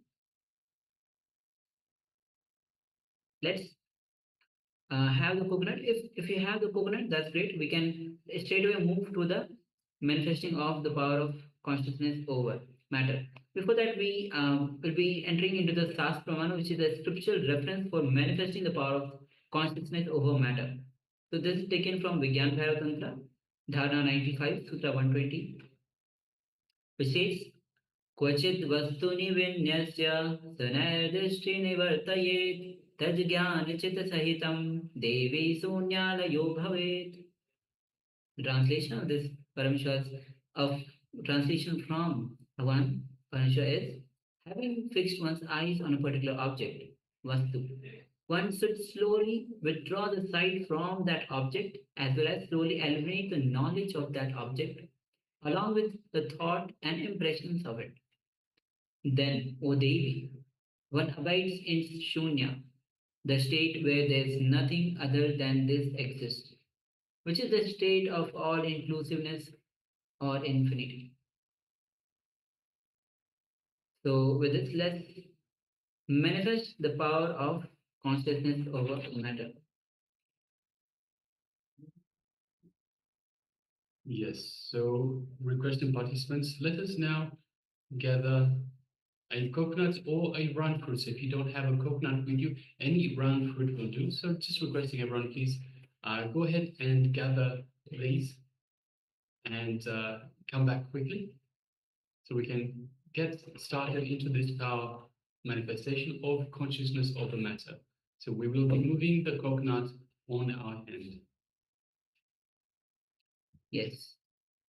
So just as we both acharyas have the coconut, and requesting all the participants switch on the cameras. Ma Anand, Yogini,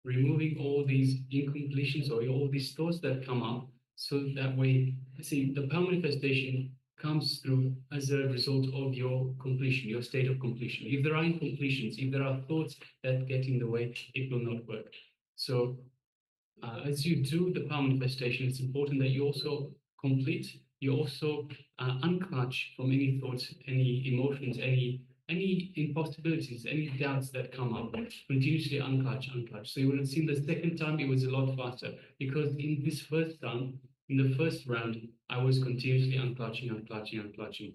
Once the unclutching has already occurred, once the incompletions have been removed, have been completed with, then the second time you saw it was a lot faster. It happened a lot because it's unhindered. There are no incompletions. There are no thoughts that are getting in the way. So it is also this you can also do. So whenever you're not manifesting a power, identify why is it you're not manifesting the power. Do you have some incompletions? If you do have incompletions, understand them, look deep, identify them, complete with them, and continue power manifestation. Similarly, if you have thoughts, if your mind is busy with thoughts, unclutch. Realize that this is what's happening, what's hindering your power manifestation. So just unclutch from every thought that comes up, just almost like a mantra. Unclutch, until you do have a clear enough mind and the manifestation comes through. All right. So now let us move to the next segment in our program. Yes. And the next segment is going to be on the next chakra, which is Anahata Chakra, the heart center, where this chakra is blocked because constantly asking for the attention. Some say that only an enlightened being can actually give love or radiate love. And anything what we feel know as love is just attention seeking, asking for love. So the moment we start giving love, this chakra unblocks. Let's enter into this revelation by Swamiji on the Anahata Chakra.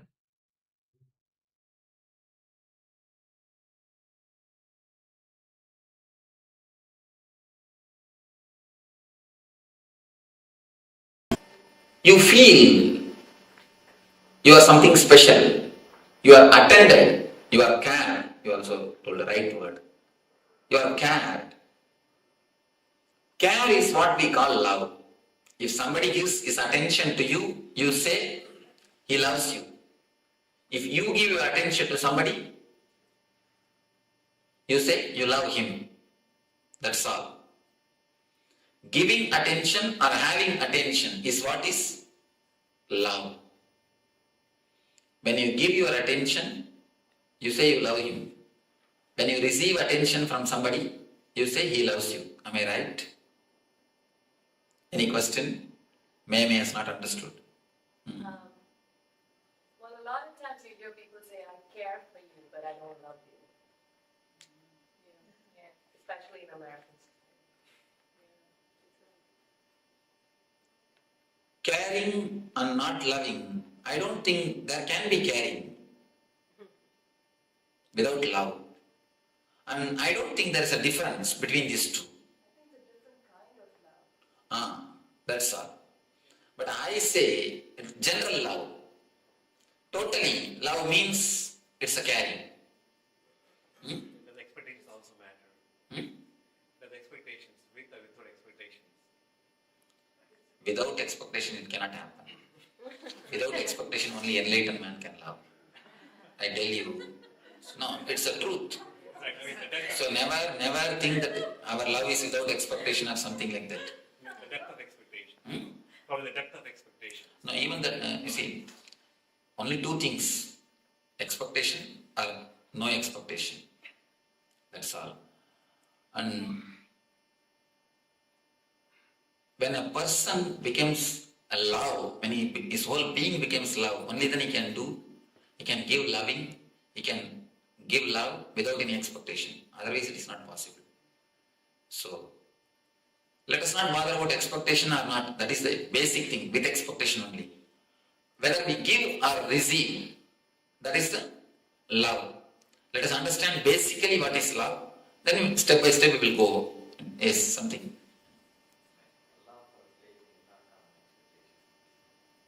Love for a place. How do you say you want to be there? Huh? Then you don't have love. See, the very love, you imagine that about the place continuously. How can you say I love the place, I don't want to be there? It is simply your feeling to want to be there only is the love for the place. You see, if you love some place, naturally you want to be there. You would like to stay there. That is the love. Otherwise, how will you say that you are loving that place? When you remember, you feel like you are pulled, you are called. That is what is love. Even place, the love for a place is nothing but with expectation.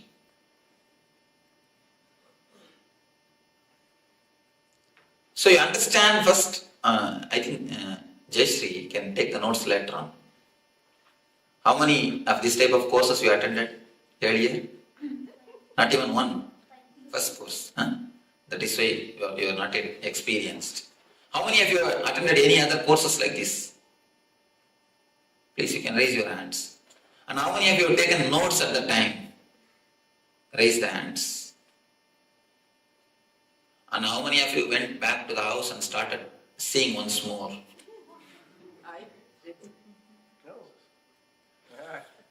You are on exemption. Last time also you are the only exemption who raised the hand. Nobody else. 90%. You say 99, I suspect you. I don't believe you. Even if you say that I go and revise it, I don't believe. She does. She tells me. Maybe rarely. Thank you. I think she has no other work. I have not seen a single person who takes the notes and goes back to the house and sees it back. No. Most of the time, when we go back to the house, we just put that in some cupboard.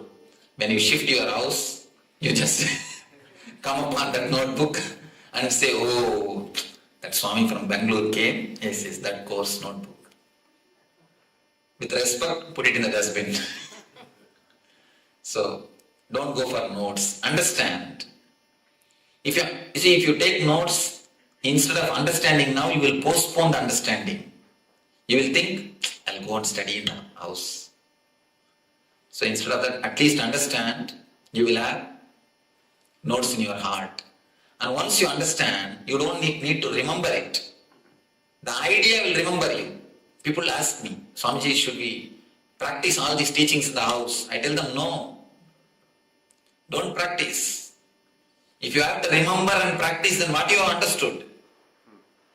If you really understand, you don't need to practice. You don't need to remember them. The teachings will remember you. They will just come up whenever it is necessary. I always tell people, try to forget everything. If it is really worth in your life, you will not be able to forget. Do you forget your name? No. You don't forget your basic details or basic things about your life. Same way, if it is a basic need, if understanding is a basic thing, you will not be able to forget. If you don't understand, only then you need to remember. Once this becomes an understanding, you don't need to remember it. The understanding will remember you. I again and again tell the people, if you really understood, if you really grasp what I say, if you really interact, that is more than enough. Whenever you take something, swallow something without understanding, only then you need to again and again remember. You understand what I say now? Just, if you understand, that is more than enough. You don't need to remember the teachings. Teachings will remember you.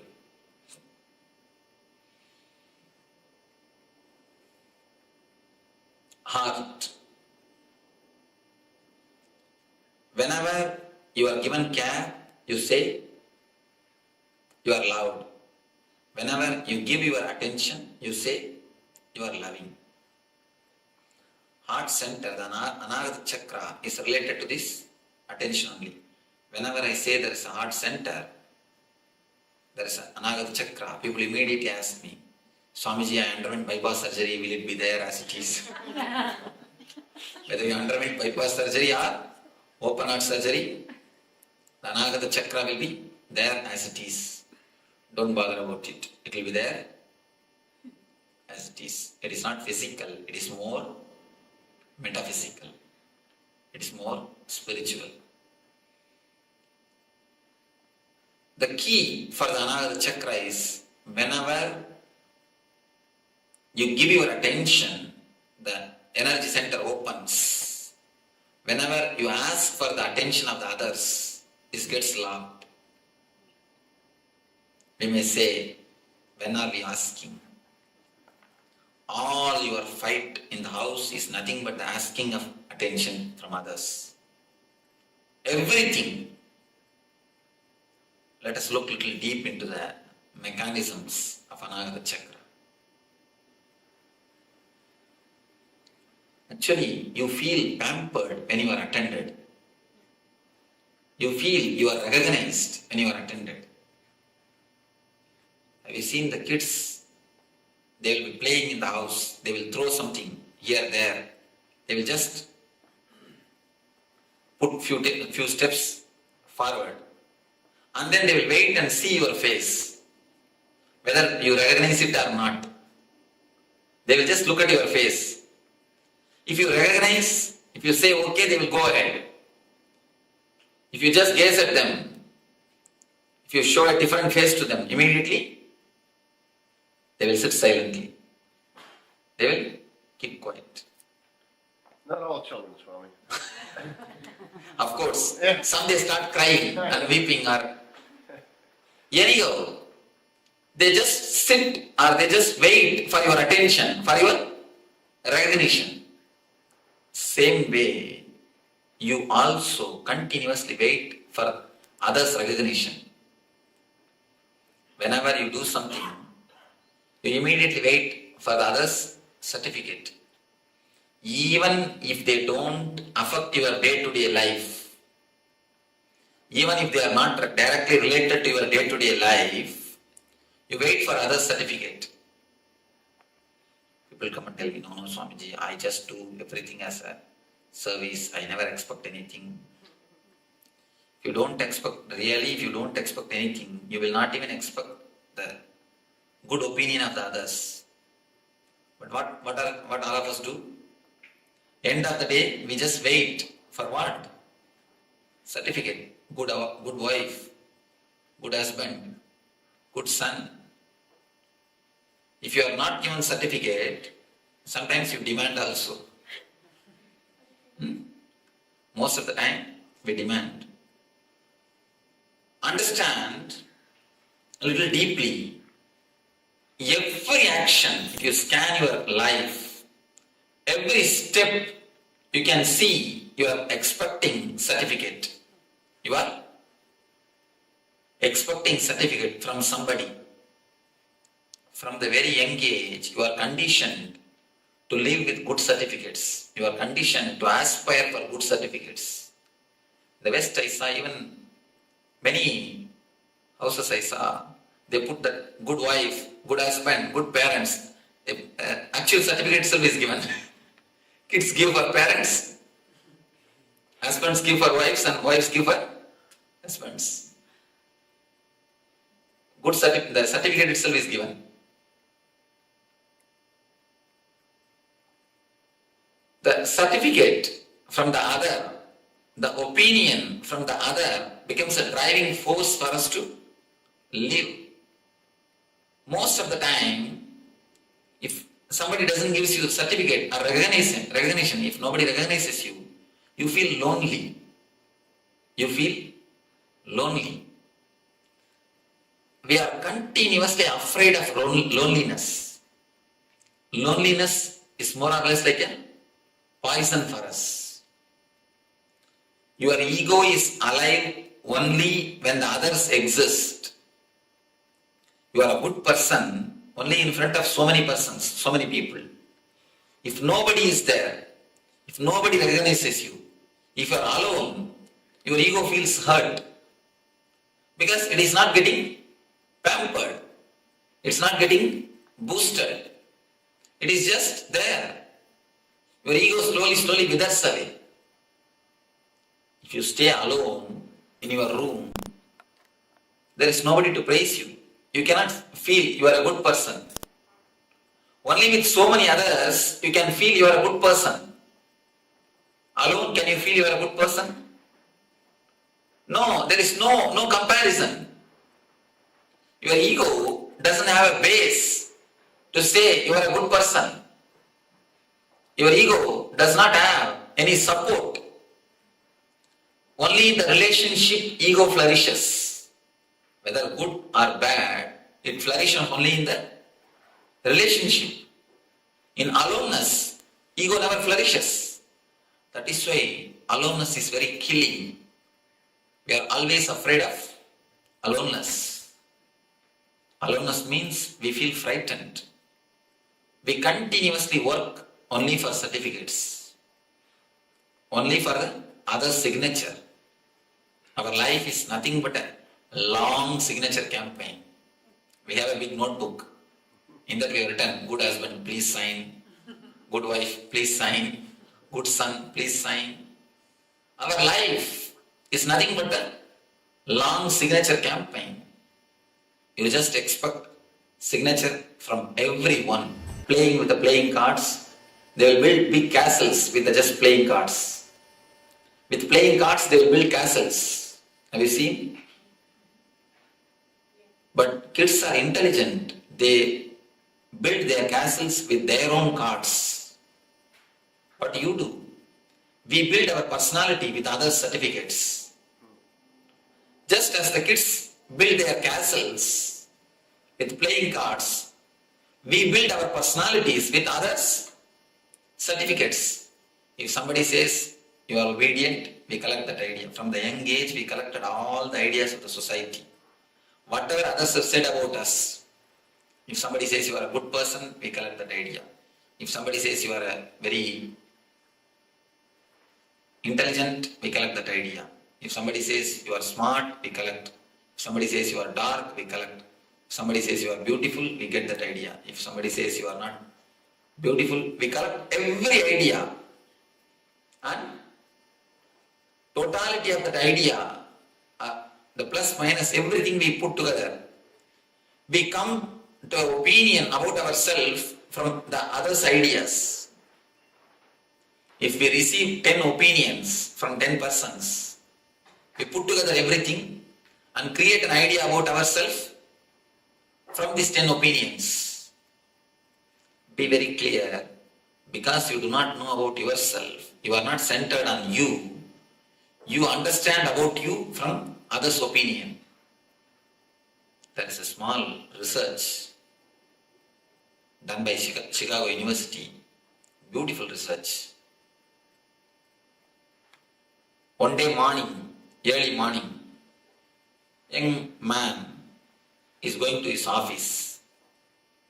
When he came out of his house, the man who was standing just in front of his house asked him, "You look so tired. Why are you going to the office? Why don't you rest?" He said, No, I'm quite okay. I'm all right. He went to the bus stop. In bus stop, there was one more person. One of his friends asked, "You look so tired. Why don't you go and rest? Why should you want to go to office? Why do you want to go to office?" This man said, No, I'm all right. In the bus again, one more his friend, other friend said, "This is totally arranged." Actually, they arranged. One more person asked, "Hey, your face shows you are tired. Why don't you go and rest? Why do you go for a job?" Again he said, No, I'm all right. He went to the office. In the office, ground floor itself, somebody said, receptionist, she said, "Why don't you have a leave and rest? Why don't you get your leave and rest? You look so tired." As soon as he went inside the office, boss called and told, You could have had your leave. You feel so sick. By seeing you, I can understand. You are tired. Are you sick? Why don't you go and rest? The man really started thinking. And not only he started thinking, he applied for leave and went to the house, went and is rested. That day evening, he had a temperature. Not only temperature, really is sick. When many people continuously tell you something, you immediately start believing. Not once or twice, 15 times they did this experiment. All the 15 times, all the 15% fell sick. All the 15% fell sick. They just arrange some 10 people here there casually to tell, it seems you are not feeling well. The test proves how much others' opinions play on our mind. How much you live based on others' opinions. It's just like the castle built by other certificates. As the kids build their playing cards castle, you build your personality with the others' opinion, with the other certificates. How long you can have other certificate? Tell me. As long as you dance according to their tune, you will have. They will let their certificate to be with you. How long you can dance according to everyone's tune? Imagine. One side, your husband is playing Kathakali music. You go there and do few Kathakali steps. On the other side, daughter is playing pop music. You jump there and do few steps of pop. And back side, your son is doing Bharatanatyam music. Then you do few Bharatanatyam steps. This side, somebody else is doing rock music. You jump there and do few rock steps. This side to that side, that side to this side, this corner to that corner, here, there. If you continuously run around, what will be your dance? It will be nothing but mess. That is what now we are doing. Everybody has got their own tune. How long you can run, you can dance for everybody's tune. If you know 6-7 type of dances, at least you may manage. Even then I don't think you will be able to manage. Because you need to change the tune. How long you can manage? If you dance according to everybody's tune, then they will let their certificate to be with you. If you don't dance according to everyone's tune, what will happen? They will take away their certificate. If somebody takes away their certificate, what happens to your personality? That's what I call depression. Continuously it happens. It's like you are a centipede. Centipede means you understand with 100 legs. You have 100 legs. Only if all the 100 persons say something good about you, if all the 100 say some nice things about you, you feel comfortable. You can walk. If someone takes away their leg, what will happen to you? You just tumble down, collapse. I tell you, this is a homework which you need to do. Make a list of the people who can depress you. No, really. Now this will give you the new understanding in your life. See, most of the time, we do not even know our problem. That is the problem. Once you know your problem, 90% of things gets dissolved. Once the problem is brought to the consciousness, you will see that it disappears. Find out who all can depress you, for whose opinions you wait. How many persons' opinions you give weight for them? How many persons' opinions you give respect? Who all can depress you? Make a list who all can depress you. Be very clear, you are a slave of all of them. That's all. Understand very clearly. Just by one word, they can put you into depression. You are slave of them. You see, psychological slavery is the worst thing any man can have. You are actually psychologically handicapped. Without them all, you cannot move your life. That is what it means. Make a list who all can depress you. Have it in your bedroom itself, so that every day you remember, I am slave of all these persons. At least let you be aware. As of now, what is there in your life? Same thing. Let you be aware that you are slave of all of them.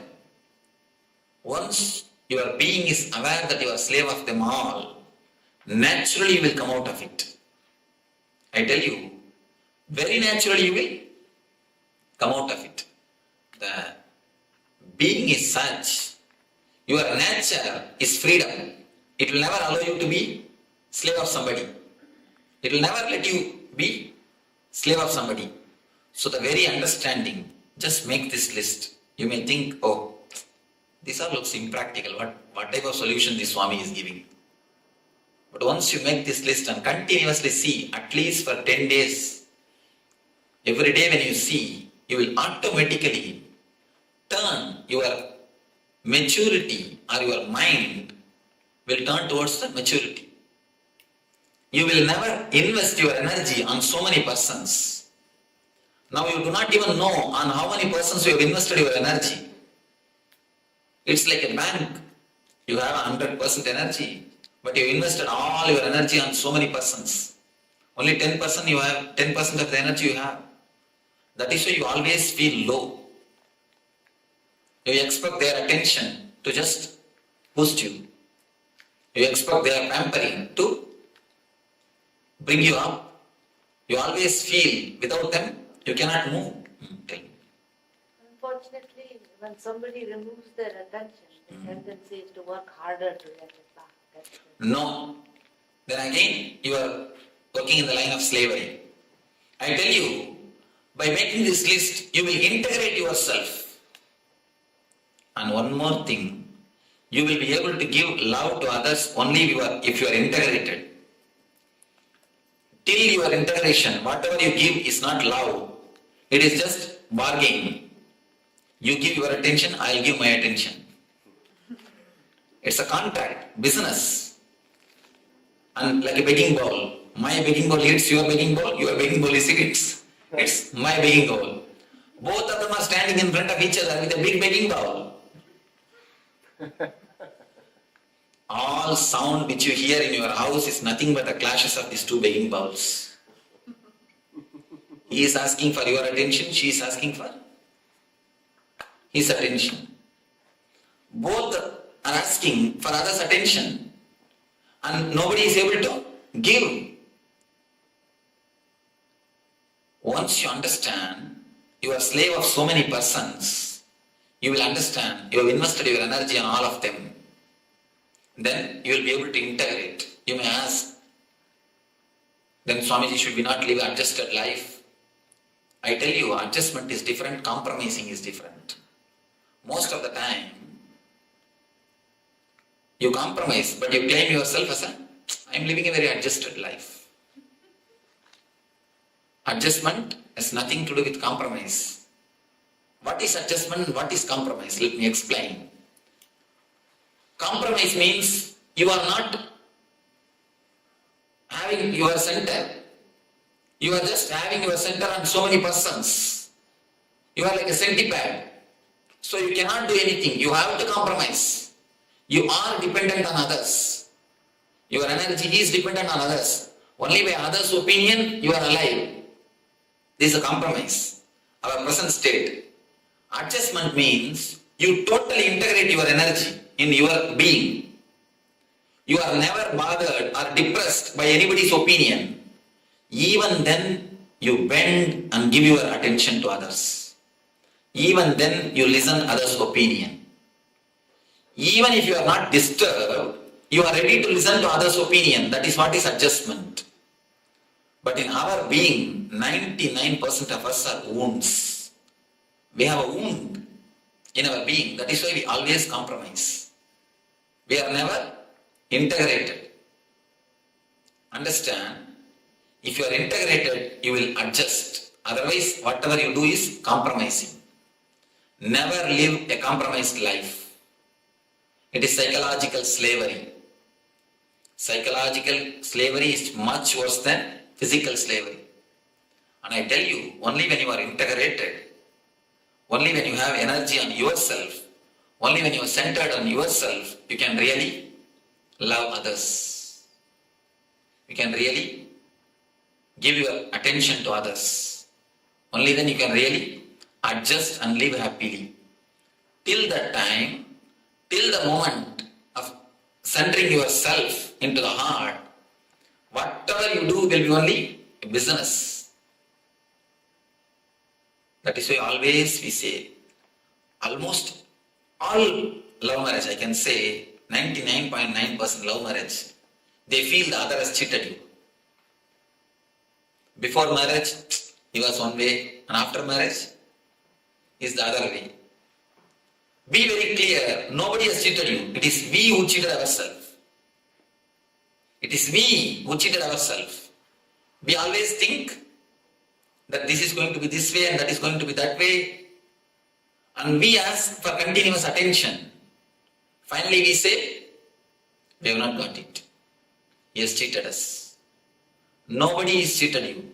It is you who has cheated. Because how much you can be dependent on others. Each one has got their own dependency on others. As long as you are dependent on others, be very clear, you are not going to feel satisfied. You are not going to center yourself. There is a beautiful technique from Tibetan Buddhism to center your heart, to center your energy. Already we practiced this meditation one day in New York. Now, this is the first technique, first level technique, a preliminary technique to center your energy. Then step by step, we will go into the next energy centers and work. Now, let us enter into the first level technique to center your heart, to center your energy. Before entering into the meditation, I want to spend a few minutes. Do you have any question about what we spoke now, what we discussed? I don't think every one of you understood everything, because I myself have not understood totally. Yes. My question is, there are moments when we feel love without having an expectation. How is that different, or is it different? The moments of meditation, you see, the moments of a deep spiritual level, the moments of meditation, if it has happened to your life, only then you will be able to feel the moments of love without any expectation. Till then, even if your mind says that I am not expecting anything, there will be something in the background, search. Then you will be able to find out. Only when you have the taste of pure love by meditation, only by meditation you can have the taste of pure love.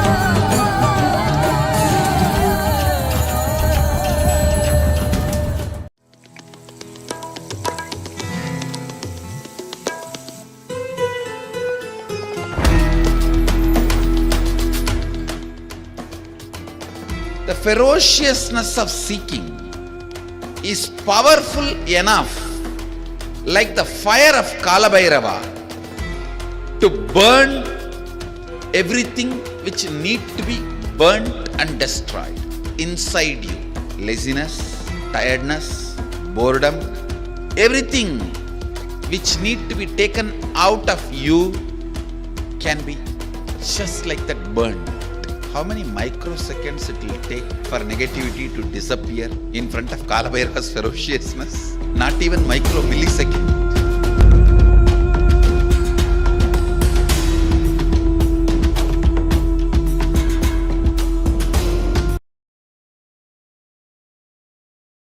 Yes, Nitanam, all of you. So this is the Kalabhairava Jayanti that is coming up in just in 2 days, 23rd and 4th of November. So the moment you start show your gratitude to Kalabhairava, just with his ferociousness, he burns away all your patterns, whether the pattern of tiredness, boredom, any pattern, any negative thought pattern that you are struggling with. The Kalabhairava, just with his fire of ferociousness, he burns away all your patterns. Also, now will be, Swamiji already mentioned about the Anahata Chakra, about meditation that we are about to enter. Swamiji talks about this technique. The meditation is to center your being. As of now, we are psychological slave to everybody on whose tune we dance.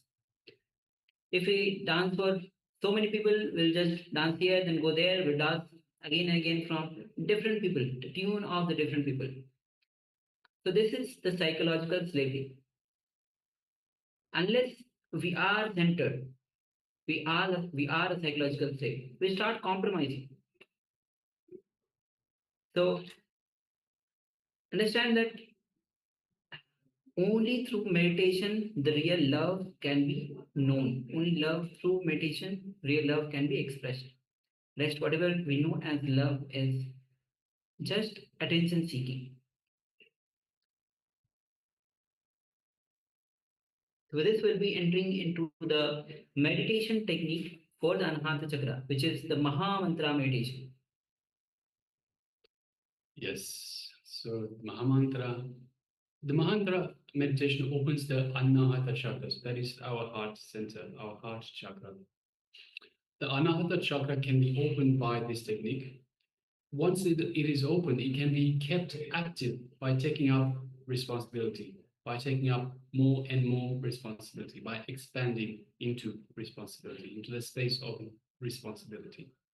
So Mahamantra meditation makes your mind sthira. Sthira means stable, firm. The mind always oscillates between thoughts. So this meditation makes your mind still and takes you into the zone of no mind. It is like a jumping board to entry into infinity. This meditation should be done on an empty stomach early in the morning or before the breakfast, either alone or in a group. Stress total involvement and awareness of the humming. So we'll be entering into the technique itself. So we're just introducing you to the technique itself. You should become humming. When you are humming, you should become the humming. You may feel vibration in various parts of the body during the meditation. Do not worry about it and just focus on the humming. The energy may cause coughing, hiccup, etc. This is normal. Just cough and go back to the humming. Also, in preparation for the meditation, you can wear an eye band or perhaps just a piece of cloth that is opaque in nature, such that you can't see through. And of course, close your eyes. You can also sit cross-legged in a comfortable position on the floor with your head, neck, and spine in a straight line. So these are preparations for the meditation. We're not going into the meditation right this moment. We're just going through some preparations for the meditation itself. If you're unable to sit on the floor, you may sit on a chair. So the important bit here is to be comfortable, but please ensure that you keep the head, neck, and spine in a straight line. Feel relaxed, keeping your eyes closed, but even after you close your eyes, See, whenever we close our eyes just slightly, we still see forms, we still see images from behind the eyelids. The eyes start moving around and little visualizations appear. So it's almost like a TV screen inside our eyelids.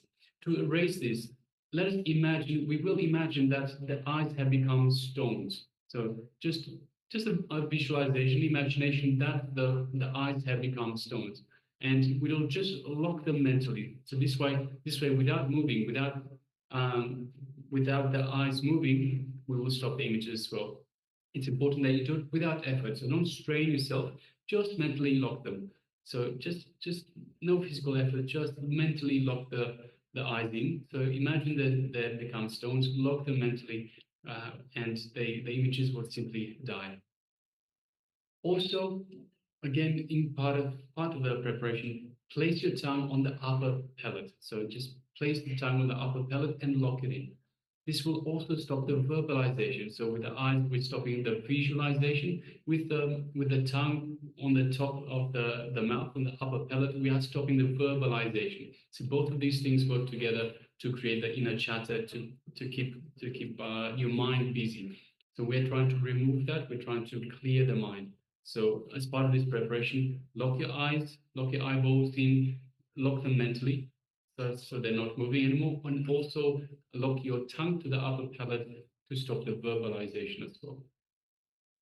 And so doing both of these together, it will still the mind. And of course, this you don't need to keep this during the entire meditation itself. It'll be hard to hum with the tongue locked on the top of the palate, the upper palate, but you only need to do it, let's say, for about a minute or so. So after a minute or so, your mind will have become still. Then you can relax and you can enter into the meditation itself. So this is just preparation for the meditation. So let's enter into the meditation itself. Step 1, keep your lips together, the two lips, just keep it together and produce the hum sound, not om or not hum. Make sure that simply keeping your lips together and producing hum sound.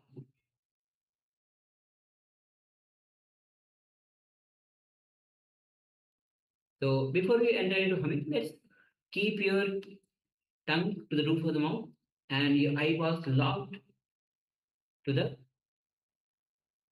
so that it becomes stone. So keep it for 1 minute.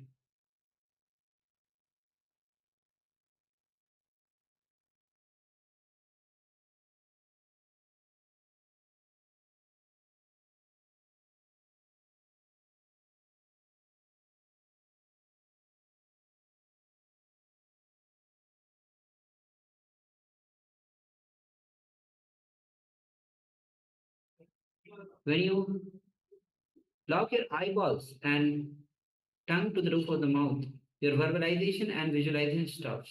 So let's take a few seconds and continue with this step. Then we'll be moving to the humming.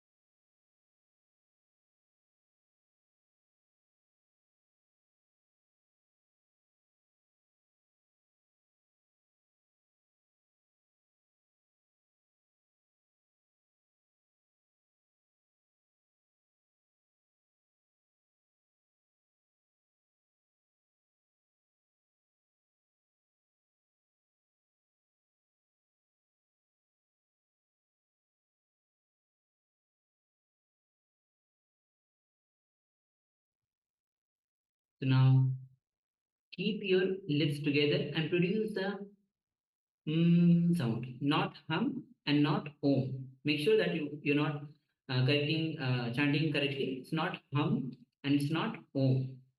Simply keep your lips together and produce the sound. And this humming, this sound should be as lengthy as possible. As you hum, you will exhale. At the end of the humming, let your body inhale naturally as it is necessary.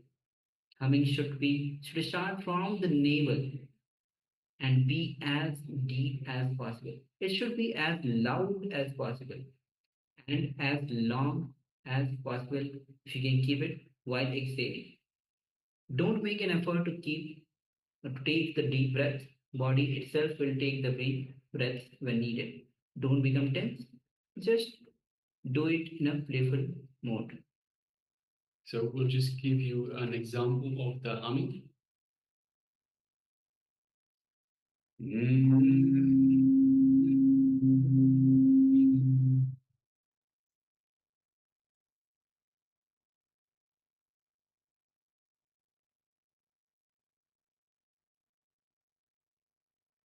So through the mouth, so it's important that not actually through the mouth, but into the lips. So hum into the lips, feel the lips vibrate, just make a sound, but don't make a hum sound.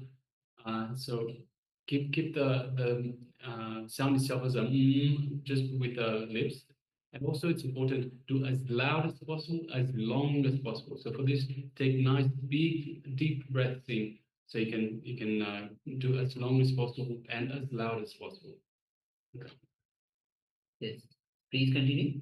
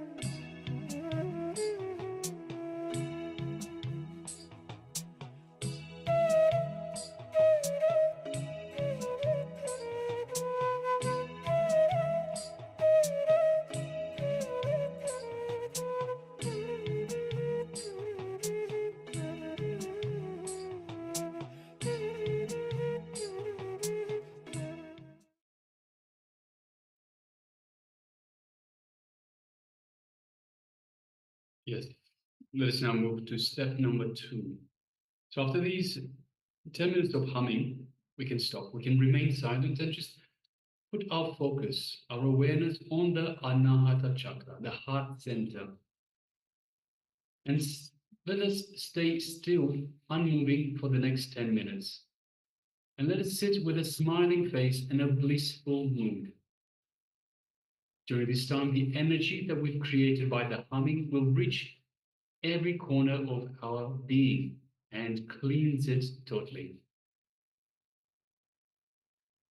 If any thought comes, just let it come. Simply watch your mind, be an observer. Don't resist any thought, just watch, witness. Witness and ignore. So we unclutch. Do not follow it. Do not create another thought. Do not try to suppress it. We cannot suppress it. It will not work. Thoughts are like ripples created in a pool of water. You cannot stop the ripples by putting your hand on the water. You'll just create more ripples. All we need to do is just witness, not resist, but ignore. Let us continue for the next 10 minutes. Once again, let us remain silent, focus on the Anahata Chakra with a smiling, blissful face, and let us just watch our mind. Let us proceed.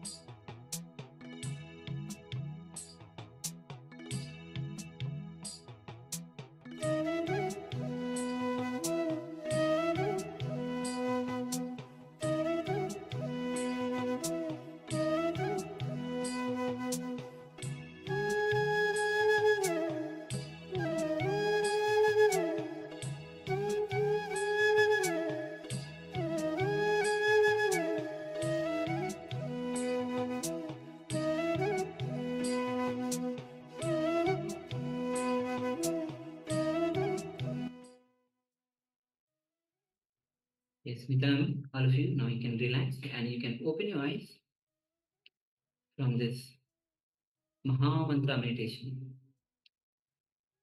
to unlock your Anahata Chakra, the heart center. And with this deep, restful awareness, understand that the moment you start doing the Maha Mantra meditation again and again, the inner chatter that goes on in your being, in inner space, just drastically reduces. So again and again, every day at least once, you should spend time to do the Maha Mantra meditation. So with this, we'll be entering into the next chakra, which is going to be on the Vishuddhi chakra. So now we've worked on the Anahata chakra. Now we'll be moving to the Vishuddhi chakra, which is the throat center. So come to the space of placing, and also you can have the notebook, pen and paper to write down the powerful cognitions related to this chakra as Swamiji reveals. So please come to the space of placing and let's begin.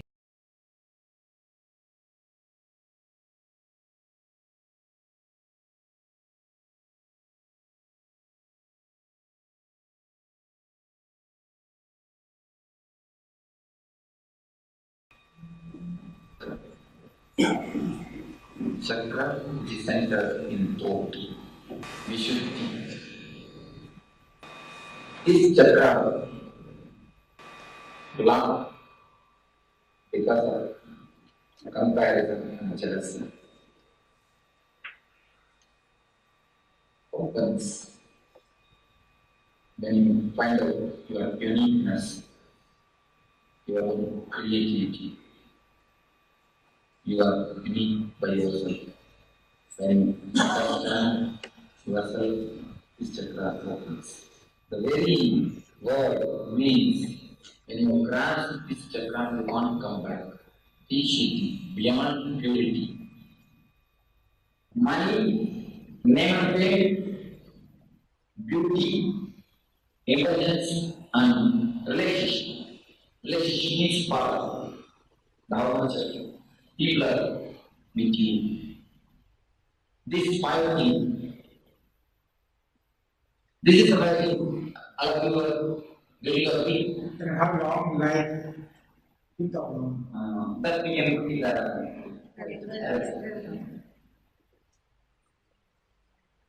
Any other things to be told on this subject?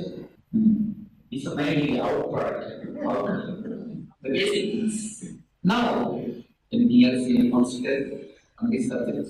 Now let us have a deep look into these 5 things.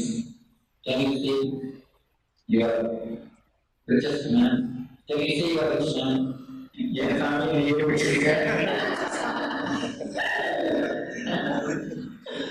Now can you say you are rich man? Can you say you are poor man? We are continuously only either telling that I am poor or I am rich. Telling that I am rich also will create some more worries that I am not richest man. Anyway, what is it? You are either rich man or poor man.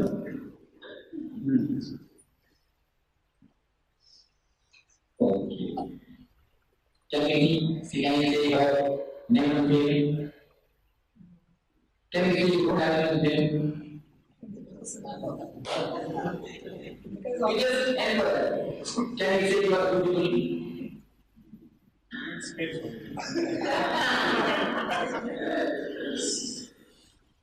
Can you say any of us that I am beautiful? Can you say that I am ugly? No skill. No skill. We are measuring our whole life in scale which is not a skill. Just with some data, some imagination. You are trying to build your life on the false data. Who can be human? Who can use it as a measure? How can it be said? What is the scale? You know, whatever is that newspaper, many people just done the newspaper over next page.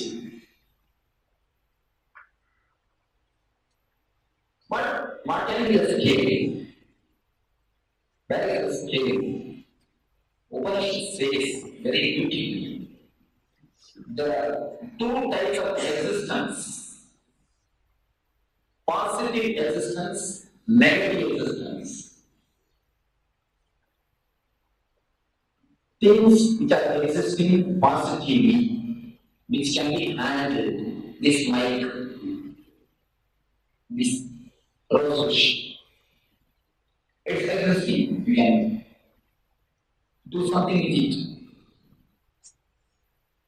Things which are existing negatively, darkness in the room. You can't do anything directly in the darkness to remove the darkness. Do you understand? To remove the rose bush, you can do it directly in the rose bush. You can handle the rose bush. You can touch it, remove it. If you want something to be done to the rose bush, you can do it directly. It's positive existence. The darkness in the room, can you remove it? Can you handle it? No. Anybody knows how to handle the darkness? Must be a magician. So two kinds of existence are there. One way which very deeply explains. People are just trying to continuously work with their shadow. With the darkness.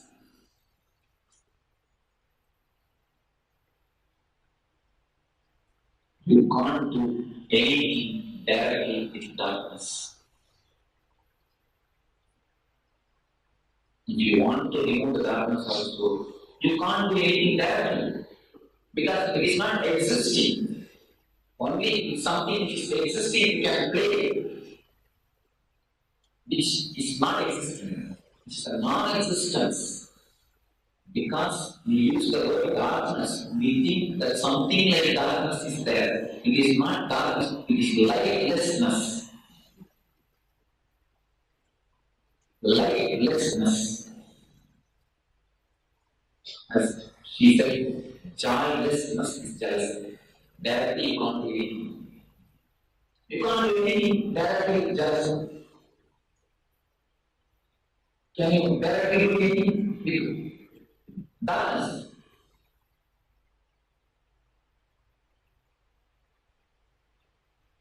Then if you want to catch your shadow, how long to run? Run and run and run. You won't be able to catch. If you don't bother, just walk in the way. You'll be following.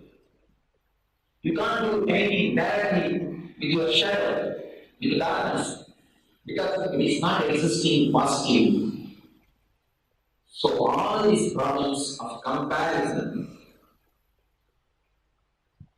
they don't have positive existence. You say you can't say that you are rich man. You can't say you are poor man. A long queue is there. You are standing in front of you, crores and crores. Backside you, crores and crores. Infinity and infinity. Same way. In the name of faith. One person, can anybody say that I'm the famous man? No. And nobody can say that I don't have any faith. Everybody has got little. In front, big crowd. Backside also, big crowd. Same beauty. Who can say I'm beauty? Anybody? Who want to say it? Where is the scale? This side will beat you, and this side will beat you. Next. Indulgence.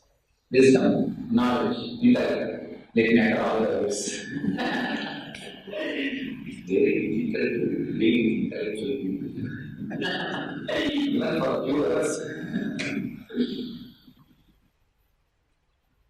But to be very, very cautious and careful in the story of thriller. Let's say that I am a fool. I don't have evidence. Nobody. That is the scale. There are two types of reality. Reality, comparative reality. Comparative reality is non-existential. But our whole life is completely tortured, bothered, disturbed. We live in hell just because of this comparative reality. Just because of this non-existential phenomenon, ghost-like phenomenon, Maya, as you say, Yama iti Maya, which is not there. That is so much suffering.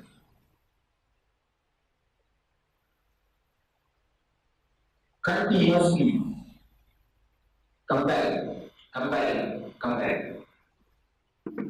Anything, any step, compare. Mahavira says beautifully, when somebody is sent to this world, whatever quantity he takes is also sent to the world. Anybody James? Mahavira's idea. Not only your food is sent, I say, when you come to this world, you bring enough energy, karma, capacity to work out and to live your life perfectly. But as soon as you come here, instead of living your life, you started living others' life also. By comparing. You have been sent with 10,000 rupees to NGO to bring your team. After you go there, you meet a friend who purchases a refrigerator. It's a 15,000. Either you switch over to the refrigerator or you purchase both. Refrigerator and tea. Then the remaining money,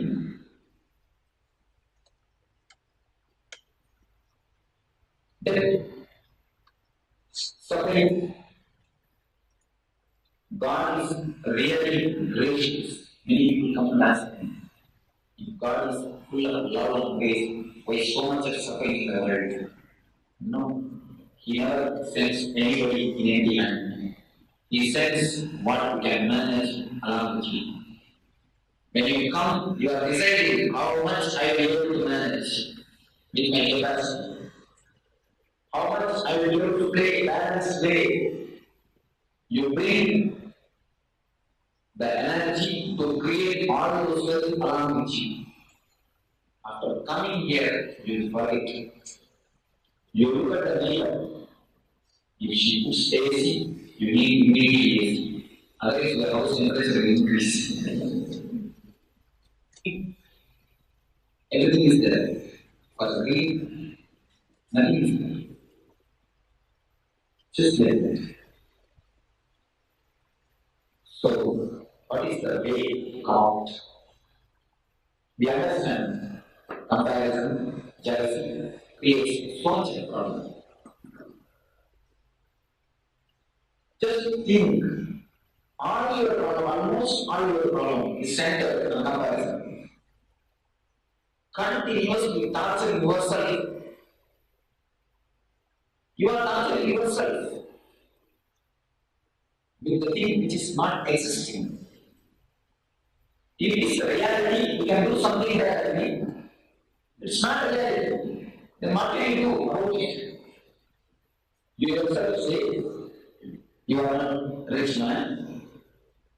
You yourself say you are not beautiful. You yourself say that you don't have any pain. And you yourself again say that I am not a poor man. See the mental game. Mind is just playing a trick with you. You are continuously cheated by your mind. And rose bush, palm bush. Never try to be somebody else. If you are looking at finding out your own inner creativity, inner potentials, finding out your own tune, your own tone, your core. If you have found your core, if you find your own core, your own way of life and live, you will not be compared to others. Comparison and jealousy exist because you don't know who you are. You don't know what is your life. That is why you are just continuously comparing the other's life. If you know something as your life, you will not start comparing with others' life. Tree, another tree is the same. No? Everything is unique. Why you go for a tree? Even one tree, no two branches are same. If you look deep, no two leaves are same. Everything in existence is as unique as it is. Nothing can become perfect. But man is the only animal uprooted from existence. We are continuously comparing. We have lost connection with existence. If you are rooted in existence, in the God, in the nature, you will not feel that you are uprooted. You will know that what is the core of your life, what is the uniqueness of your life. You will not be comparing yourself with others. You will not be living for the sake of others. You will live your own life. You will be fulfilling your own life.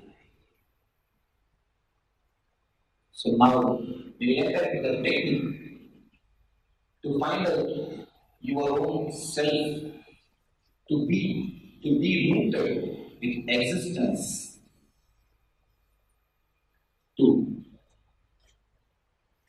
have tune with our being, to discover the core of our being. Cleaning. Shuddhi means clean. Vishuddhi, beyond clean. It means it is already clean.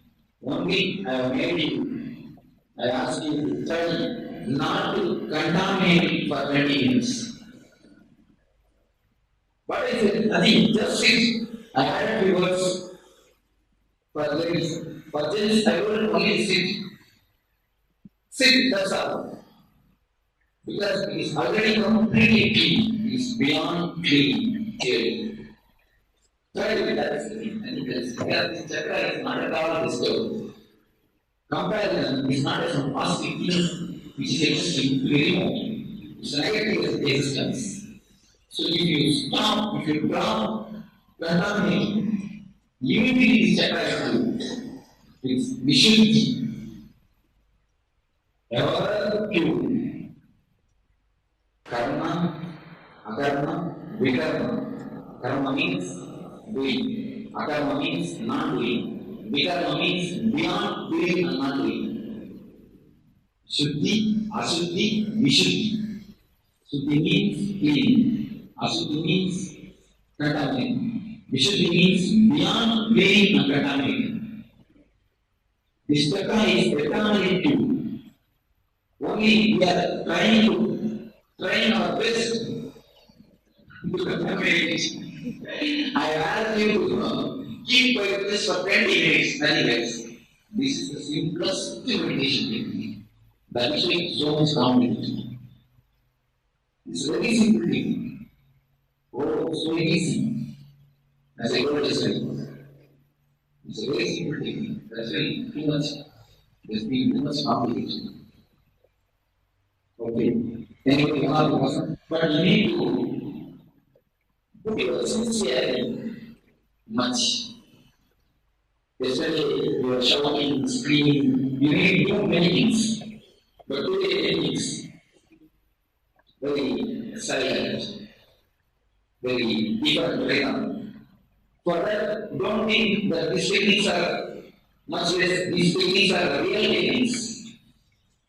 You need to put your sincerity. Yesterday you are prepared to put your sincerity. Only today you are putting your sincerity.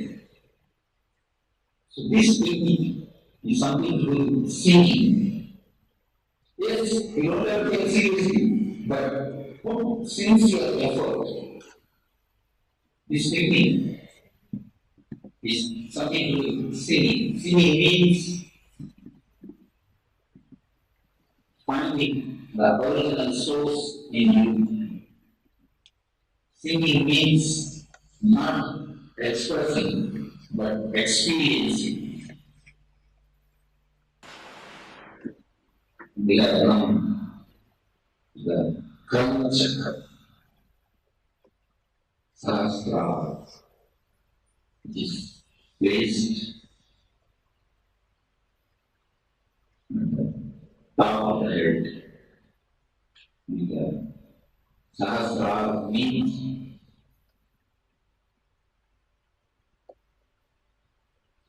thousands of countless. It's not exactly thousand. It is not many, but countless is the because are ladies, the are which is countless. They just want to express the infinity. So they are using the word Sahasrara.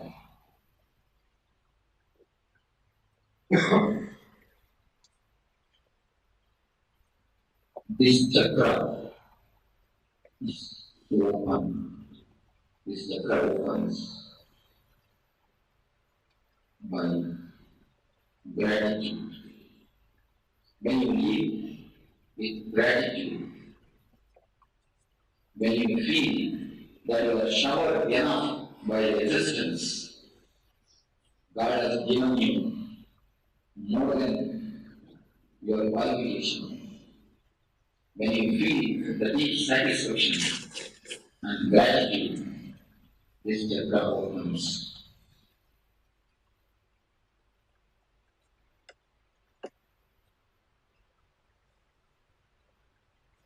But life, there are many ways of life.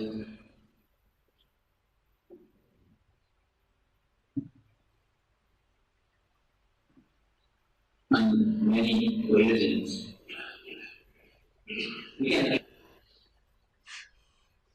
you list out things which you don't have, you can make a big list. You can make a very big list, which is infinite. You can make a long list, which can go beyond the years. The same way, if you make things which you have, you make a list of things which you have, that also you can make a long list. You can start with your have, because many people don't have. Start with have. You can make a very big list. Decide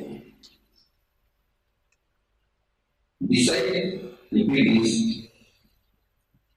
And decide another big list.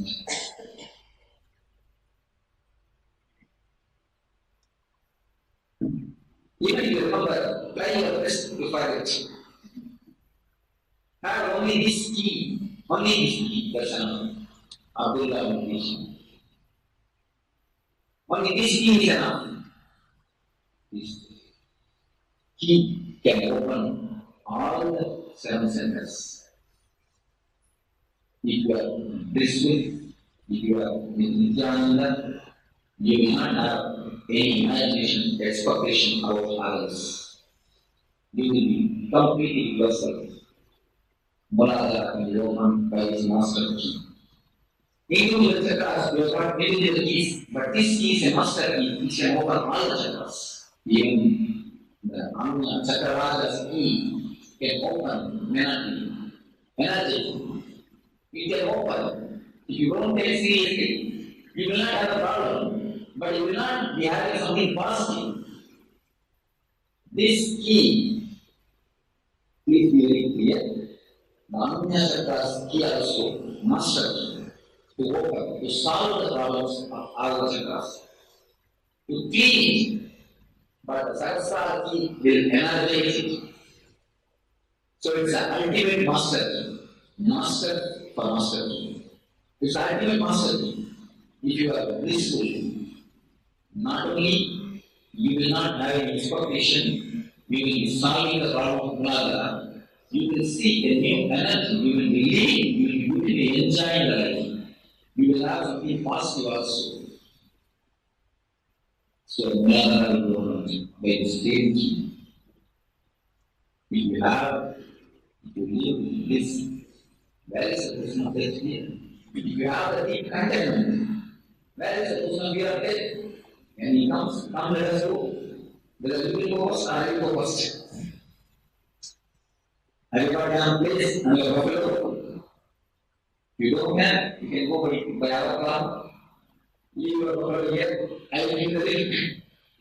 You can give lift to your mom. If you have the contentment of living, satisfaction, bliss. So that Nityananda can open Swadhisthana also. What is the very word Nityananda can simply dissolve for it. It can open mind world.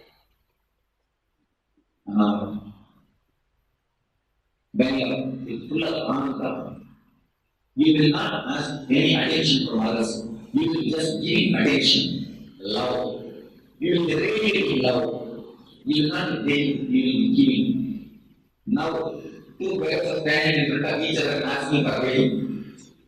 Please give some attention. Please give some attention. Instead of that, you will be in a position of giving. You should be your blissful. That is a question of comparison. Compare with others. Only they will tell something, not you will tell. So, you should be also involved by his master key, the energies. And you are blissful, you cannot take anything seriously. You will not take anything seriously. Your intelligence will be in an ultimate state if you are blissful. Any problem, if you want to solve, most of us have got an idea. Before solving some problems, we go to some temple, do some prayer, do something. Some rituals will be having. I give you a new ritual. Just close your eyes for a few moments and be in a mood of bliss. Just feel that your whole being is smiling.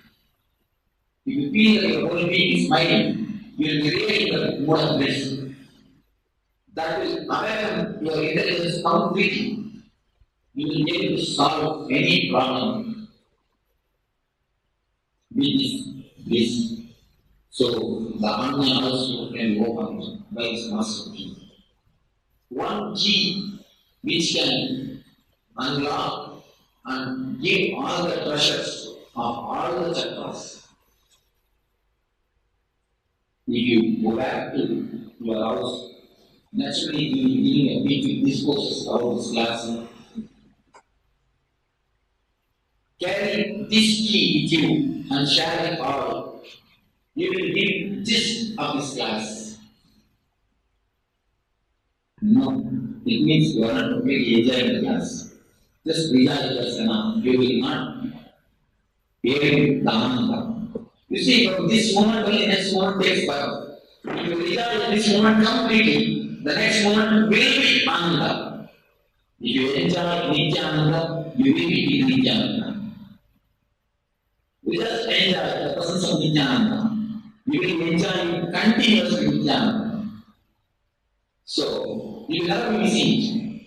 Because from this moment only next moment takes birth.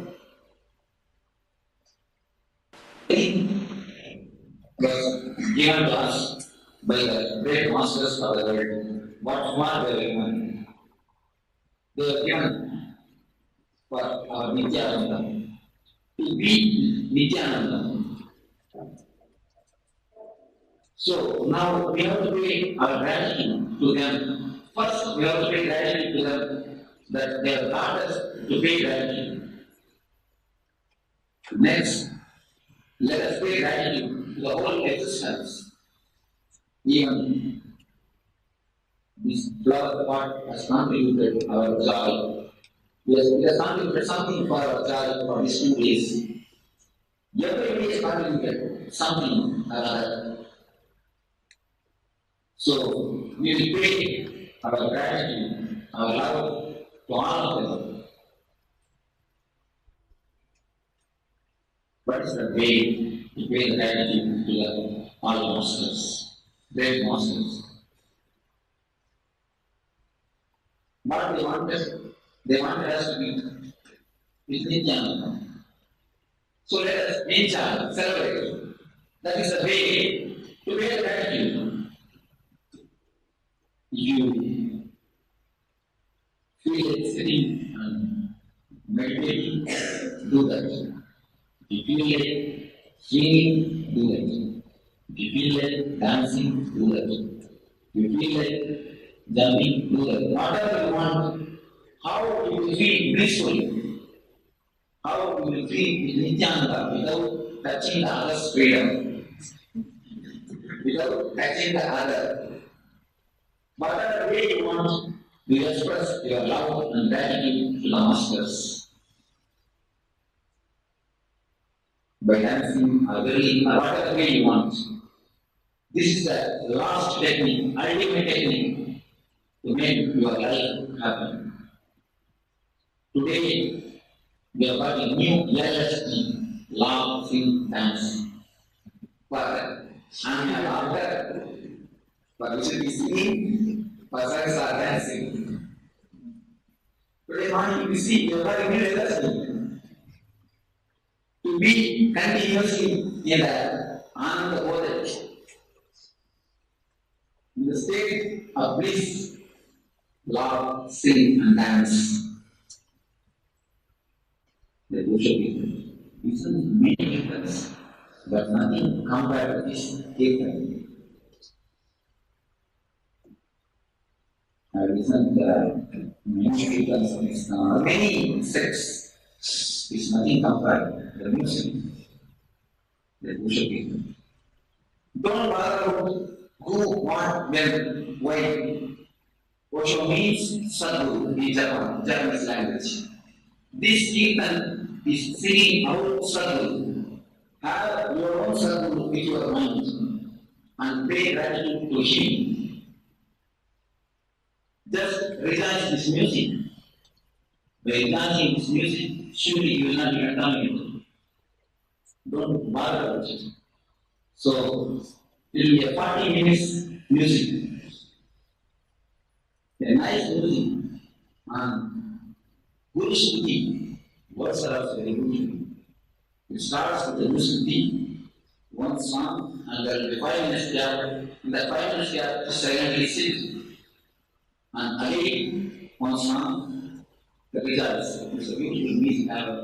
They have selected at least from 100 places. 100 places I have selected this music for this celebration. Many places are written, but slowly taking to the up move It's just a very nice pose.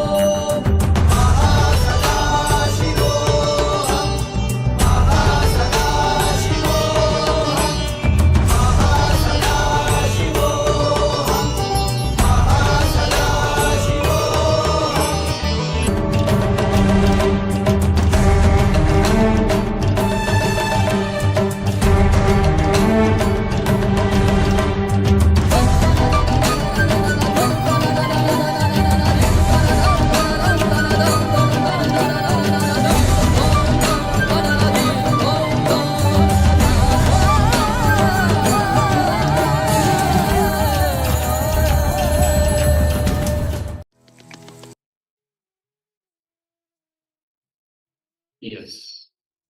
So welcome back. So those were some wonderful revelations by the Supreme Pontiff of Hinduism on the Vishuddhi chakra. Now let us go straight into the internalization exercise for the same, for the Vishuddhi chakra. Working on the Vishuddhi chakra. So requesting everyone, let us get into this exercise. In fact, there will be a number of different exercises. We'll go through each exercise one at a time. So let us start with the first exercise. And you will need a pen and paper for this. So requesting everyone, please make sure you have a pen and paper with you. If you haven't, please gather one now. Just take a moment and gather a pen and paper. Also requesting participants, we have a number of participants with the cameras switched off. So we have Ma Nitya Parmashakti, Ma Ananda Yogini, Ma Lizzie Wang, Ma Wang Han Yu, and also Kixing Wang Aya. If you could please all switch on your cameras and be available for this for the program. Yes, Ma Lizzie Wang has switched on her camera. Thank you very much. All right, so let us start with the first exercise. Make sure you have a pen and paper ready. And let us look in and identify at least 2 situations in your life where you experienced jealousy and used it as a justification mechanism. So once again, let's look in and identify at least 2 situations in your life where you experienced jealousy and you used it as a justification mechanism.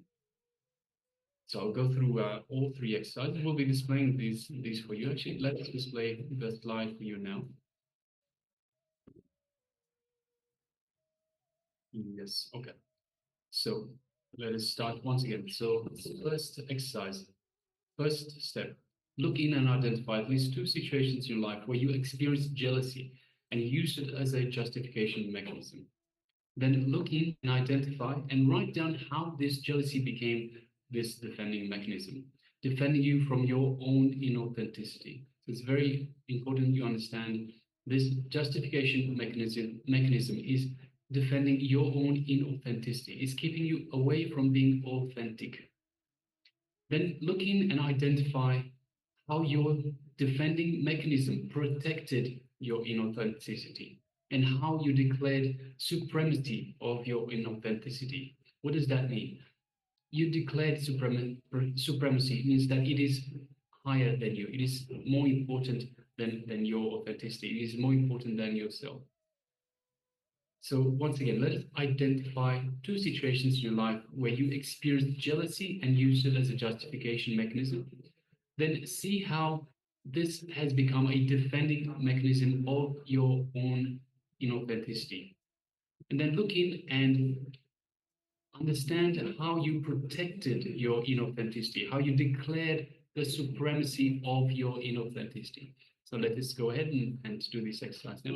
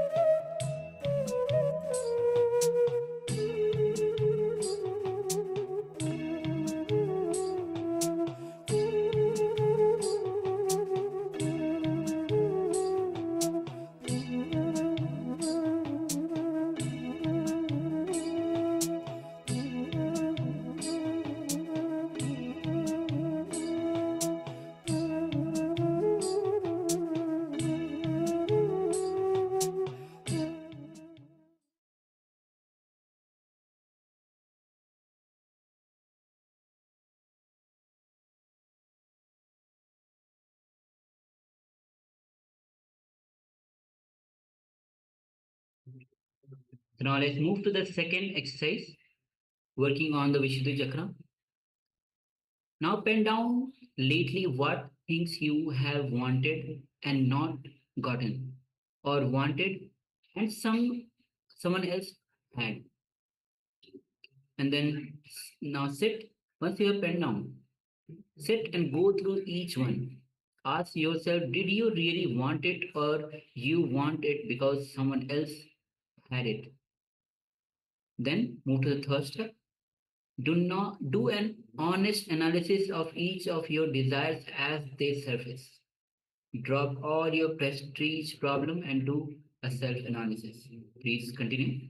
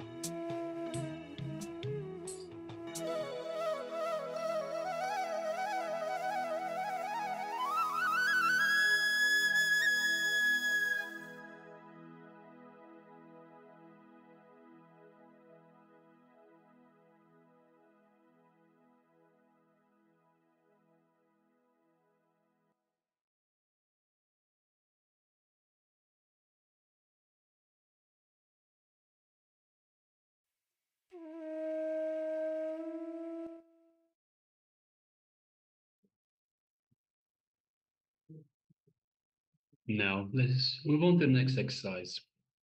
Still working on the Vishuddhi chakra. Look carefully at what you have taken on recently. Be authentic with yourself by seeing, have you taken this on or done this because you think it's going to expand you? Or are you doing it as you think you should, or others think you should? Or it might be something that you think a professional does, or a mother or a father does, whatever your situation is. So just take a moment and look deep within. Are you doing it out of comparison and jealousy? Or are you doing it because it's going to expand you? When you align with what you are doing inside and outside, then your expansion happens and the Vishuddhi chakra opens up. So once again, let us look inside. So looking carefully at what you have taken on recently and ask yourself, is it going to expand you, or are you doing it out of comparison and jealousy? Let us continue.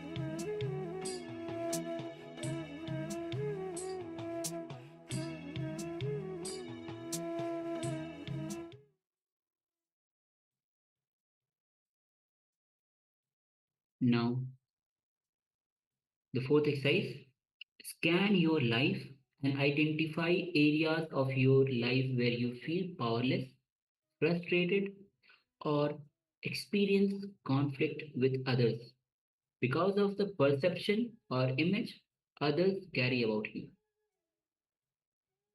Example, your spouse always wants you to be loving, caring, and forgiving attitude, and it seems impossible for you to be that way all the time. Understand, whenever you feel powerless or experience a conflict in your life related to others and the image they carry about you, you are not taking responsibility for the image or perception they carry about you. So please scan your life and identify the areas of your life where you feel powerless, frustrated, or experience conflict with others because of perceptions or image others carry about you. Please continue.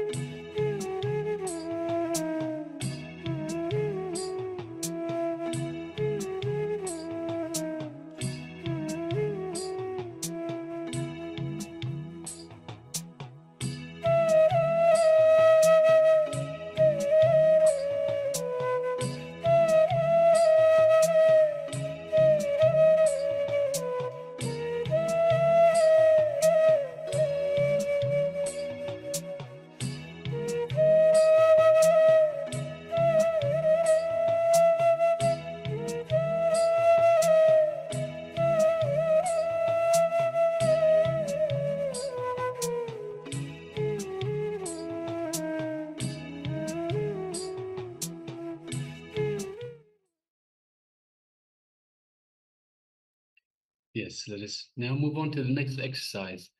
Scan your life and identify areas of your life where you feel powerless, you feel frustrated, or you experience conflict with others because of the perception or image that others carry about you. So, others' image of you. For example, your spouse always wants you to be loving, caring, and forgiving attitude, and it seems impossible for you to be that way all the time.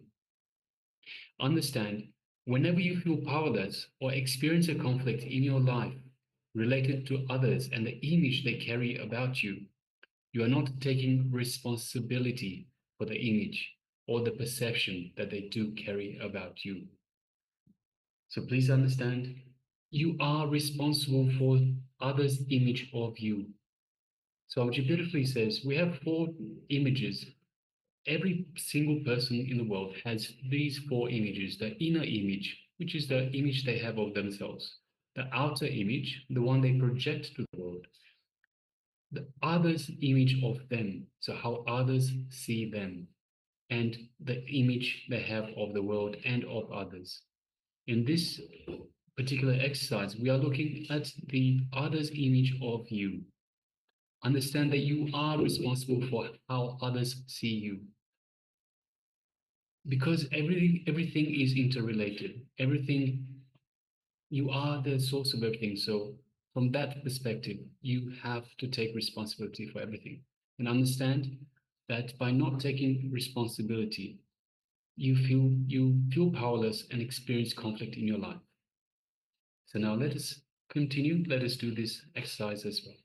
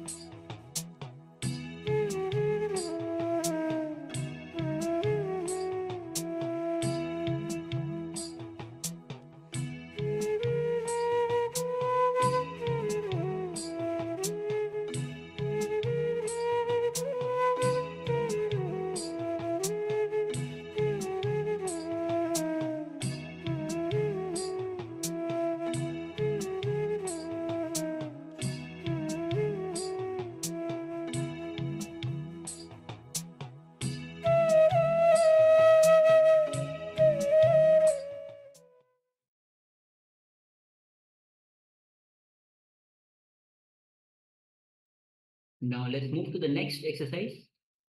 Look in and identify at least 2 situations in your life where you experienced jealousy and you used it to justify not wanting to expand. Next step, look in, identify and write down how you used this jealousy to defend yourself.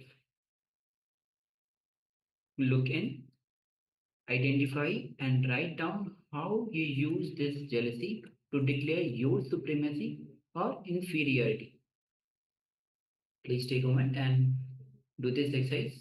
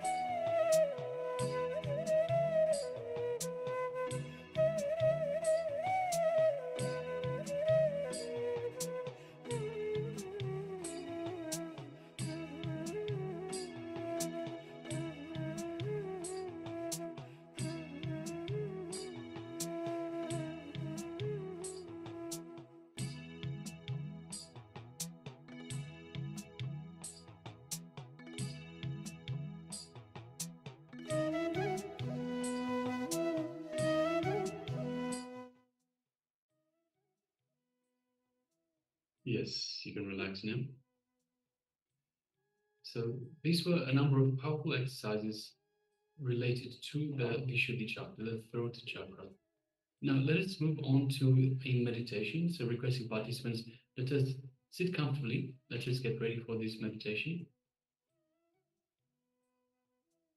And meanwhile, if you have any questions on anything that we've covered so far in the program, so far today, any questions at all, please make sure that you do ask us. Where this is what we're here for. We are here for you. So basically, if you have any questions, get them cleared up as soon as possible. Don't wait just in case you will get answered sometime later. See, the way the program works, and of course, this is just the second day of the glimpses. Tomorrow starts the next season of the program itself. So we start once again with the first day of the season. But the way the program works is everything builds on top of each other. So we start off with a little bit of information, then we add some more and some more after that and so forth, just building on top of each other. If we miss vital information in the first layer, in the base layer, just like you're building a house, you can't have a house without the structure at the bottom, without the foundation itself. So if you miss some information at the foundation level, at the base level, then the whole structure may not be stable. So it is very important. Any questions that you have at any time, if you're unclear about something, please ask us. Use the you can use the chat provider. So whether you're following us on YouTube on the one way, we're monitoring the chat box there as well. And also, if you are in the Zoom room on two-way, of course, we have the Zoom chat box here as well. So requesting any questions you have, please let us know. And we are here to serve you. We are here to make sure that Swamiji brings this superconscious breakthrough to humanity, to yourselves. So let us now move into the meditation itself. So the next meditation is technique to realize one's uniqueness and energy reserve. Swami says that all of us are unique. We are not equal, we are unique. The moment we realize that we are unique, we start looking inside. So this meditation technique is to realize one's uniqueness. This name of the technique is Ocean of Energy technique. Shakti Sagar meditation. Shakti is energy, Sagar is the ocean. So Ocean of Energy technique. So this duration is going to be 30 minutes of guided meditation. So this is basically taken from the Zen Buddhism, and this technique is to realize one's uniqueness and energy reserve. So just an explanation of the meditation itself. The key to this meditation is to keep the mind fixed on the Vishuddhi, the throat center, the throat chakra, while the body is moving. So we will stand with our eyes closed and focus on the Vishuddhi chakra, on the throat center. And we request participants, please stand behind a chair, something to support, to hold on to you, because it will be required. So stand behind a chair or some sort of a support and hold it. And hold it. So it's an important part. The request of participants. Let us do this now. Let us stand behind a chair or some sort of support that you are holding and close your eyes. So we will be doing some exercise, some movement with our eyes closed. So it is important that we hold on to something so we don't start bumping into walls and going into places, hurting ourselves. So once again, requesting participants, hold on to a chair or something, some sort of a support, so it can keep you in the same place. So you can stand up, close your eyes, hold on to a support or a chair in front of you. And let us get ready for this meditation, for this guided meditation. So once you have stood up, start walking slowly, very slowly, in the same spot where you are standing.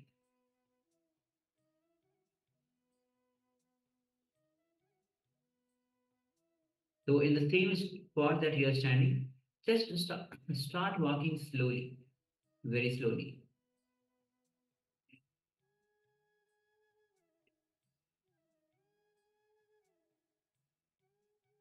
Now start increasing your pace very gradually. So very gradually start to increase your pace. Keep walking faster and faster in the same spot. So you're not moving out of your spot.